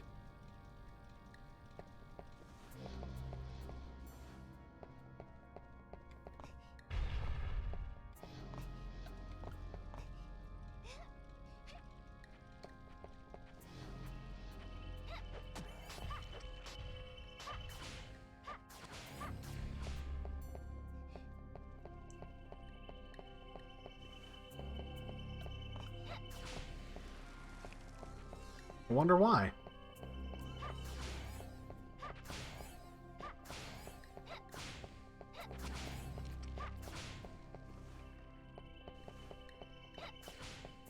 It's annoying that when you throw your magic spell, if it hits the wall, it actually makes the same sound as if you're connecting with an enemy.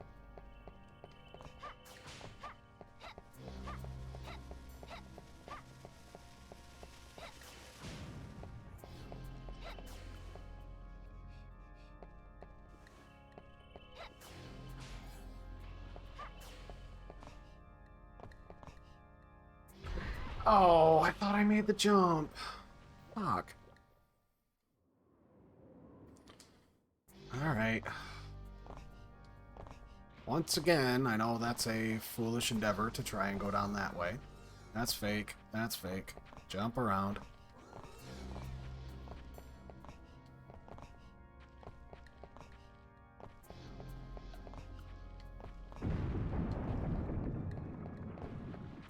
Now, you guys can just hang out and have fun. I'm not fighting you. And that's a useless path. That's really annoying that doesn't lead anywhere. That it's just a waste of time. It's like you can only get in there with Carrie, but there's no point. That's kind of ridiculous.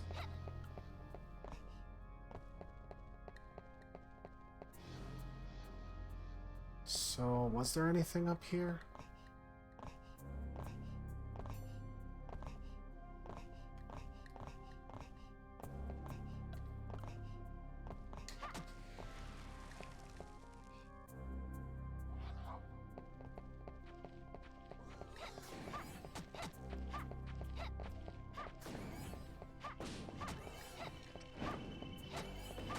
Fire-breathing lizardmen.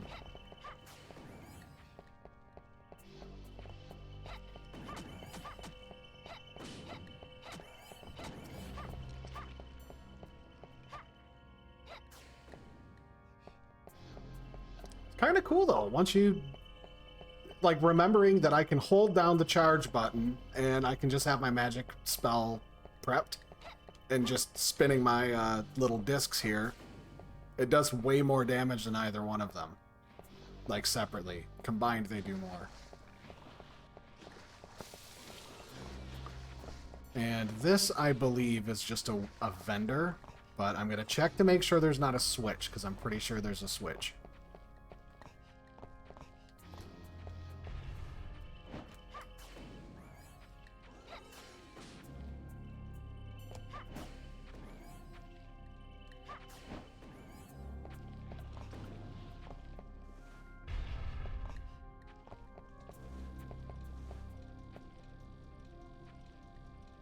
Or is that the end of the level?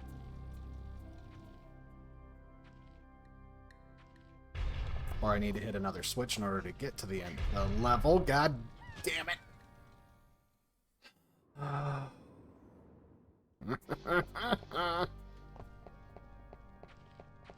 So I'm closer by now. So I need to go over here on this other side to hit the switch, and then I go back down the center. Probably. Let's not slip off and die. No, that part is closed off, so I have to get around this area somehow. Or like I jump over on those platforms to get over there.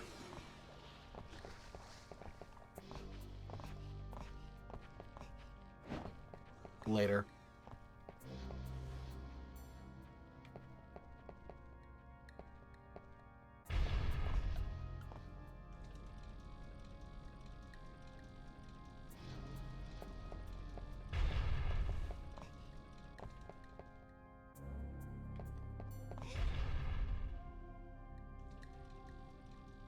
I can hang on to this?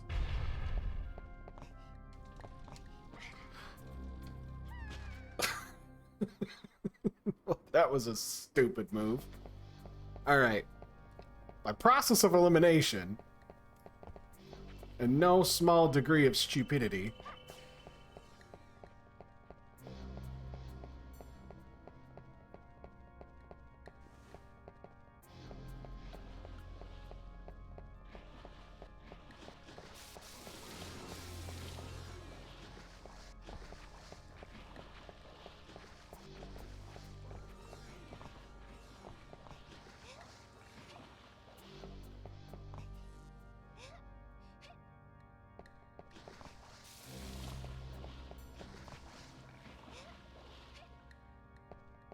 yep, the switch is over here.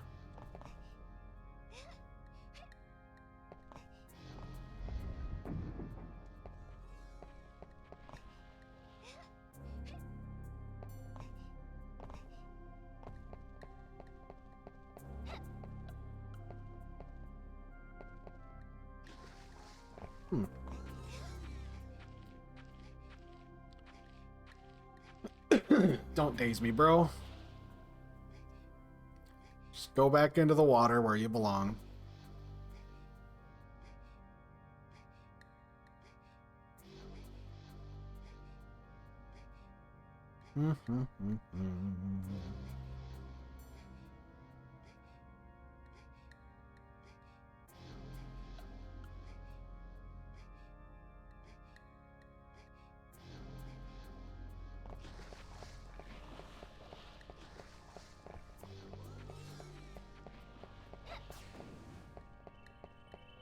Now this was the waste of time.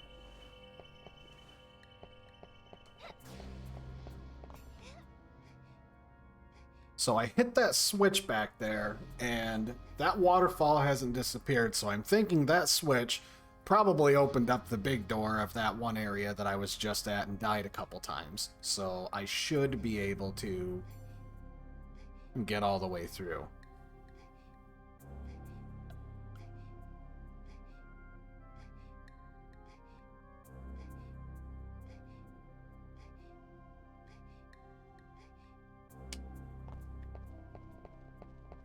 Alright, looks good.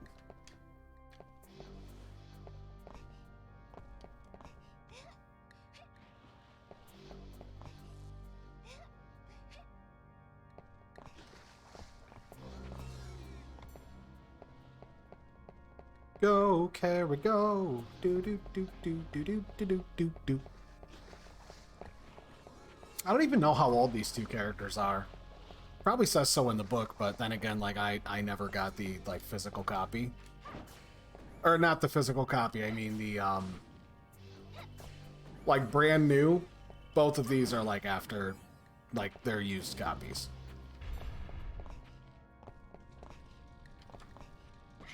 Damn it! I forgot that one. You have to. I have to do that bullshit again.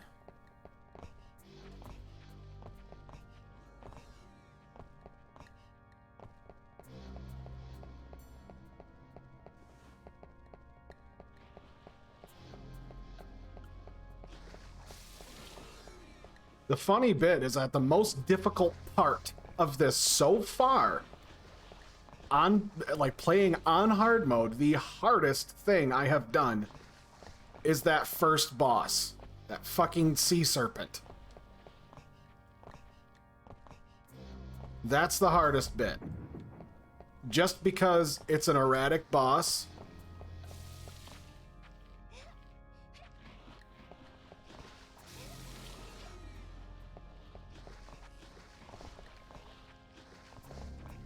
And also, you know, the fact that it hits like a truck.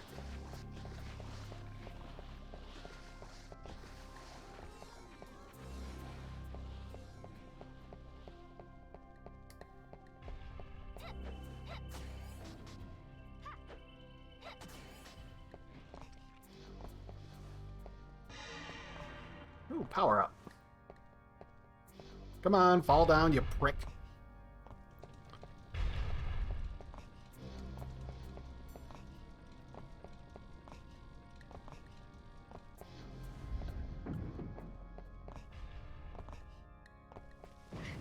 You fucking bastard.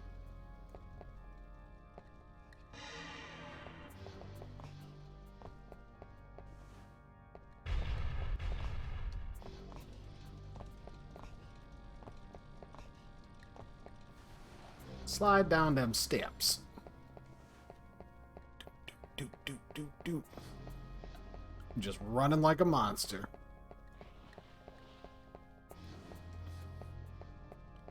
Now let's hope I'm not gonna slip and fall and do something foolish. I mean, she's a lot smaller than the other characters, so it's like it, I don't know.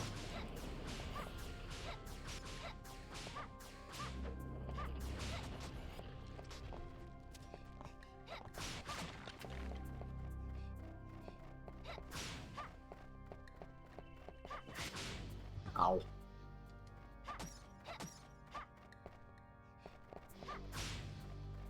And what I don't get is there are some enemies that they will drop items if you hit them with your main weapon, but not your sidearm. That I don't get. The inscription reads, Day Door. Fair enough.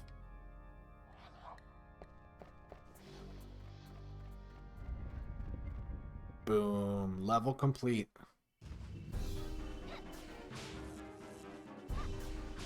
Interesting. It's a Medusa.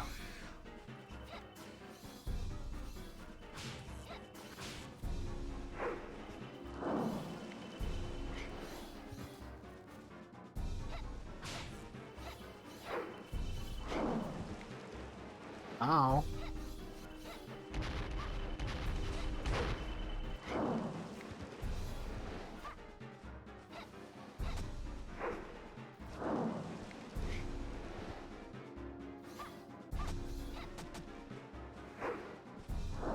I need to eat.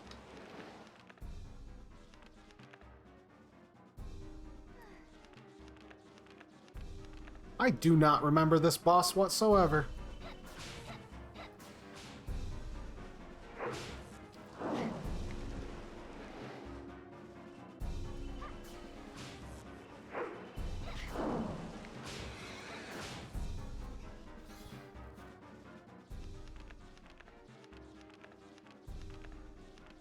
We'll use the beef.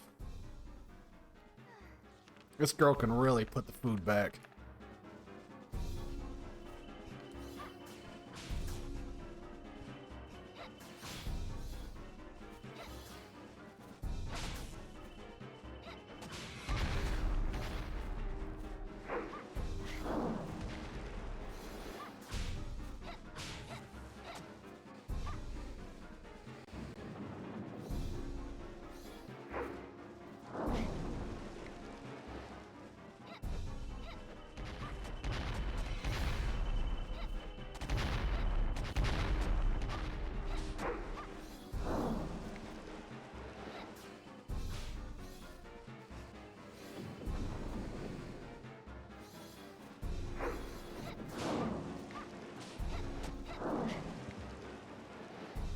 Dude, this... She is really annoying.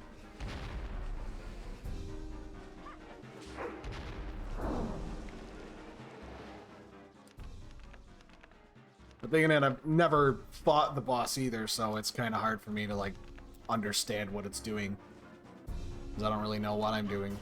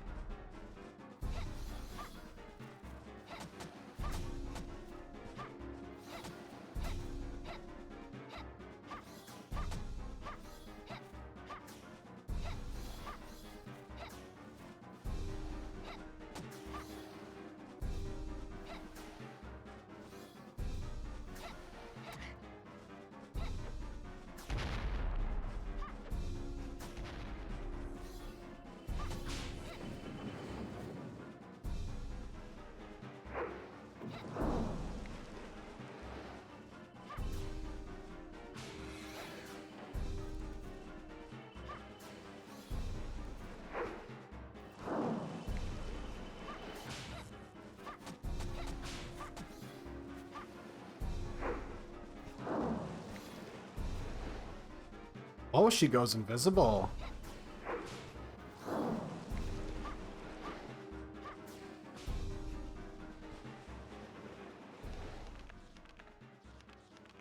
Glad I beat the piss out of Frankenstein for a half hour getting chicken.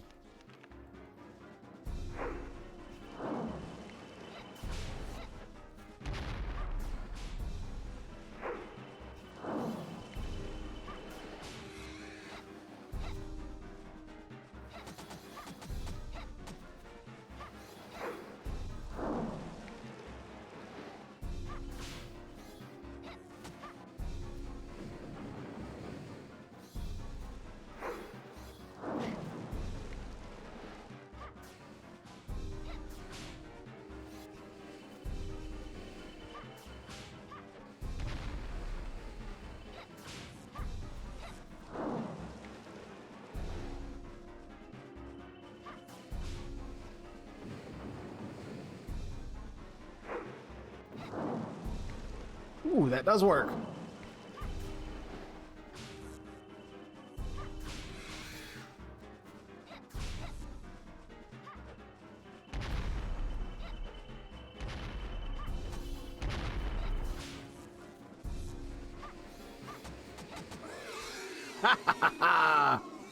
I got you, Snake Lady. Are you gonna explode like the spider does?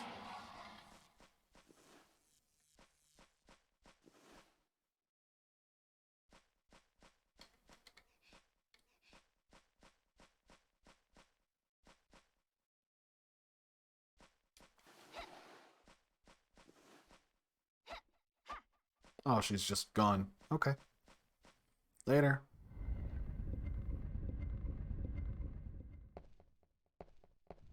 Hmm.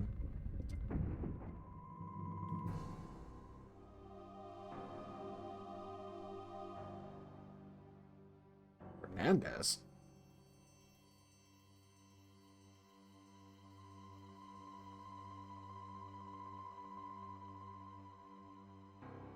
Actrice. I'm a witch. She's a witch.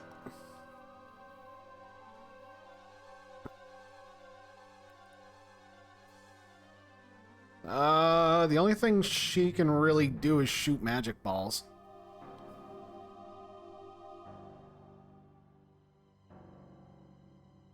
A rotten hell for eternity. Wow, what is it with these religions and dealing with absolutes? Only a Sith deals in absolutes.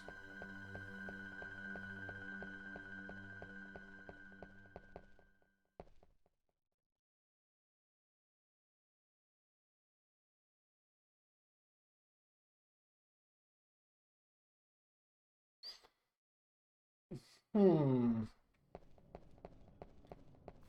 Yeah. Ayy.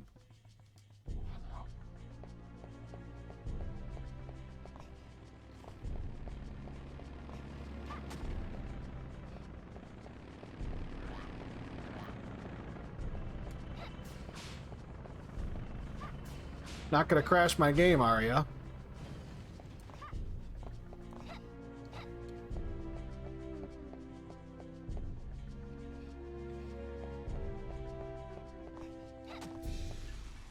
Just need to be careful.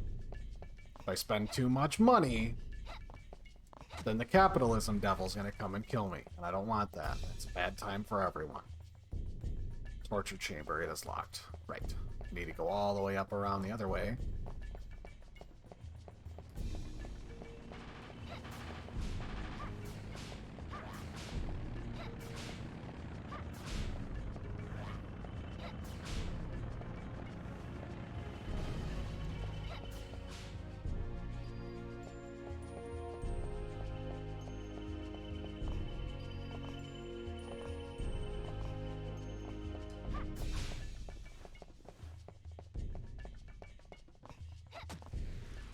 Yeah, it's the villa and this level. These two are definitely among my favorites in this game.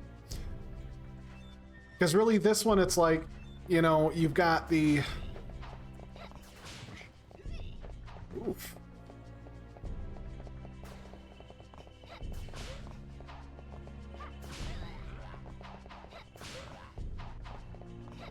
Because once you reach this point in the game, this is about the time that everything starts ramping up really good.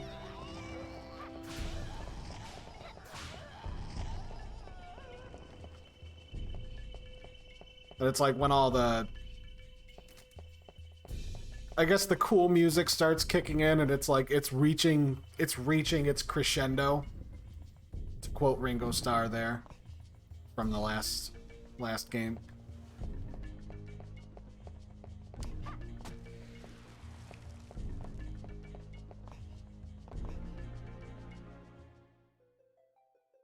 Okay, she's gonna cry. It's the same thing.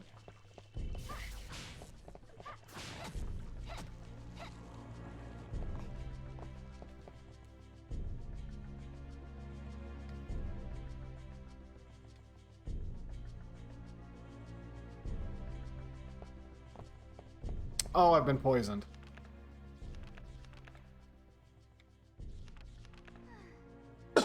Drink the pool.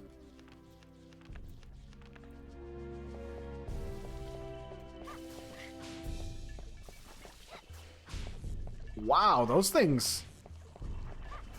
I'm guessing that on hard mode, it's like when you encounter something that has a chance to give you a status effect, it is absolutely going to hit you and it will give you the status down. Like, there's no denying it. You will get the status down.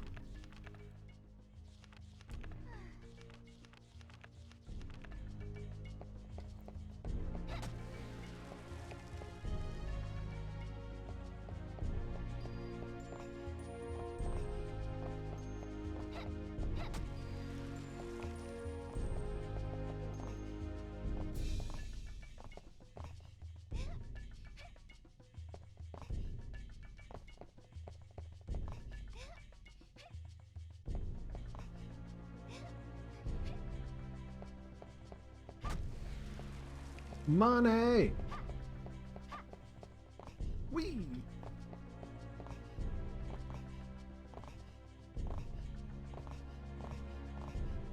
I really do wonder what these two, like Carrie and Reinhardt's, like their story is and whatnot within the lore, because I don't know if anybody at Konami's ever really,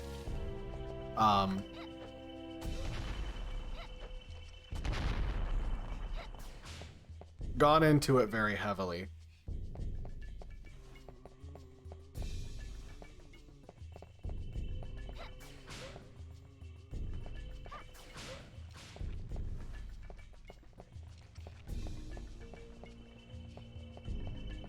Ghouls, ghosts, goblins. All sorts of spooky business. And I mean, they are kind of... I mean, if you want to get really technical about it. Like, Harry and Reinhardt, based on this game, I think they've got 2 games. Which is a lot more than some of the other heroes in the Castlevania series.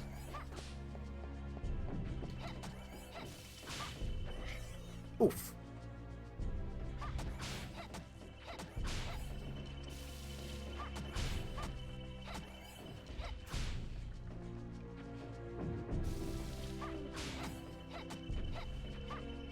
Get back here. Take your lumps. Level 3 axe. Holy shit. Okay, so that does an AoE now. That's fucking rad.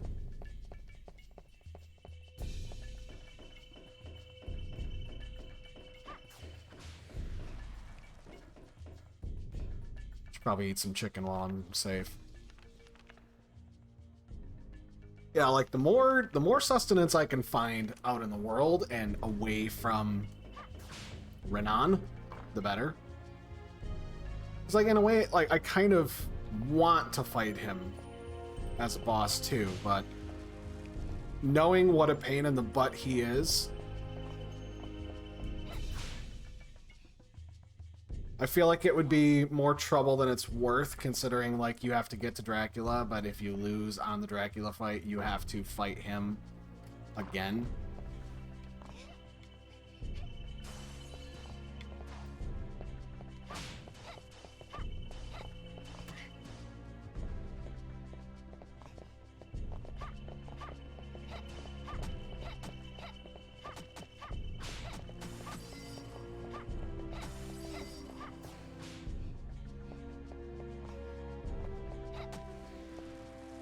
And I'm not sure if I really want to do that. But considering the only other thing I have to do in this game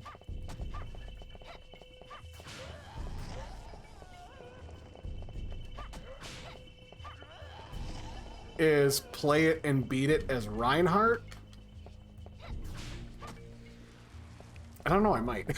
I might. I've had such a good time playing this freaking game. Like, between the two of them. The only thing I didn't do was play the first one as Carrie. And that's kind of why I'm, like, playing as her now. Because it's been far more enjoyable to do that. Oh, they changed the way those look. They're not just oofs anymore. Oh.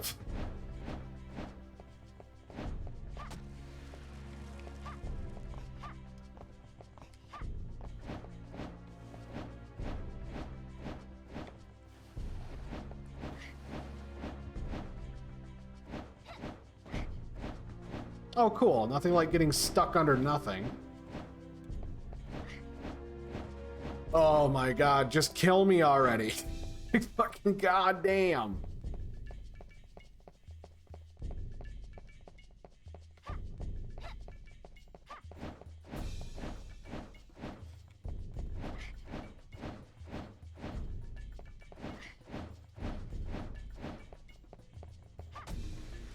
A red gem that I don't need.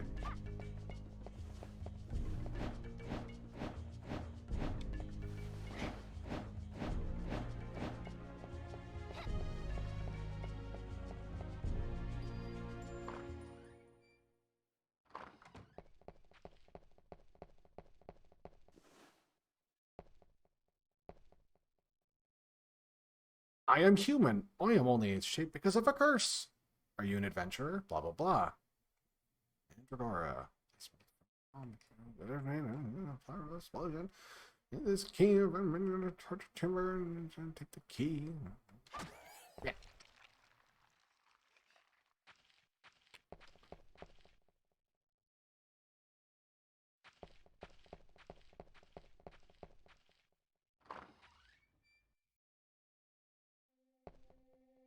All right, now it's time to talk with the child that is most certainly not Lucifer.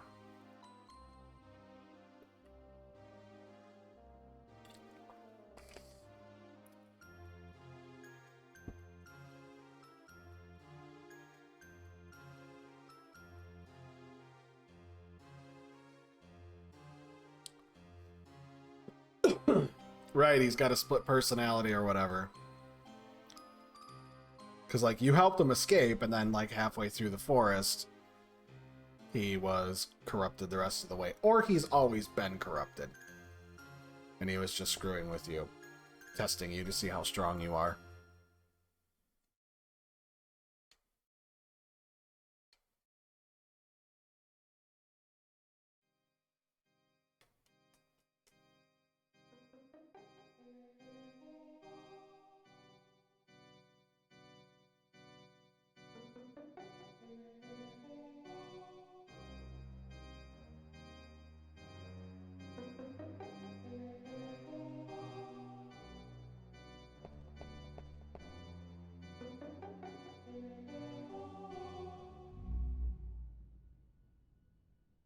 Did you not hear him?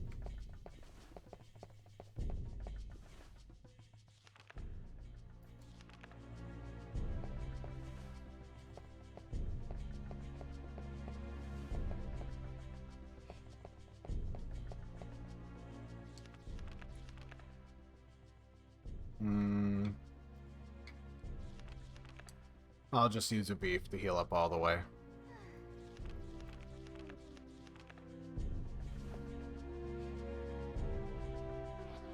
Yes, I will save up to this point.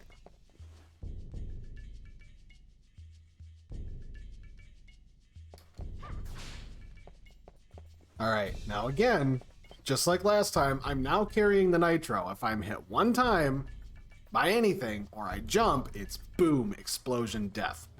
I don't want to do that. But I kind of want to show what it looks like. But I don't want to do that.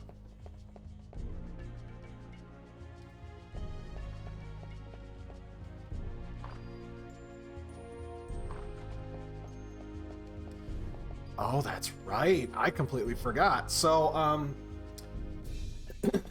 I've set the magical nitro. Now I've got the key, and I can go back to the entrance to get the mandragora. And if you recall, and I'll have to do the same thing here again.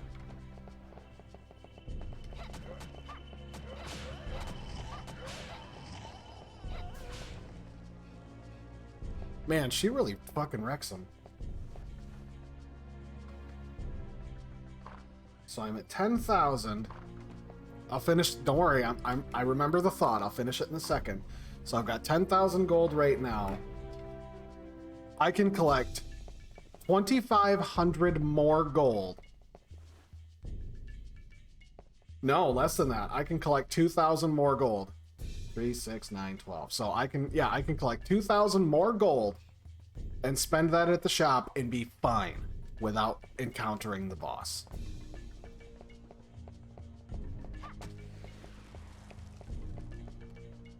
But then after that, I'm kind of boned. So, in the initial area,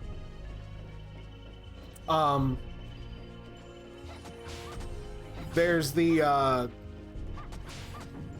the area where we fight the bull. Ouch.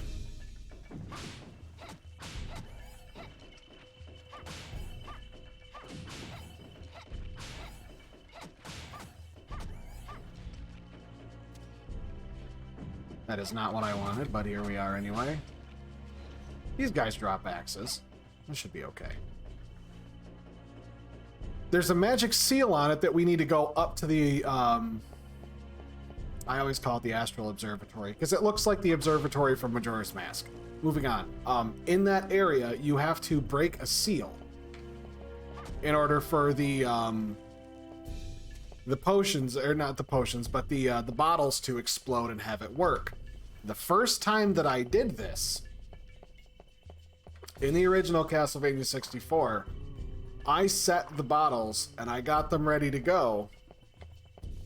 However, I completely forgot, or I didn't forget, I didn't even know. We'll just get that out of the way. I had no fucking clue that I needed to break a seal in order to get that wall blown down in the ballroom. Well, I set them down, blew that up, and it did nothing because there was a seal. Now, if you think it's annoying having to do something once, try doing it 3 times in the process of trying to get down there and then having it explode and do nothing. because there's a magical seal on the wall. And then I had to do it 3 more times because I had to backtrack after like killing my character because I saved with it on my person. That was terrible. That was one of the least amounts of fun I think I've had in a video game in a excessively long time. Because this whole area is much worse. And you know, now that I'm looking at it, I do remember playing some of this from Legacy of Darkness.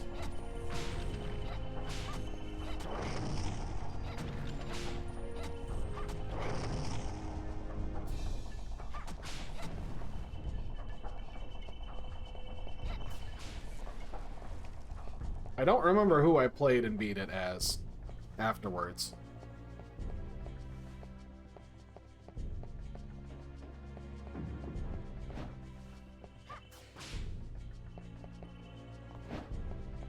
It actually might have been Reinhardt.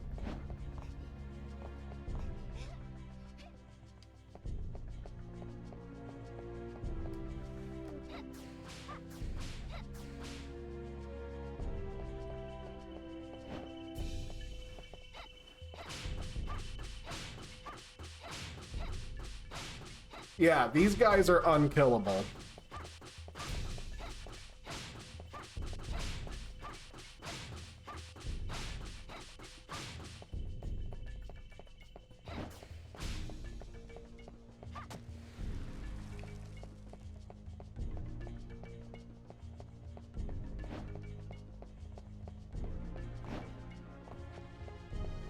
Now, if I play poorly and I get blown up, you will be able to see what it looks like. 500 gold. So I'm about 700 off. Yeah, because I have spent a total of 17,500 and 30,000 is the limit. So I've got 10 or 11 right now. Whoa. Let's get rid of the help first.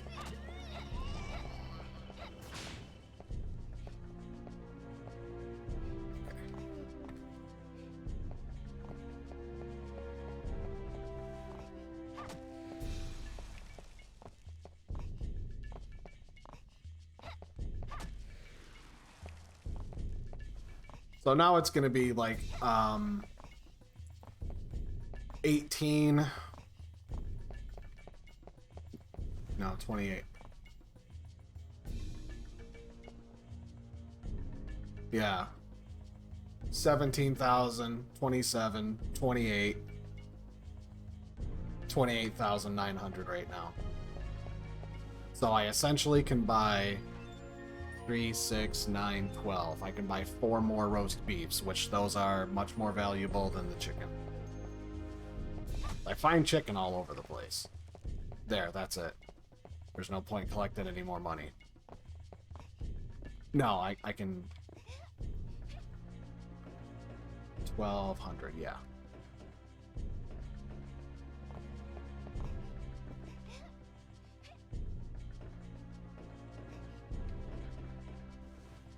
Oh. I'm like tripping at the finish line.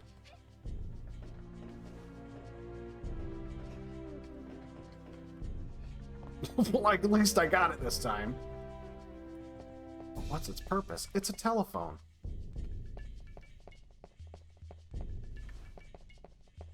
And it's ringing, and it's got you on its mind.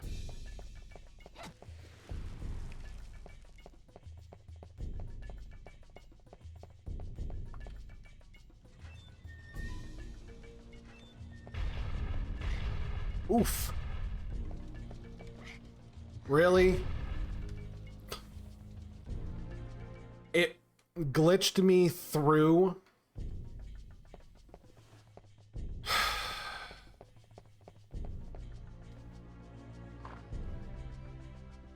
Fucking hell, that's annoying.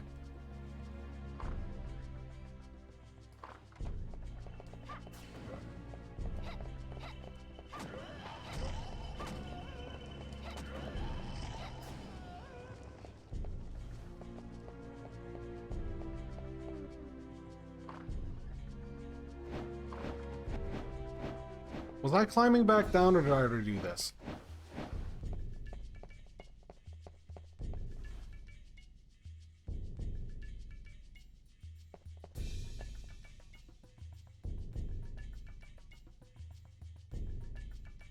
I need Mandragora, and I took the wrong way.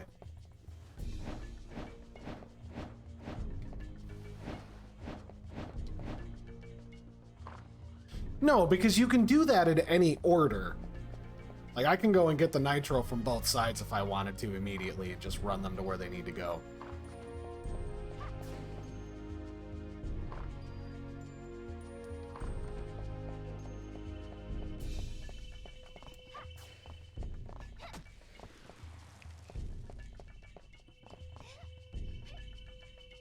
Yes, let's climb over the obstacle that's only an obstacle for you if you walk the wrong way.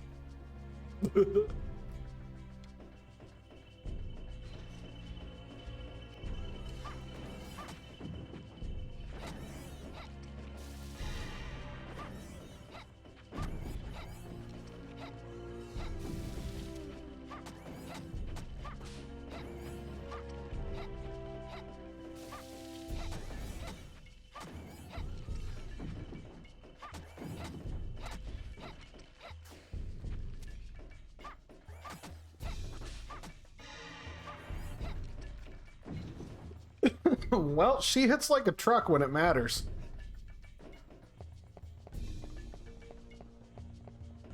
When it comes to these general enemies, yeah.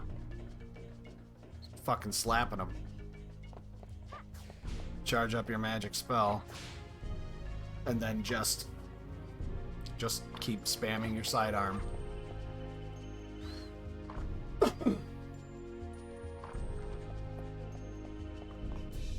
So I'm not gonna fuck around with any of that. Or maybe I do.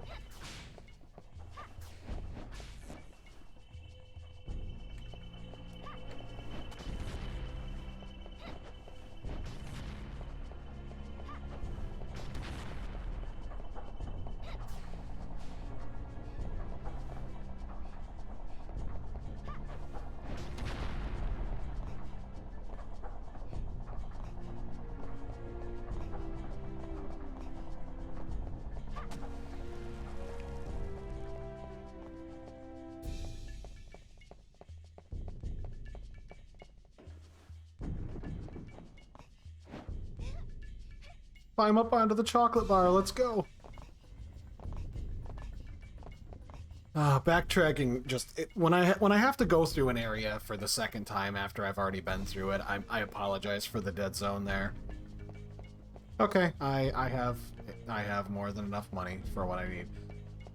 My mind kind of goes blank because I'm just like, durr. I don't know why.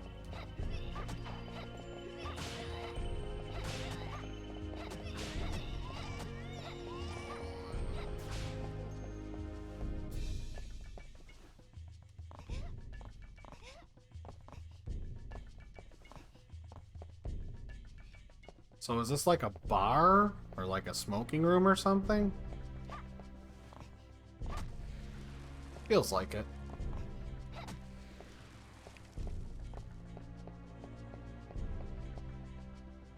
Oh well, as long as I know that the only amount of gold I should be spending is the perfect amount, I should be okay.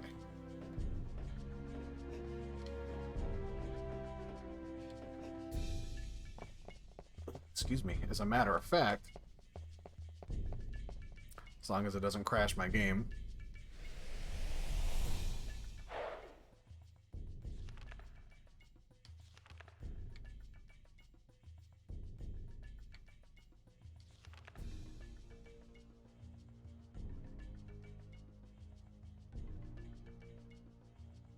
So I could get 3, 6, 9, 12. I could get 4 roast beefs or 4, 8, 12. Yeah, definitely 3.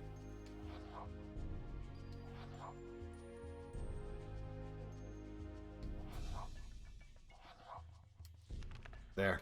I am capped out.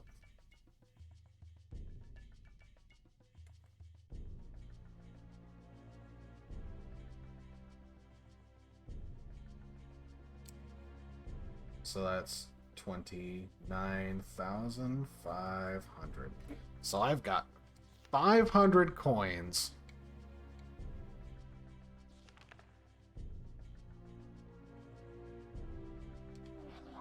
I'll buy 2 of those. 29,900.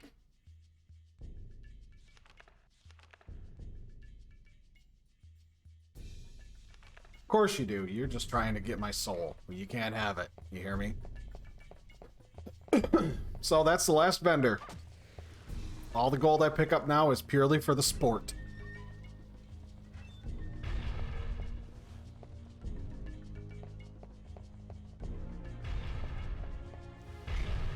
Nice.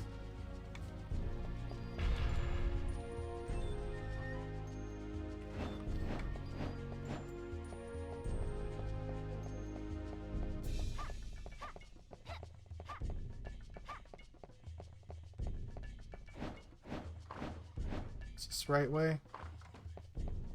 Yep, sure is.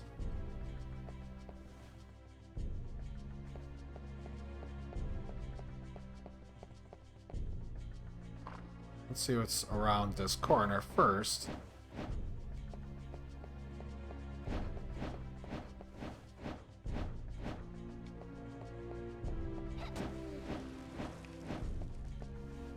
Good.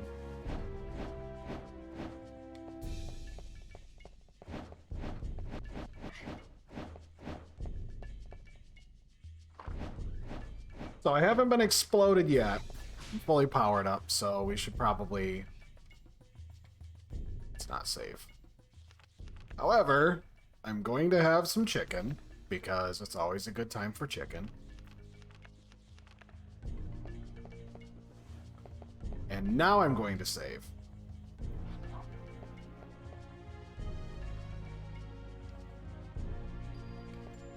Got that. Can I save while I have it? Good. Now, when my inevitable death comes, all I'll have to do is make the trip back.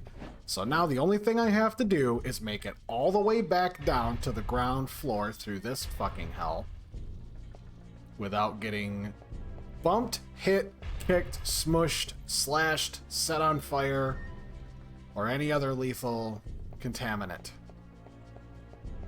Which these axe armor is going to come alive. Of course they are.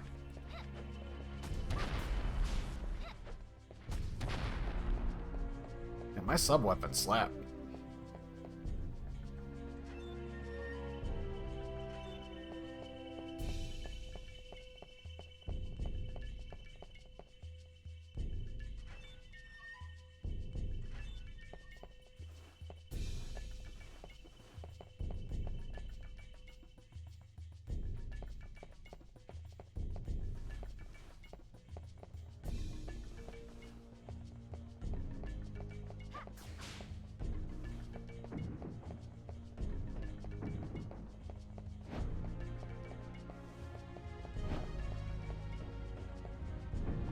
There it is.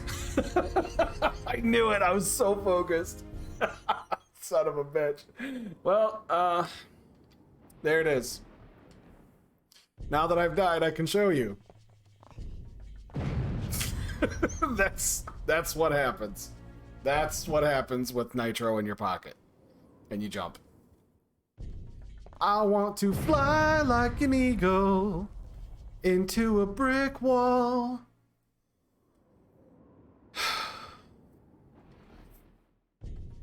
Okay. Let's try that again.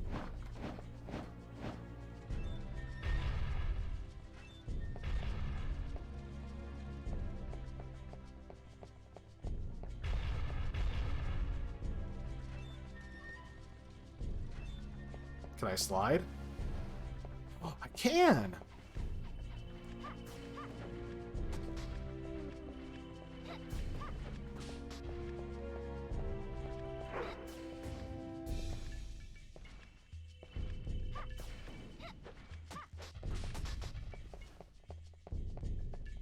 And that really sucks. My axe was level 3. That makes me sad.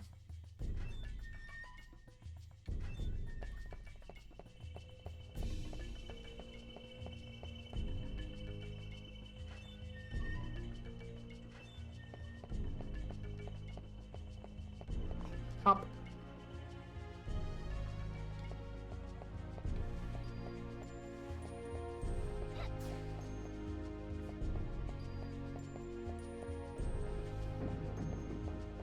Now I'm skittish.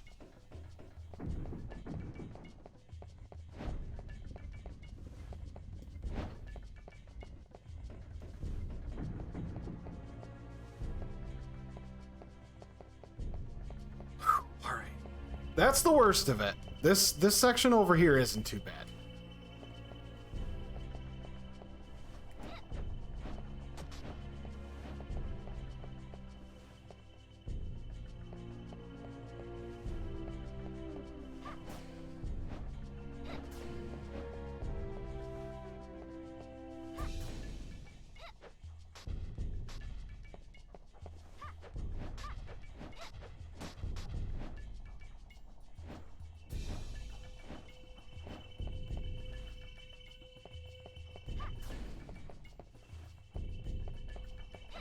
It's just going to take a lot of this.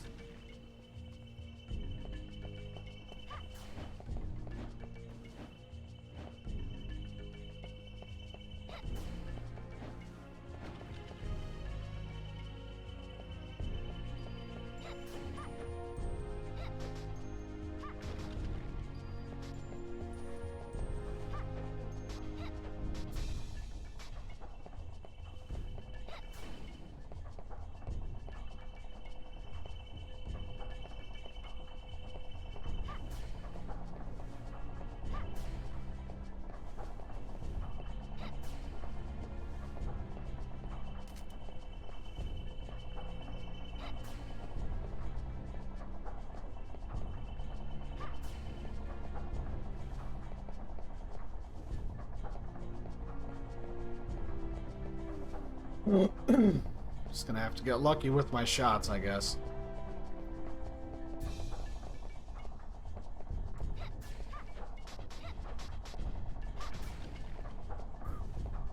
Very lucky.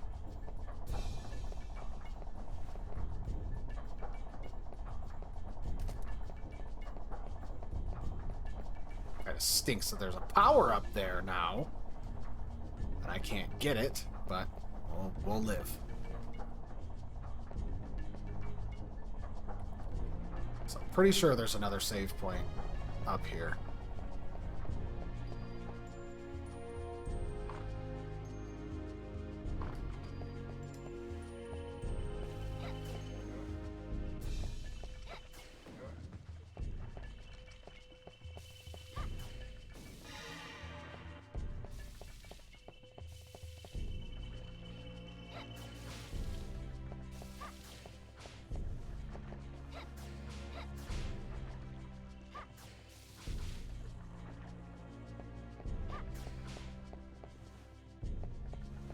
Okay, good. Get the blood ghoul out of the way, and now we can move on. I'm not going to have to encounter any more vampires down here, am I? Nope, just going to run. Just going to run.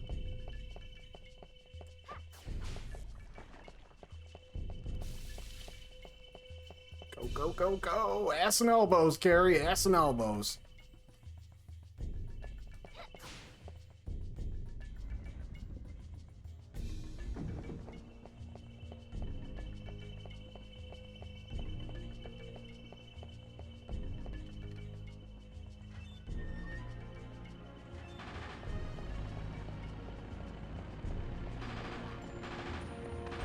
No, no, no, no, no! Oh.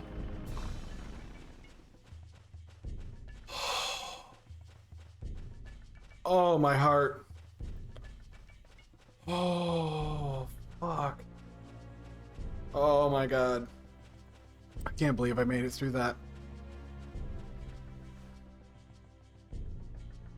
Oh. Yay, I can jump again.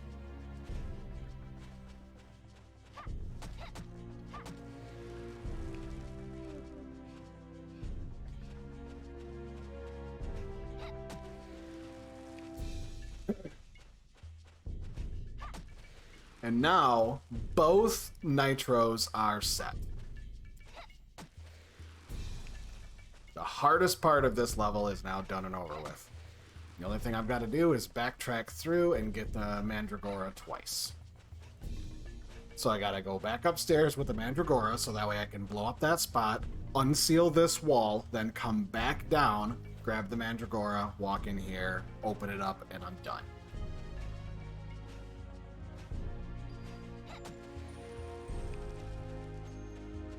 Well, I mean, you know, I'm talking about the easy part out loud because I've still got to fight this bull.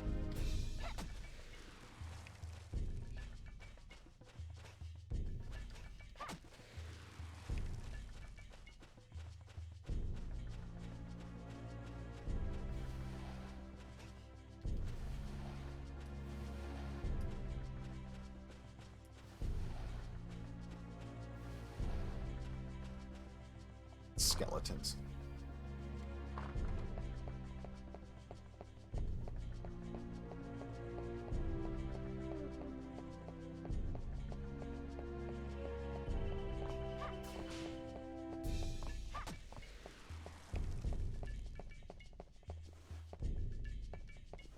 Oh, sure, now there's no skeletons anywhere. They don't give a crap. Fuckers. Only show up when they're trying to get in your way. There, and now it's sealed.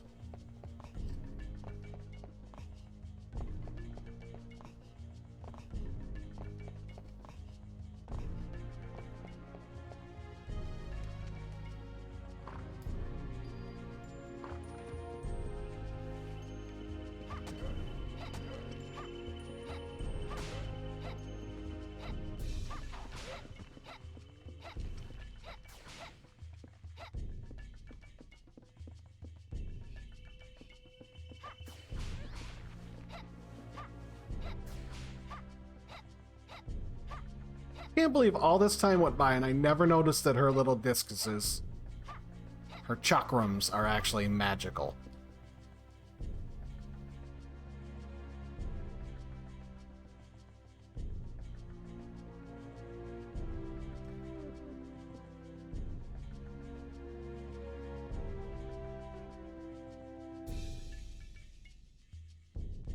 Interesting.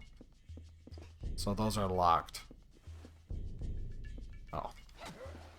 Let me just finish you off, my guy.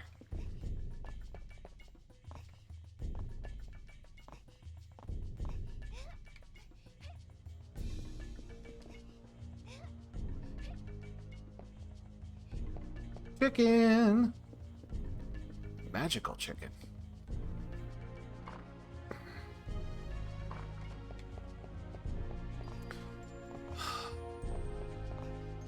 This game is like comfort food to me.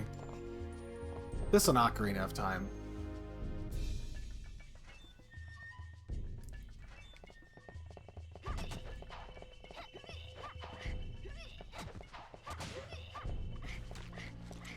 Oh no, I'm getting the suck. Get off of me.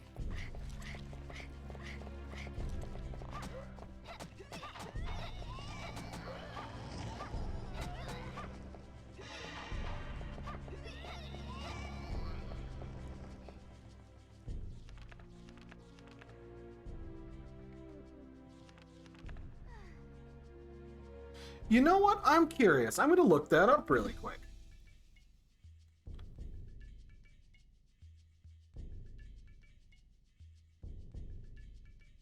How does Vamp kill your character in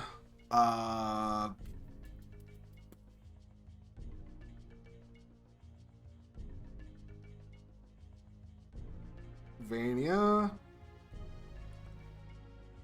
LOD. No. Legacy of Darkness. There we go.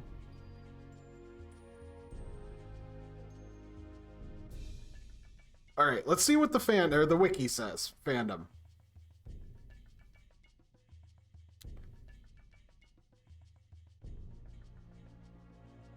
The vampire status, also known as vamp or vampirism, is a status effect that appears in Castlevania N64 and Castlevania Legacy of Darkness. Throughout the game, there are many vampires who will sink their teeth into the hero's neck. Sink their fangs into the hero's neck. Sorry, I had a big fat fucking ad pop up in my face. I get it, you guys need money, but let me finish what I'm fucking reading first, or put it somewhere not so intrusive. Like, literally, there's 3 fucking ads on here at the same time. Anyway, once successfully bite the player during the quest and they're not able to shake it off in time, then the status of the player will change from good to vamp. Aside from the hideous grayish skin color that comes with it, the vampire status has many other negative effects to watch out for. The first notable is that the main attack is disabled, leaving only the seldom short-ranged alternative attack used for in combat, excluding sub-weapon attacks. Cornell gets an additional feature where he won't be able to turn into his werewolf form. However, Cornell is immune to the infection whenever he's transformed into a werewolf. The second negative effect is that using... oh, interesting.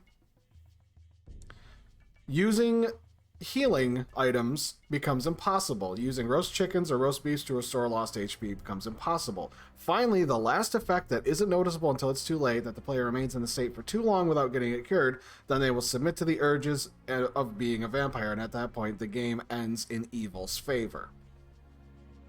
The point they submit to the urge is always at the stroke of midnight in game time. However, if the player is infected an hour before midnight, they're given an extra day before their will gives out. For example, if the player is infected at exactly 2300, they would have an extra day left to try and cure it. But if the player was infected exactly at 2259, then unless an item capable of curing the affliction or delaying its effects was already in possession, they are most likely doomed to failure, as the player would have roughly 1 hour in-game time. The player can prolong the time they have left by the use of sun and moon cards, since in-game clock does not pause, they cannot die or get hurt. Regardless, best to treat the thing as soon as possible. Interesting. That has been a fucking question I have had about this game since I have started playing it, and I've never thought about it. I was just talking about it the other day when I was playing this. So it's exactly at the stroke of midnight. If you are a vampire, you will remain a vampire. Like, you will die or you will lose. But as long as it's not exactly midnight, you're fine. Cool.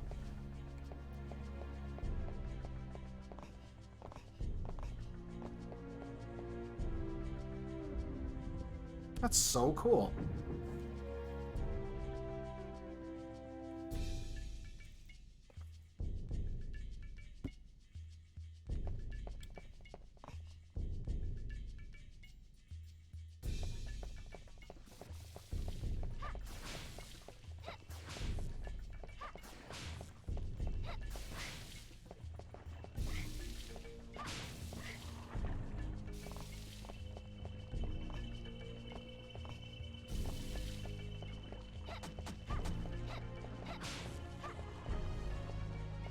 See, now I'm purple.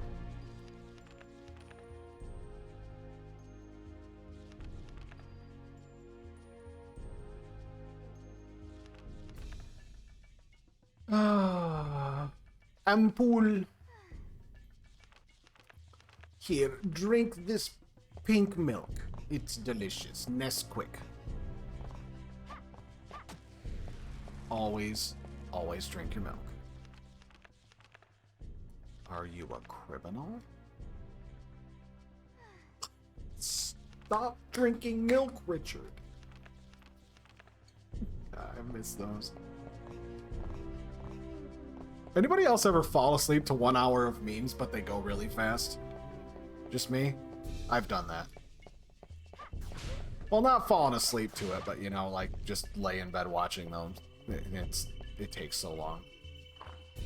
Is this... No, this is the incorrect way. I don't need to go that way anymore. I don't fucking need no nitro. I already got them both where they need to be. Bring it on, you scaly bitches. I ain't scared of you.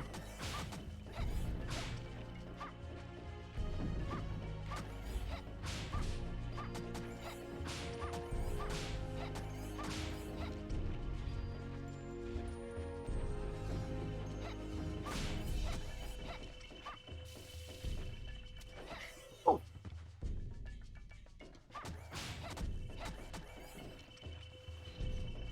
Asshole. You are an asshole.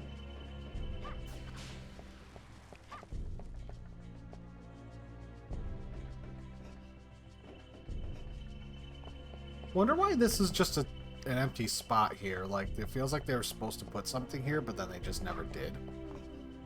Weird.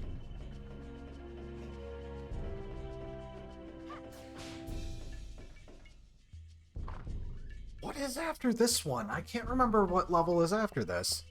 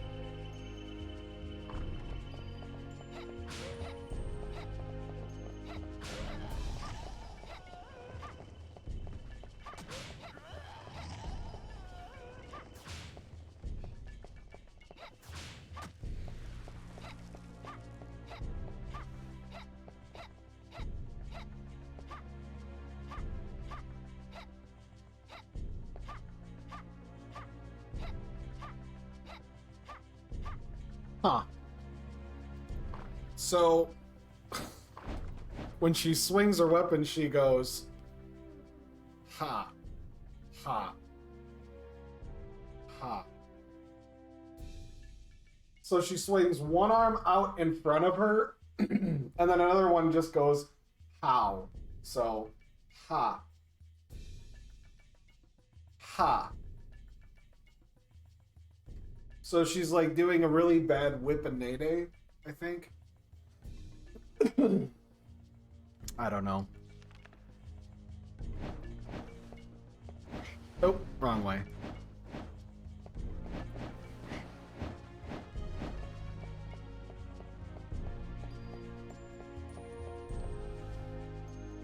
You gonna put this down?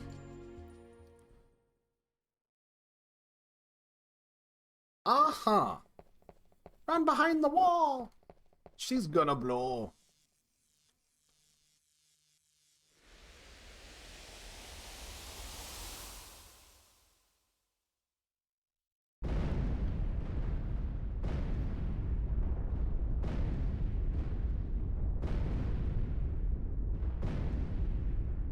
Waiting patiently for the destruction to finish.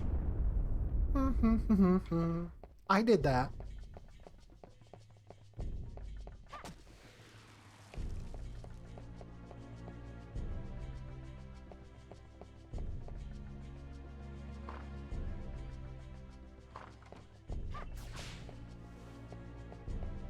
Ba-da-ba-bow.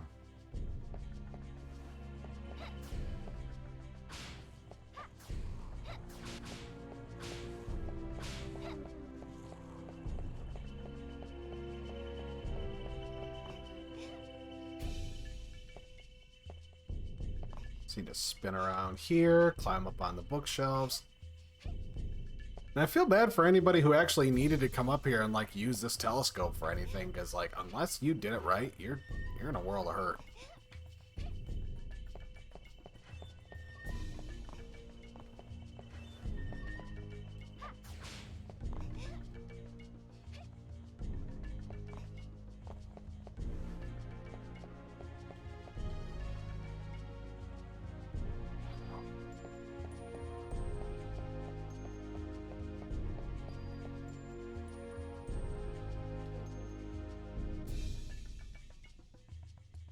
2, 4, and 8.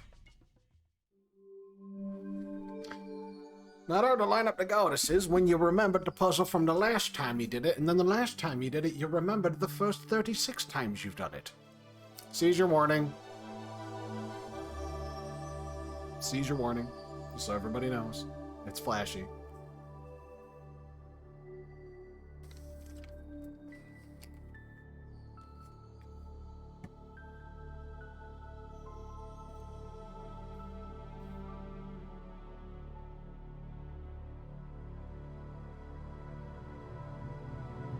That's so weird. Like the ha that was going on the music, like my mic was actually picking it up as if it was somebody singing. That's kind of cool. Look, my nitro's there already. Bitches, I ain't gotta do it again. I ain't gotta do it again. I only had to do it once. Only had to do it once. I only had to do it once.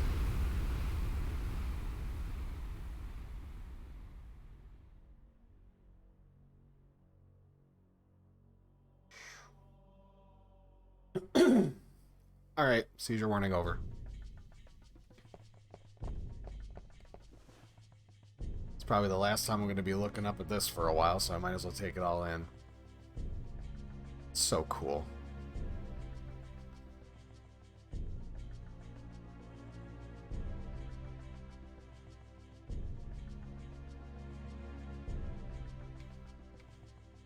Well, we used to live in a farmhouse out in the middle of nowhere. There was this, there was like an old straw barn that was like basically just like junk storage for a family that was down the road, and they never really came in there and did anything. And granted, my brother and I, like, we weren't supposed to be in there, but like I remember he had gone over and he explored and he looked at it and he was like, hey, you know, you should like come with me. You know, I'm like, no, like we're not supposed to be in there, like that's not our property. He's like, quit being a baby, come on. And I'm like, okay, you know, like peer pressure. So like when we climbed up, it was like a busted ladder. It was like a, how do I describe this? It's like an old, like the rounded top barns, but it's like wood. So this thing was just junk. Absolute junk. And when you climbed over it, or you climbed into it, like there was like farm equipment and stuff in there. It wasn't very big, but it was big enough. So we had walked in the side of it, and there was like the farm equipment and stuff, and it was kind of hard to walk in there, but it's like it was eerie. Like when you walk into somewhere you're not supposed to be, or you're in a place that's a liminal space, or even a really, really quiet bookstore where it's immediately like you have to poop, like instantly, you know what I mean? Like that's kind of the feeling that it was, where it was just really uncomfortable. And then there was like this really junk busted ladder. Like the only way you could climb up is with somebody giving you a hand up there. And when I climbed up, because he climbed up first and he's like, here, give me your hand. Then he pulled me up. I was looking down watching my footing as I climbed up. And every single time that I played this game and I got to this point right here where I push this switch, and then you climb up and pull yourself up, the very moment that the camera changes and then you look around and then it's like this tiny little spot where like the camera's just kind of whatever, and then it's like, whoa. Because it was like early morning, so there was like, it was foggy and sunrise, so it's like it kind of had that same vibe outside, but you could literally see out the side of the barn because half of it was fallen down and broke. Like you could see just like straight across to see the sunrise or whatever, and it's like every single time that I see this section of the game, it always reminds me of that, and it makes me sad that it's like that's somewhere I can never go and look at ever again. Because first of all, we don't live there anymore, and second, the last time that we drove by there for anything, I saw that barn has actually collapsed. So it's like there's probably a knickknack or two that between the two of us we had like accidentally dropped there or left for whatever reason, that it's like that we'll never see those things again. And it's just kind of, yeah, it's one of those weird memories where it's like you didn't really notice it at the time, but then like afterwards it's all said and done.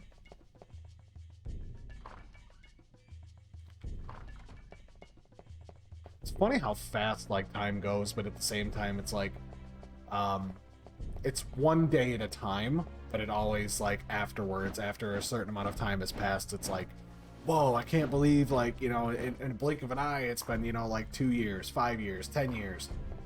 But it's still only ever one day at a time.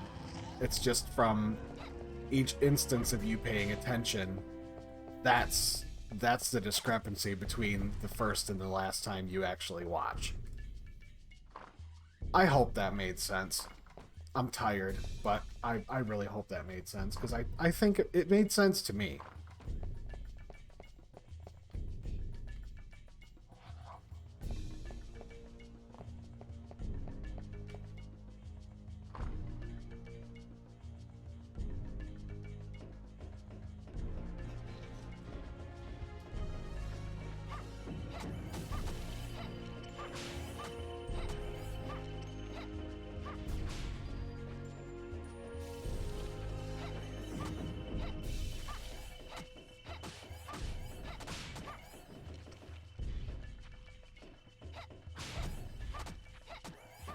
Might very well be.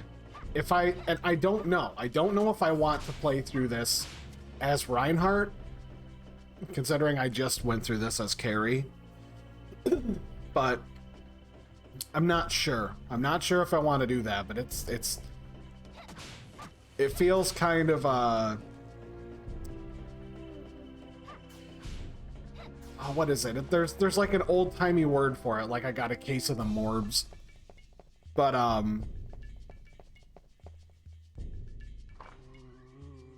like I feel morose as I'm going through here on this character, because I think this is probably the last time I'm going to be playing this game for a while, and I'm just kind of like taking in the sights as it is right now.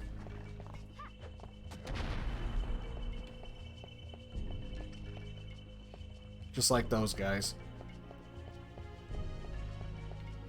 It's like the last time I'm going to be seeing these places in 3D for a while. I mean, granted, maybe not, considering I'm going to have to do a good bit of like editing afterwards, because I am way over time. I am like going on, I only like to do about 3 to 4 hours, but the fact that I'm sitting here and I'm going on 7 hours, Jesus Christ. It's damn near been a work day.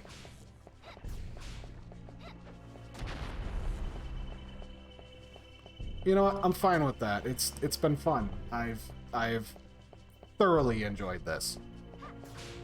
Except for the fact that I'm poisoned and I'm currently dripping.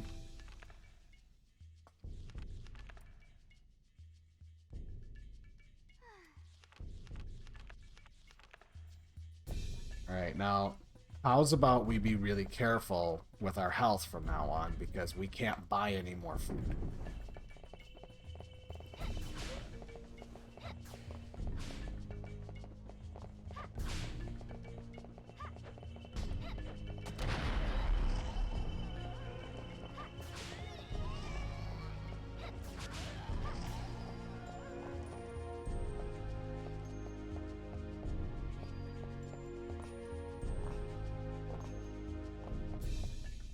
Like the last time I'm going to be like playing these levels or playing this game for a while. Because I'll just say it now, like at the end of the stream last night, I was talking about the different, like what I wanted to play next or potentially play next. Like I've got a few games.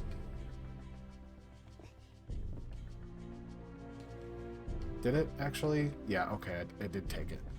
I've got a few games that I want to play on stream here, and one of them, funny enough, is Earthworm Jim 3D, only because I have not played that game and beat it. Oh my god, since it came out, that game is so bad. It's good, but it's bad. And Turok Dinosaur Hunter is another one from like the N64 era that like I've never beaten that game. And I want to. I want to beat that game. But I've never had the option to. But I do know that a really awesome fucking team of people had actually, they ported it over to PC so that way it actually plays like an FPS. And I couldn't imagine trying to play Turok with, you know, like using the buttons, like the C. I mean, I could probably remap it to where like the C buttons are the joystick, and then like probably, but like if I had a choice between playing it on N64 and beating it or playing it on the PC port, I think I would probably go with the PC port of it. But yeah, like Earthworm Jim, Turok Dinosaur Hunter, the first one, and God, what else? There was a couple of them that I was looking at. Like, I know Nightmare Creatures, just because that one was like, I remember renting that from the video store and like being so nuts about it because like, you know, password and memory card and all that, like there wasn't really anything, but the password system worked. And I remember writing down like on a napkin what the password for every single level was, thinking that like on an even number level, you know, like level 20, and it's like, the man himself, whatever, the Bromley, I don't fucking remember the bad guy's name in that, but like you either play as a chick with a sword or you play as a priest with a double-headed bow staff that's also a mace.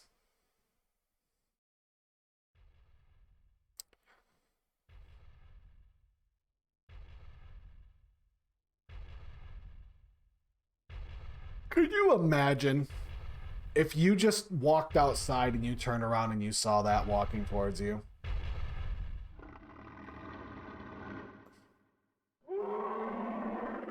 And the fact that it has an eyeball in its throat and yet it can still breathe and scream.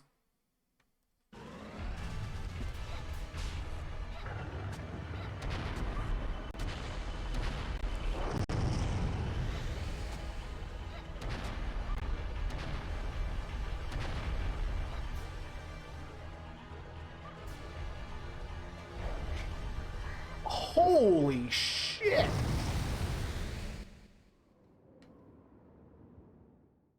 Well, that was a one-shot wonder.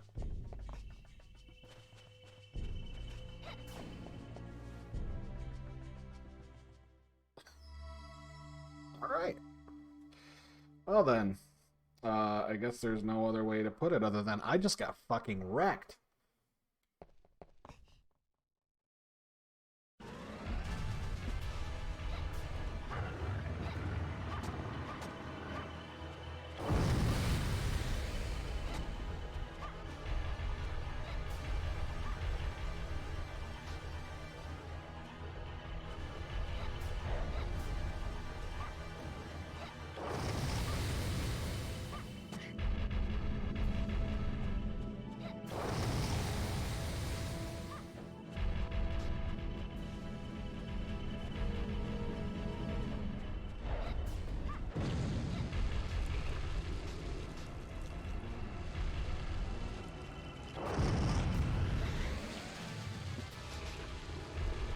I should probably heal up before I end up getting myself killed again.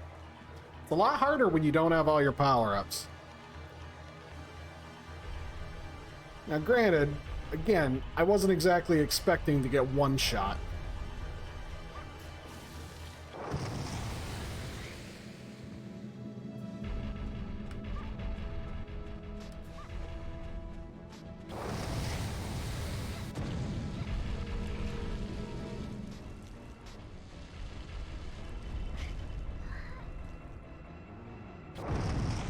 Gross.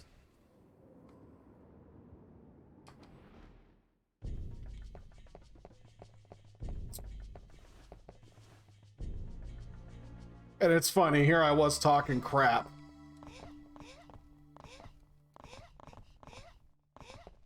Like, oh, it's so much easier on Carrie. Like, it's so much harder on Reinhardt. And it's like, I died one time because it did like its nuclear blast on me.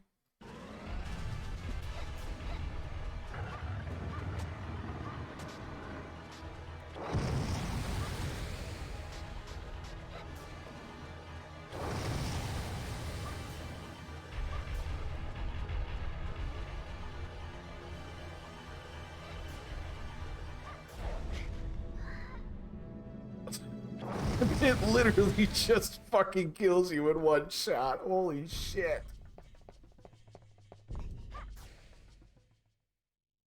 Oh, neat. It actually, it showed my spell.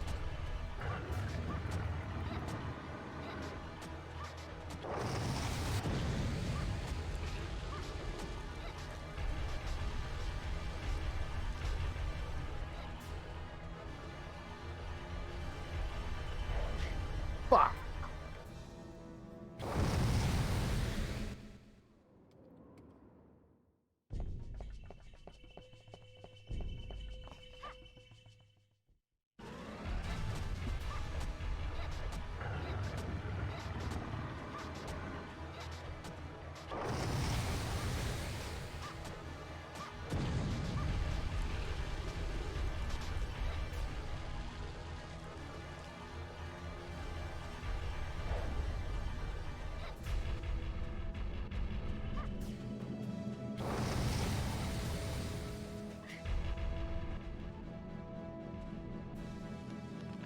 Kick in.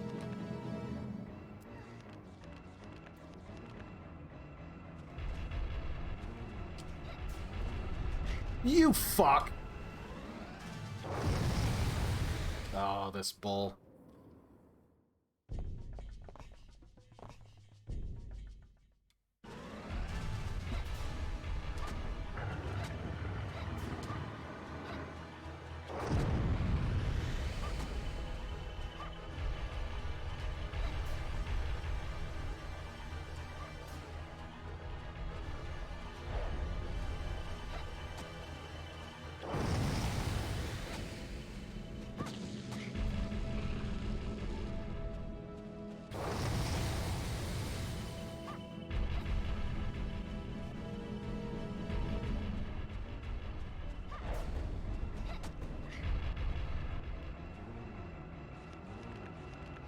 Mm-hmm. I mean, if it gets me with the horns, it doesn't matter. Like, I'm fucking dead anyway.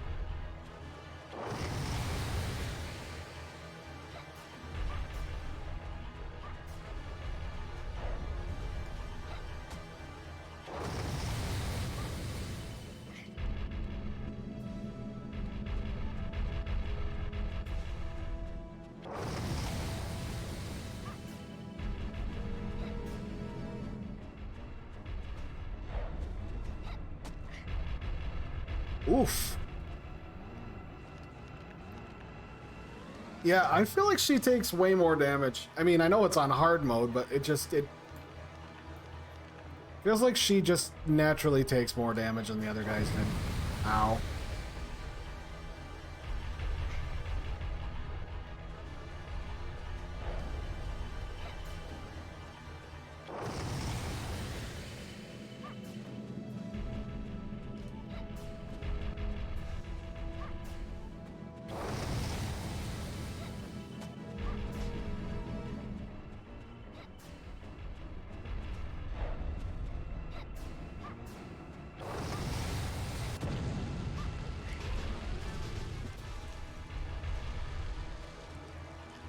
Fuck. It's using up all of my damn food. I can't afford this.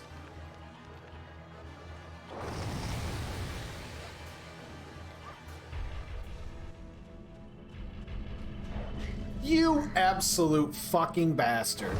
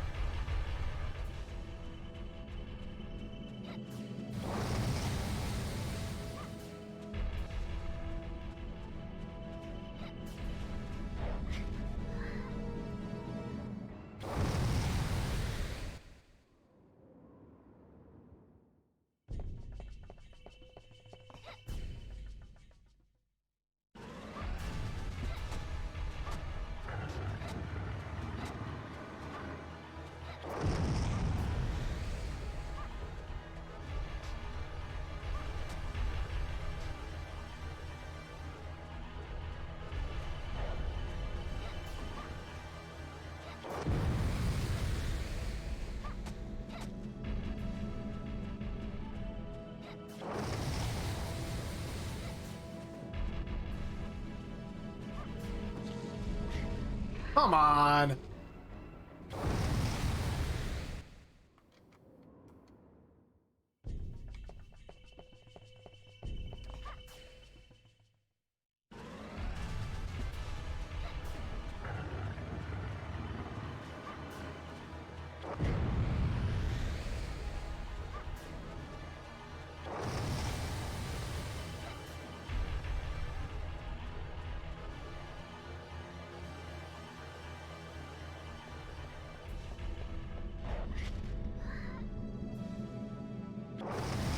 You know, technically that bull should have hit the wall instead of me first because I'm small enough to fit between the horns. Just saying. But that's just me being petty.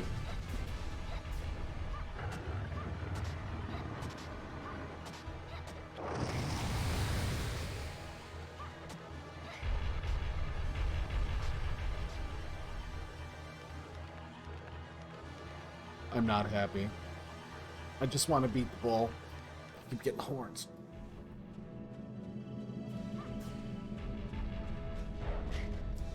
Why?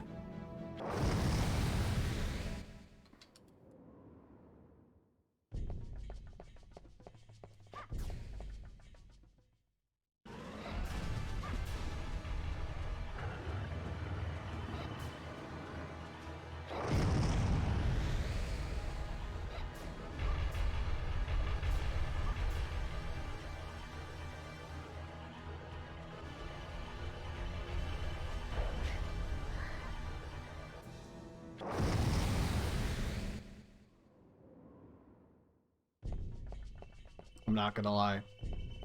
I'm hungry. And you would think because of what I'm fighting, I'm thinking about having a hamburger. But I'm not. I just remembered that I bought corn dogs. And I kind of want corn dogs. But this bull is keeping me from the corn dogs.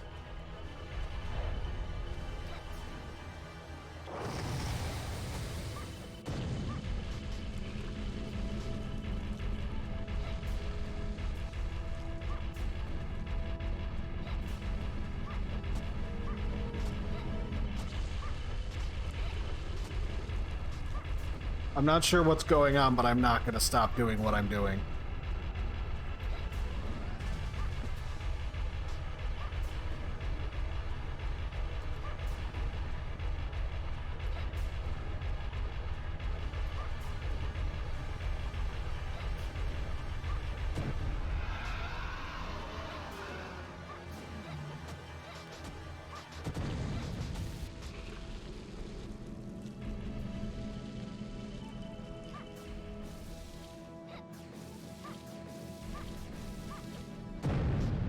Ha! For the corn dogs.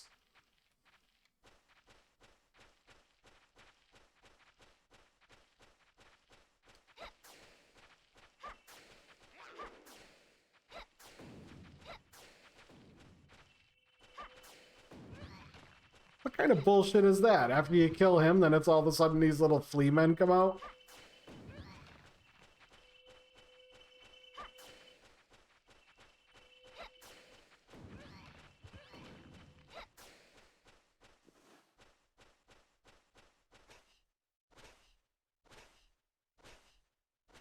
What kind of bullshit is that?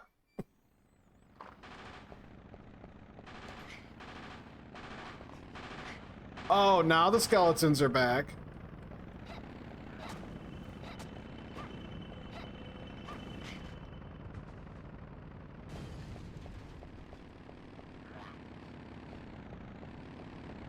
Well, you missed. Better luck next time, buddy. All right, I come through here and it's actrice. Ho ho ho. Have you considered your answer? Ah, but the sight of your impudent face tells me all. I want corn dogs. And I will stop at nothing to get my corn dogs. You have power, girl, but your opponent today is not me. Ho ho. It's Santa Claus.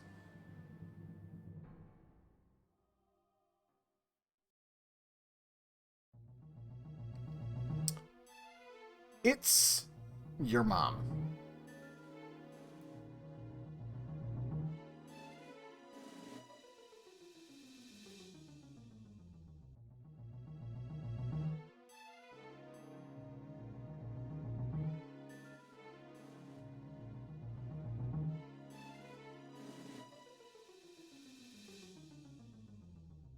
That's kind of bullshit.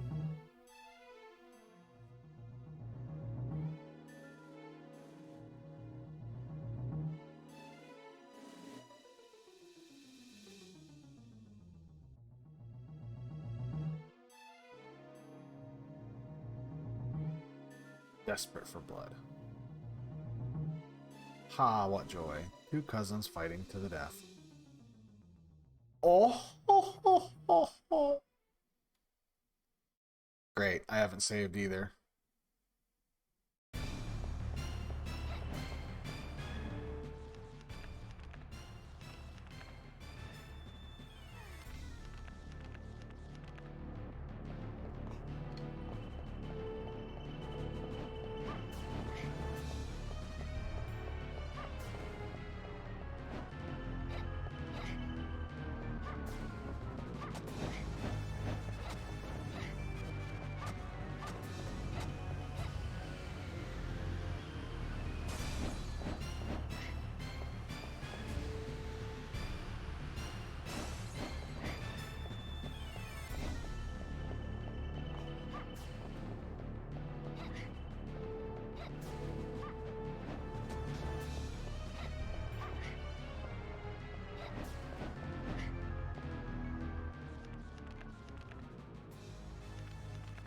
What an obnoxious fight.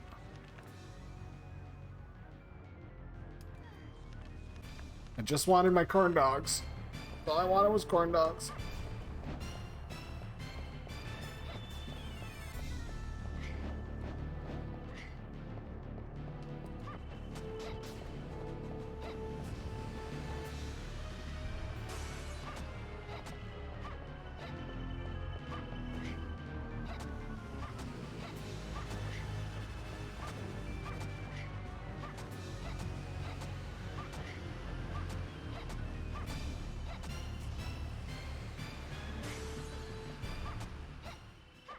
That's right. Your power might match my own, but what you don't have is persistence, roast beef, and chakrams.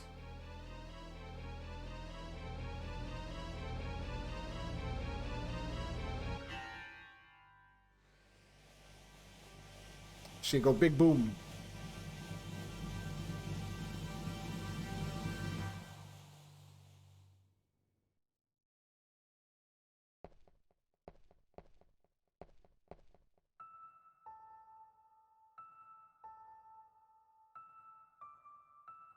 I could not save you.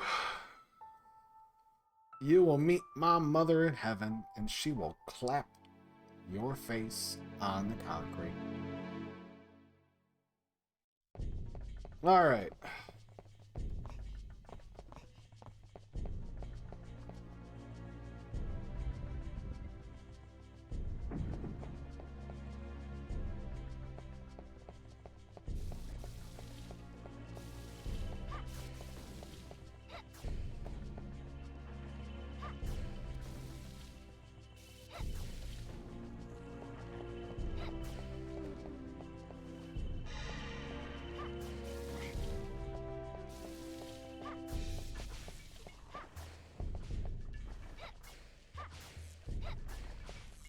Two boss fights and a whole lot of roast beef later. We are all done with the middle level. Yes, I do wish to operate the elevator. This is an extremely long level. Yeah, because it takes me all the way up, and then I'm here at this point where I get to save.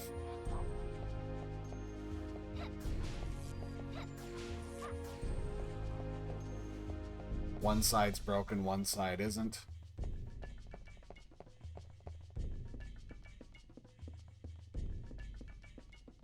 Dun-dun-dun, ba-da-la-bum. And it's the Tower of Science. Which, hey, guess what? Now everybody actually does get to see me go through that, but not tonight. Absolutely not tonight. I have more than earned my right to have some corn dogs. So, if you guys are still here, or you fall asleep or whatever, thanks for hanging out, and I hope you all have a great night. And like I said, I've got a TikTok account. I think I've got it linked on my Twitch on the main page. I'm pretty sure I do. Every time that I do a stream, I go through and I look through all the clips, I do all the scrubbings and whatever else, and I get all the highlights, the good bits, the bad bits, the bullshits, and I put them on there. So that's where most of my clips go. They're on Twitch as well, the highlights, and I also export them over to YouTube. So I'm going to look into uploading the long form VoDs onto YouTube.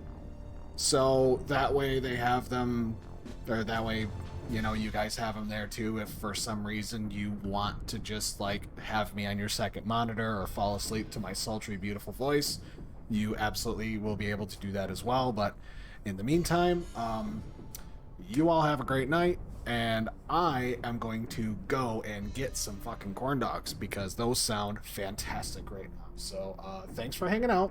I will be back tomorrow night, 6 o'clock, and we'll see what I'm going to do then. So in the meantime, have a good night, everybody. Bye-bye.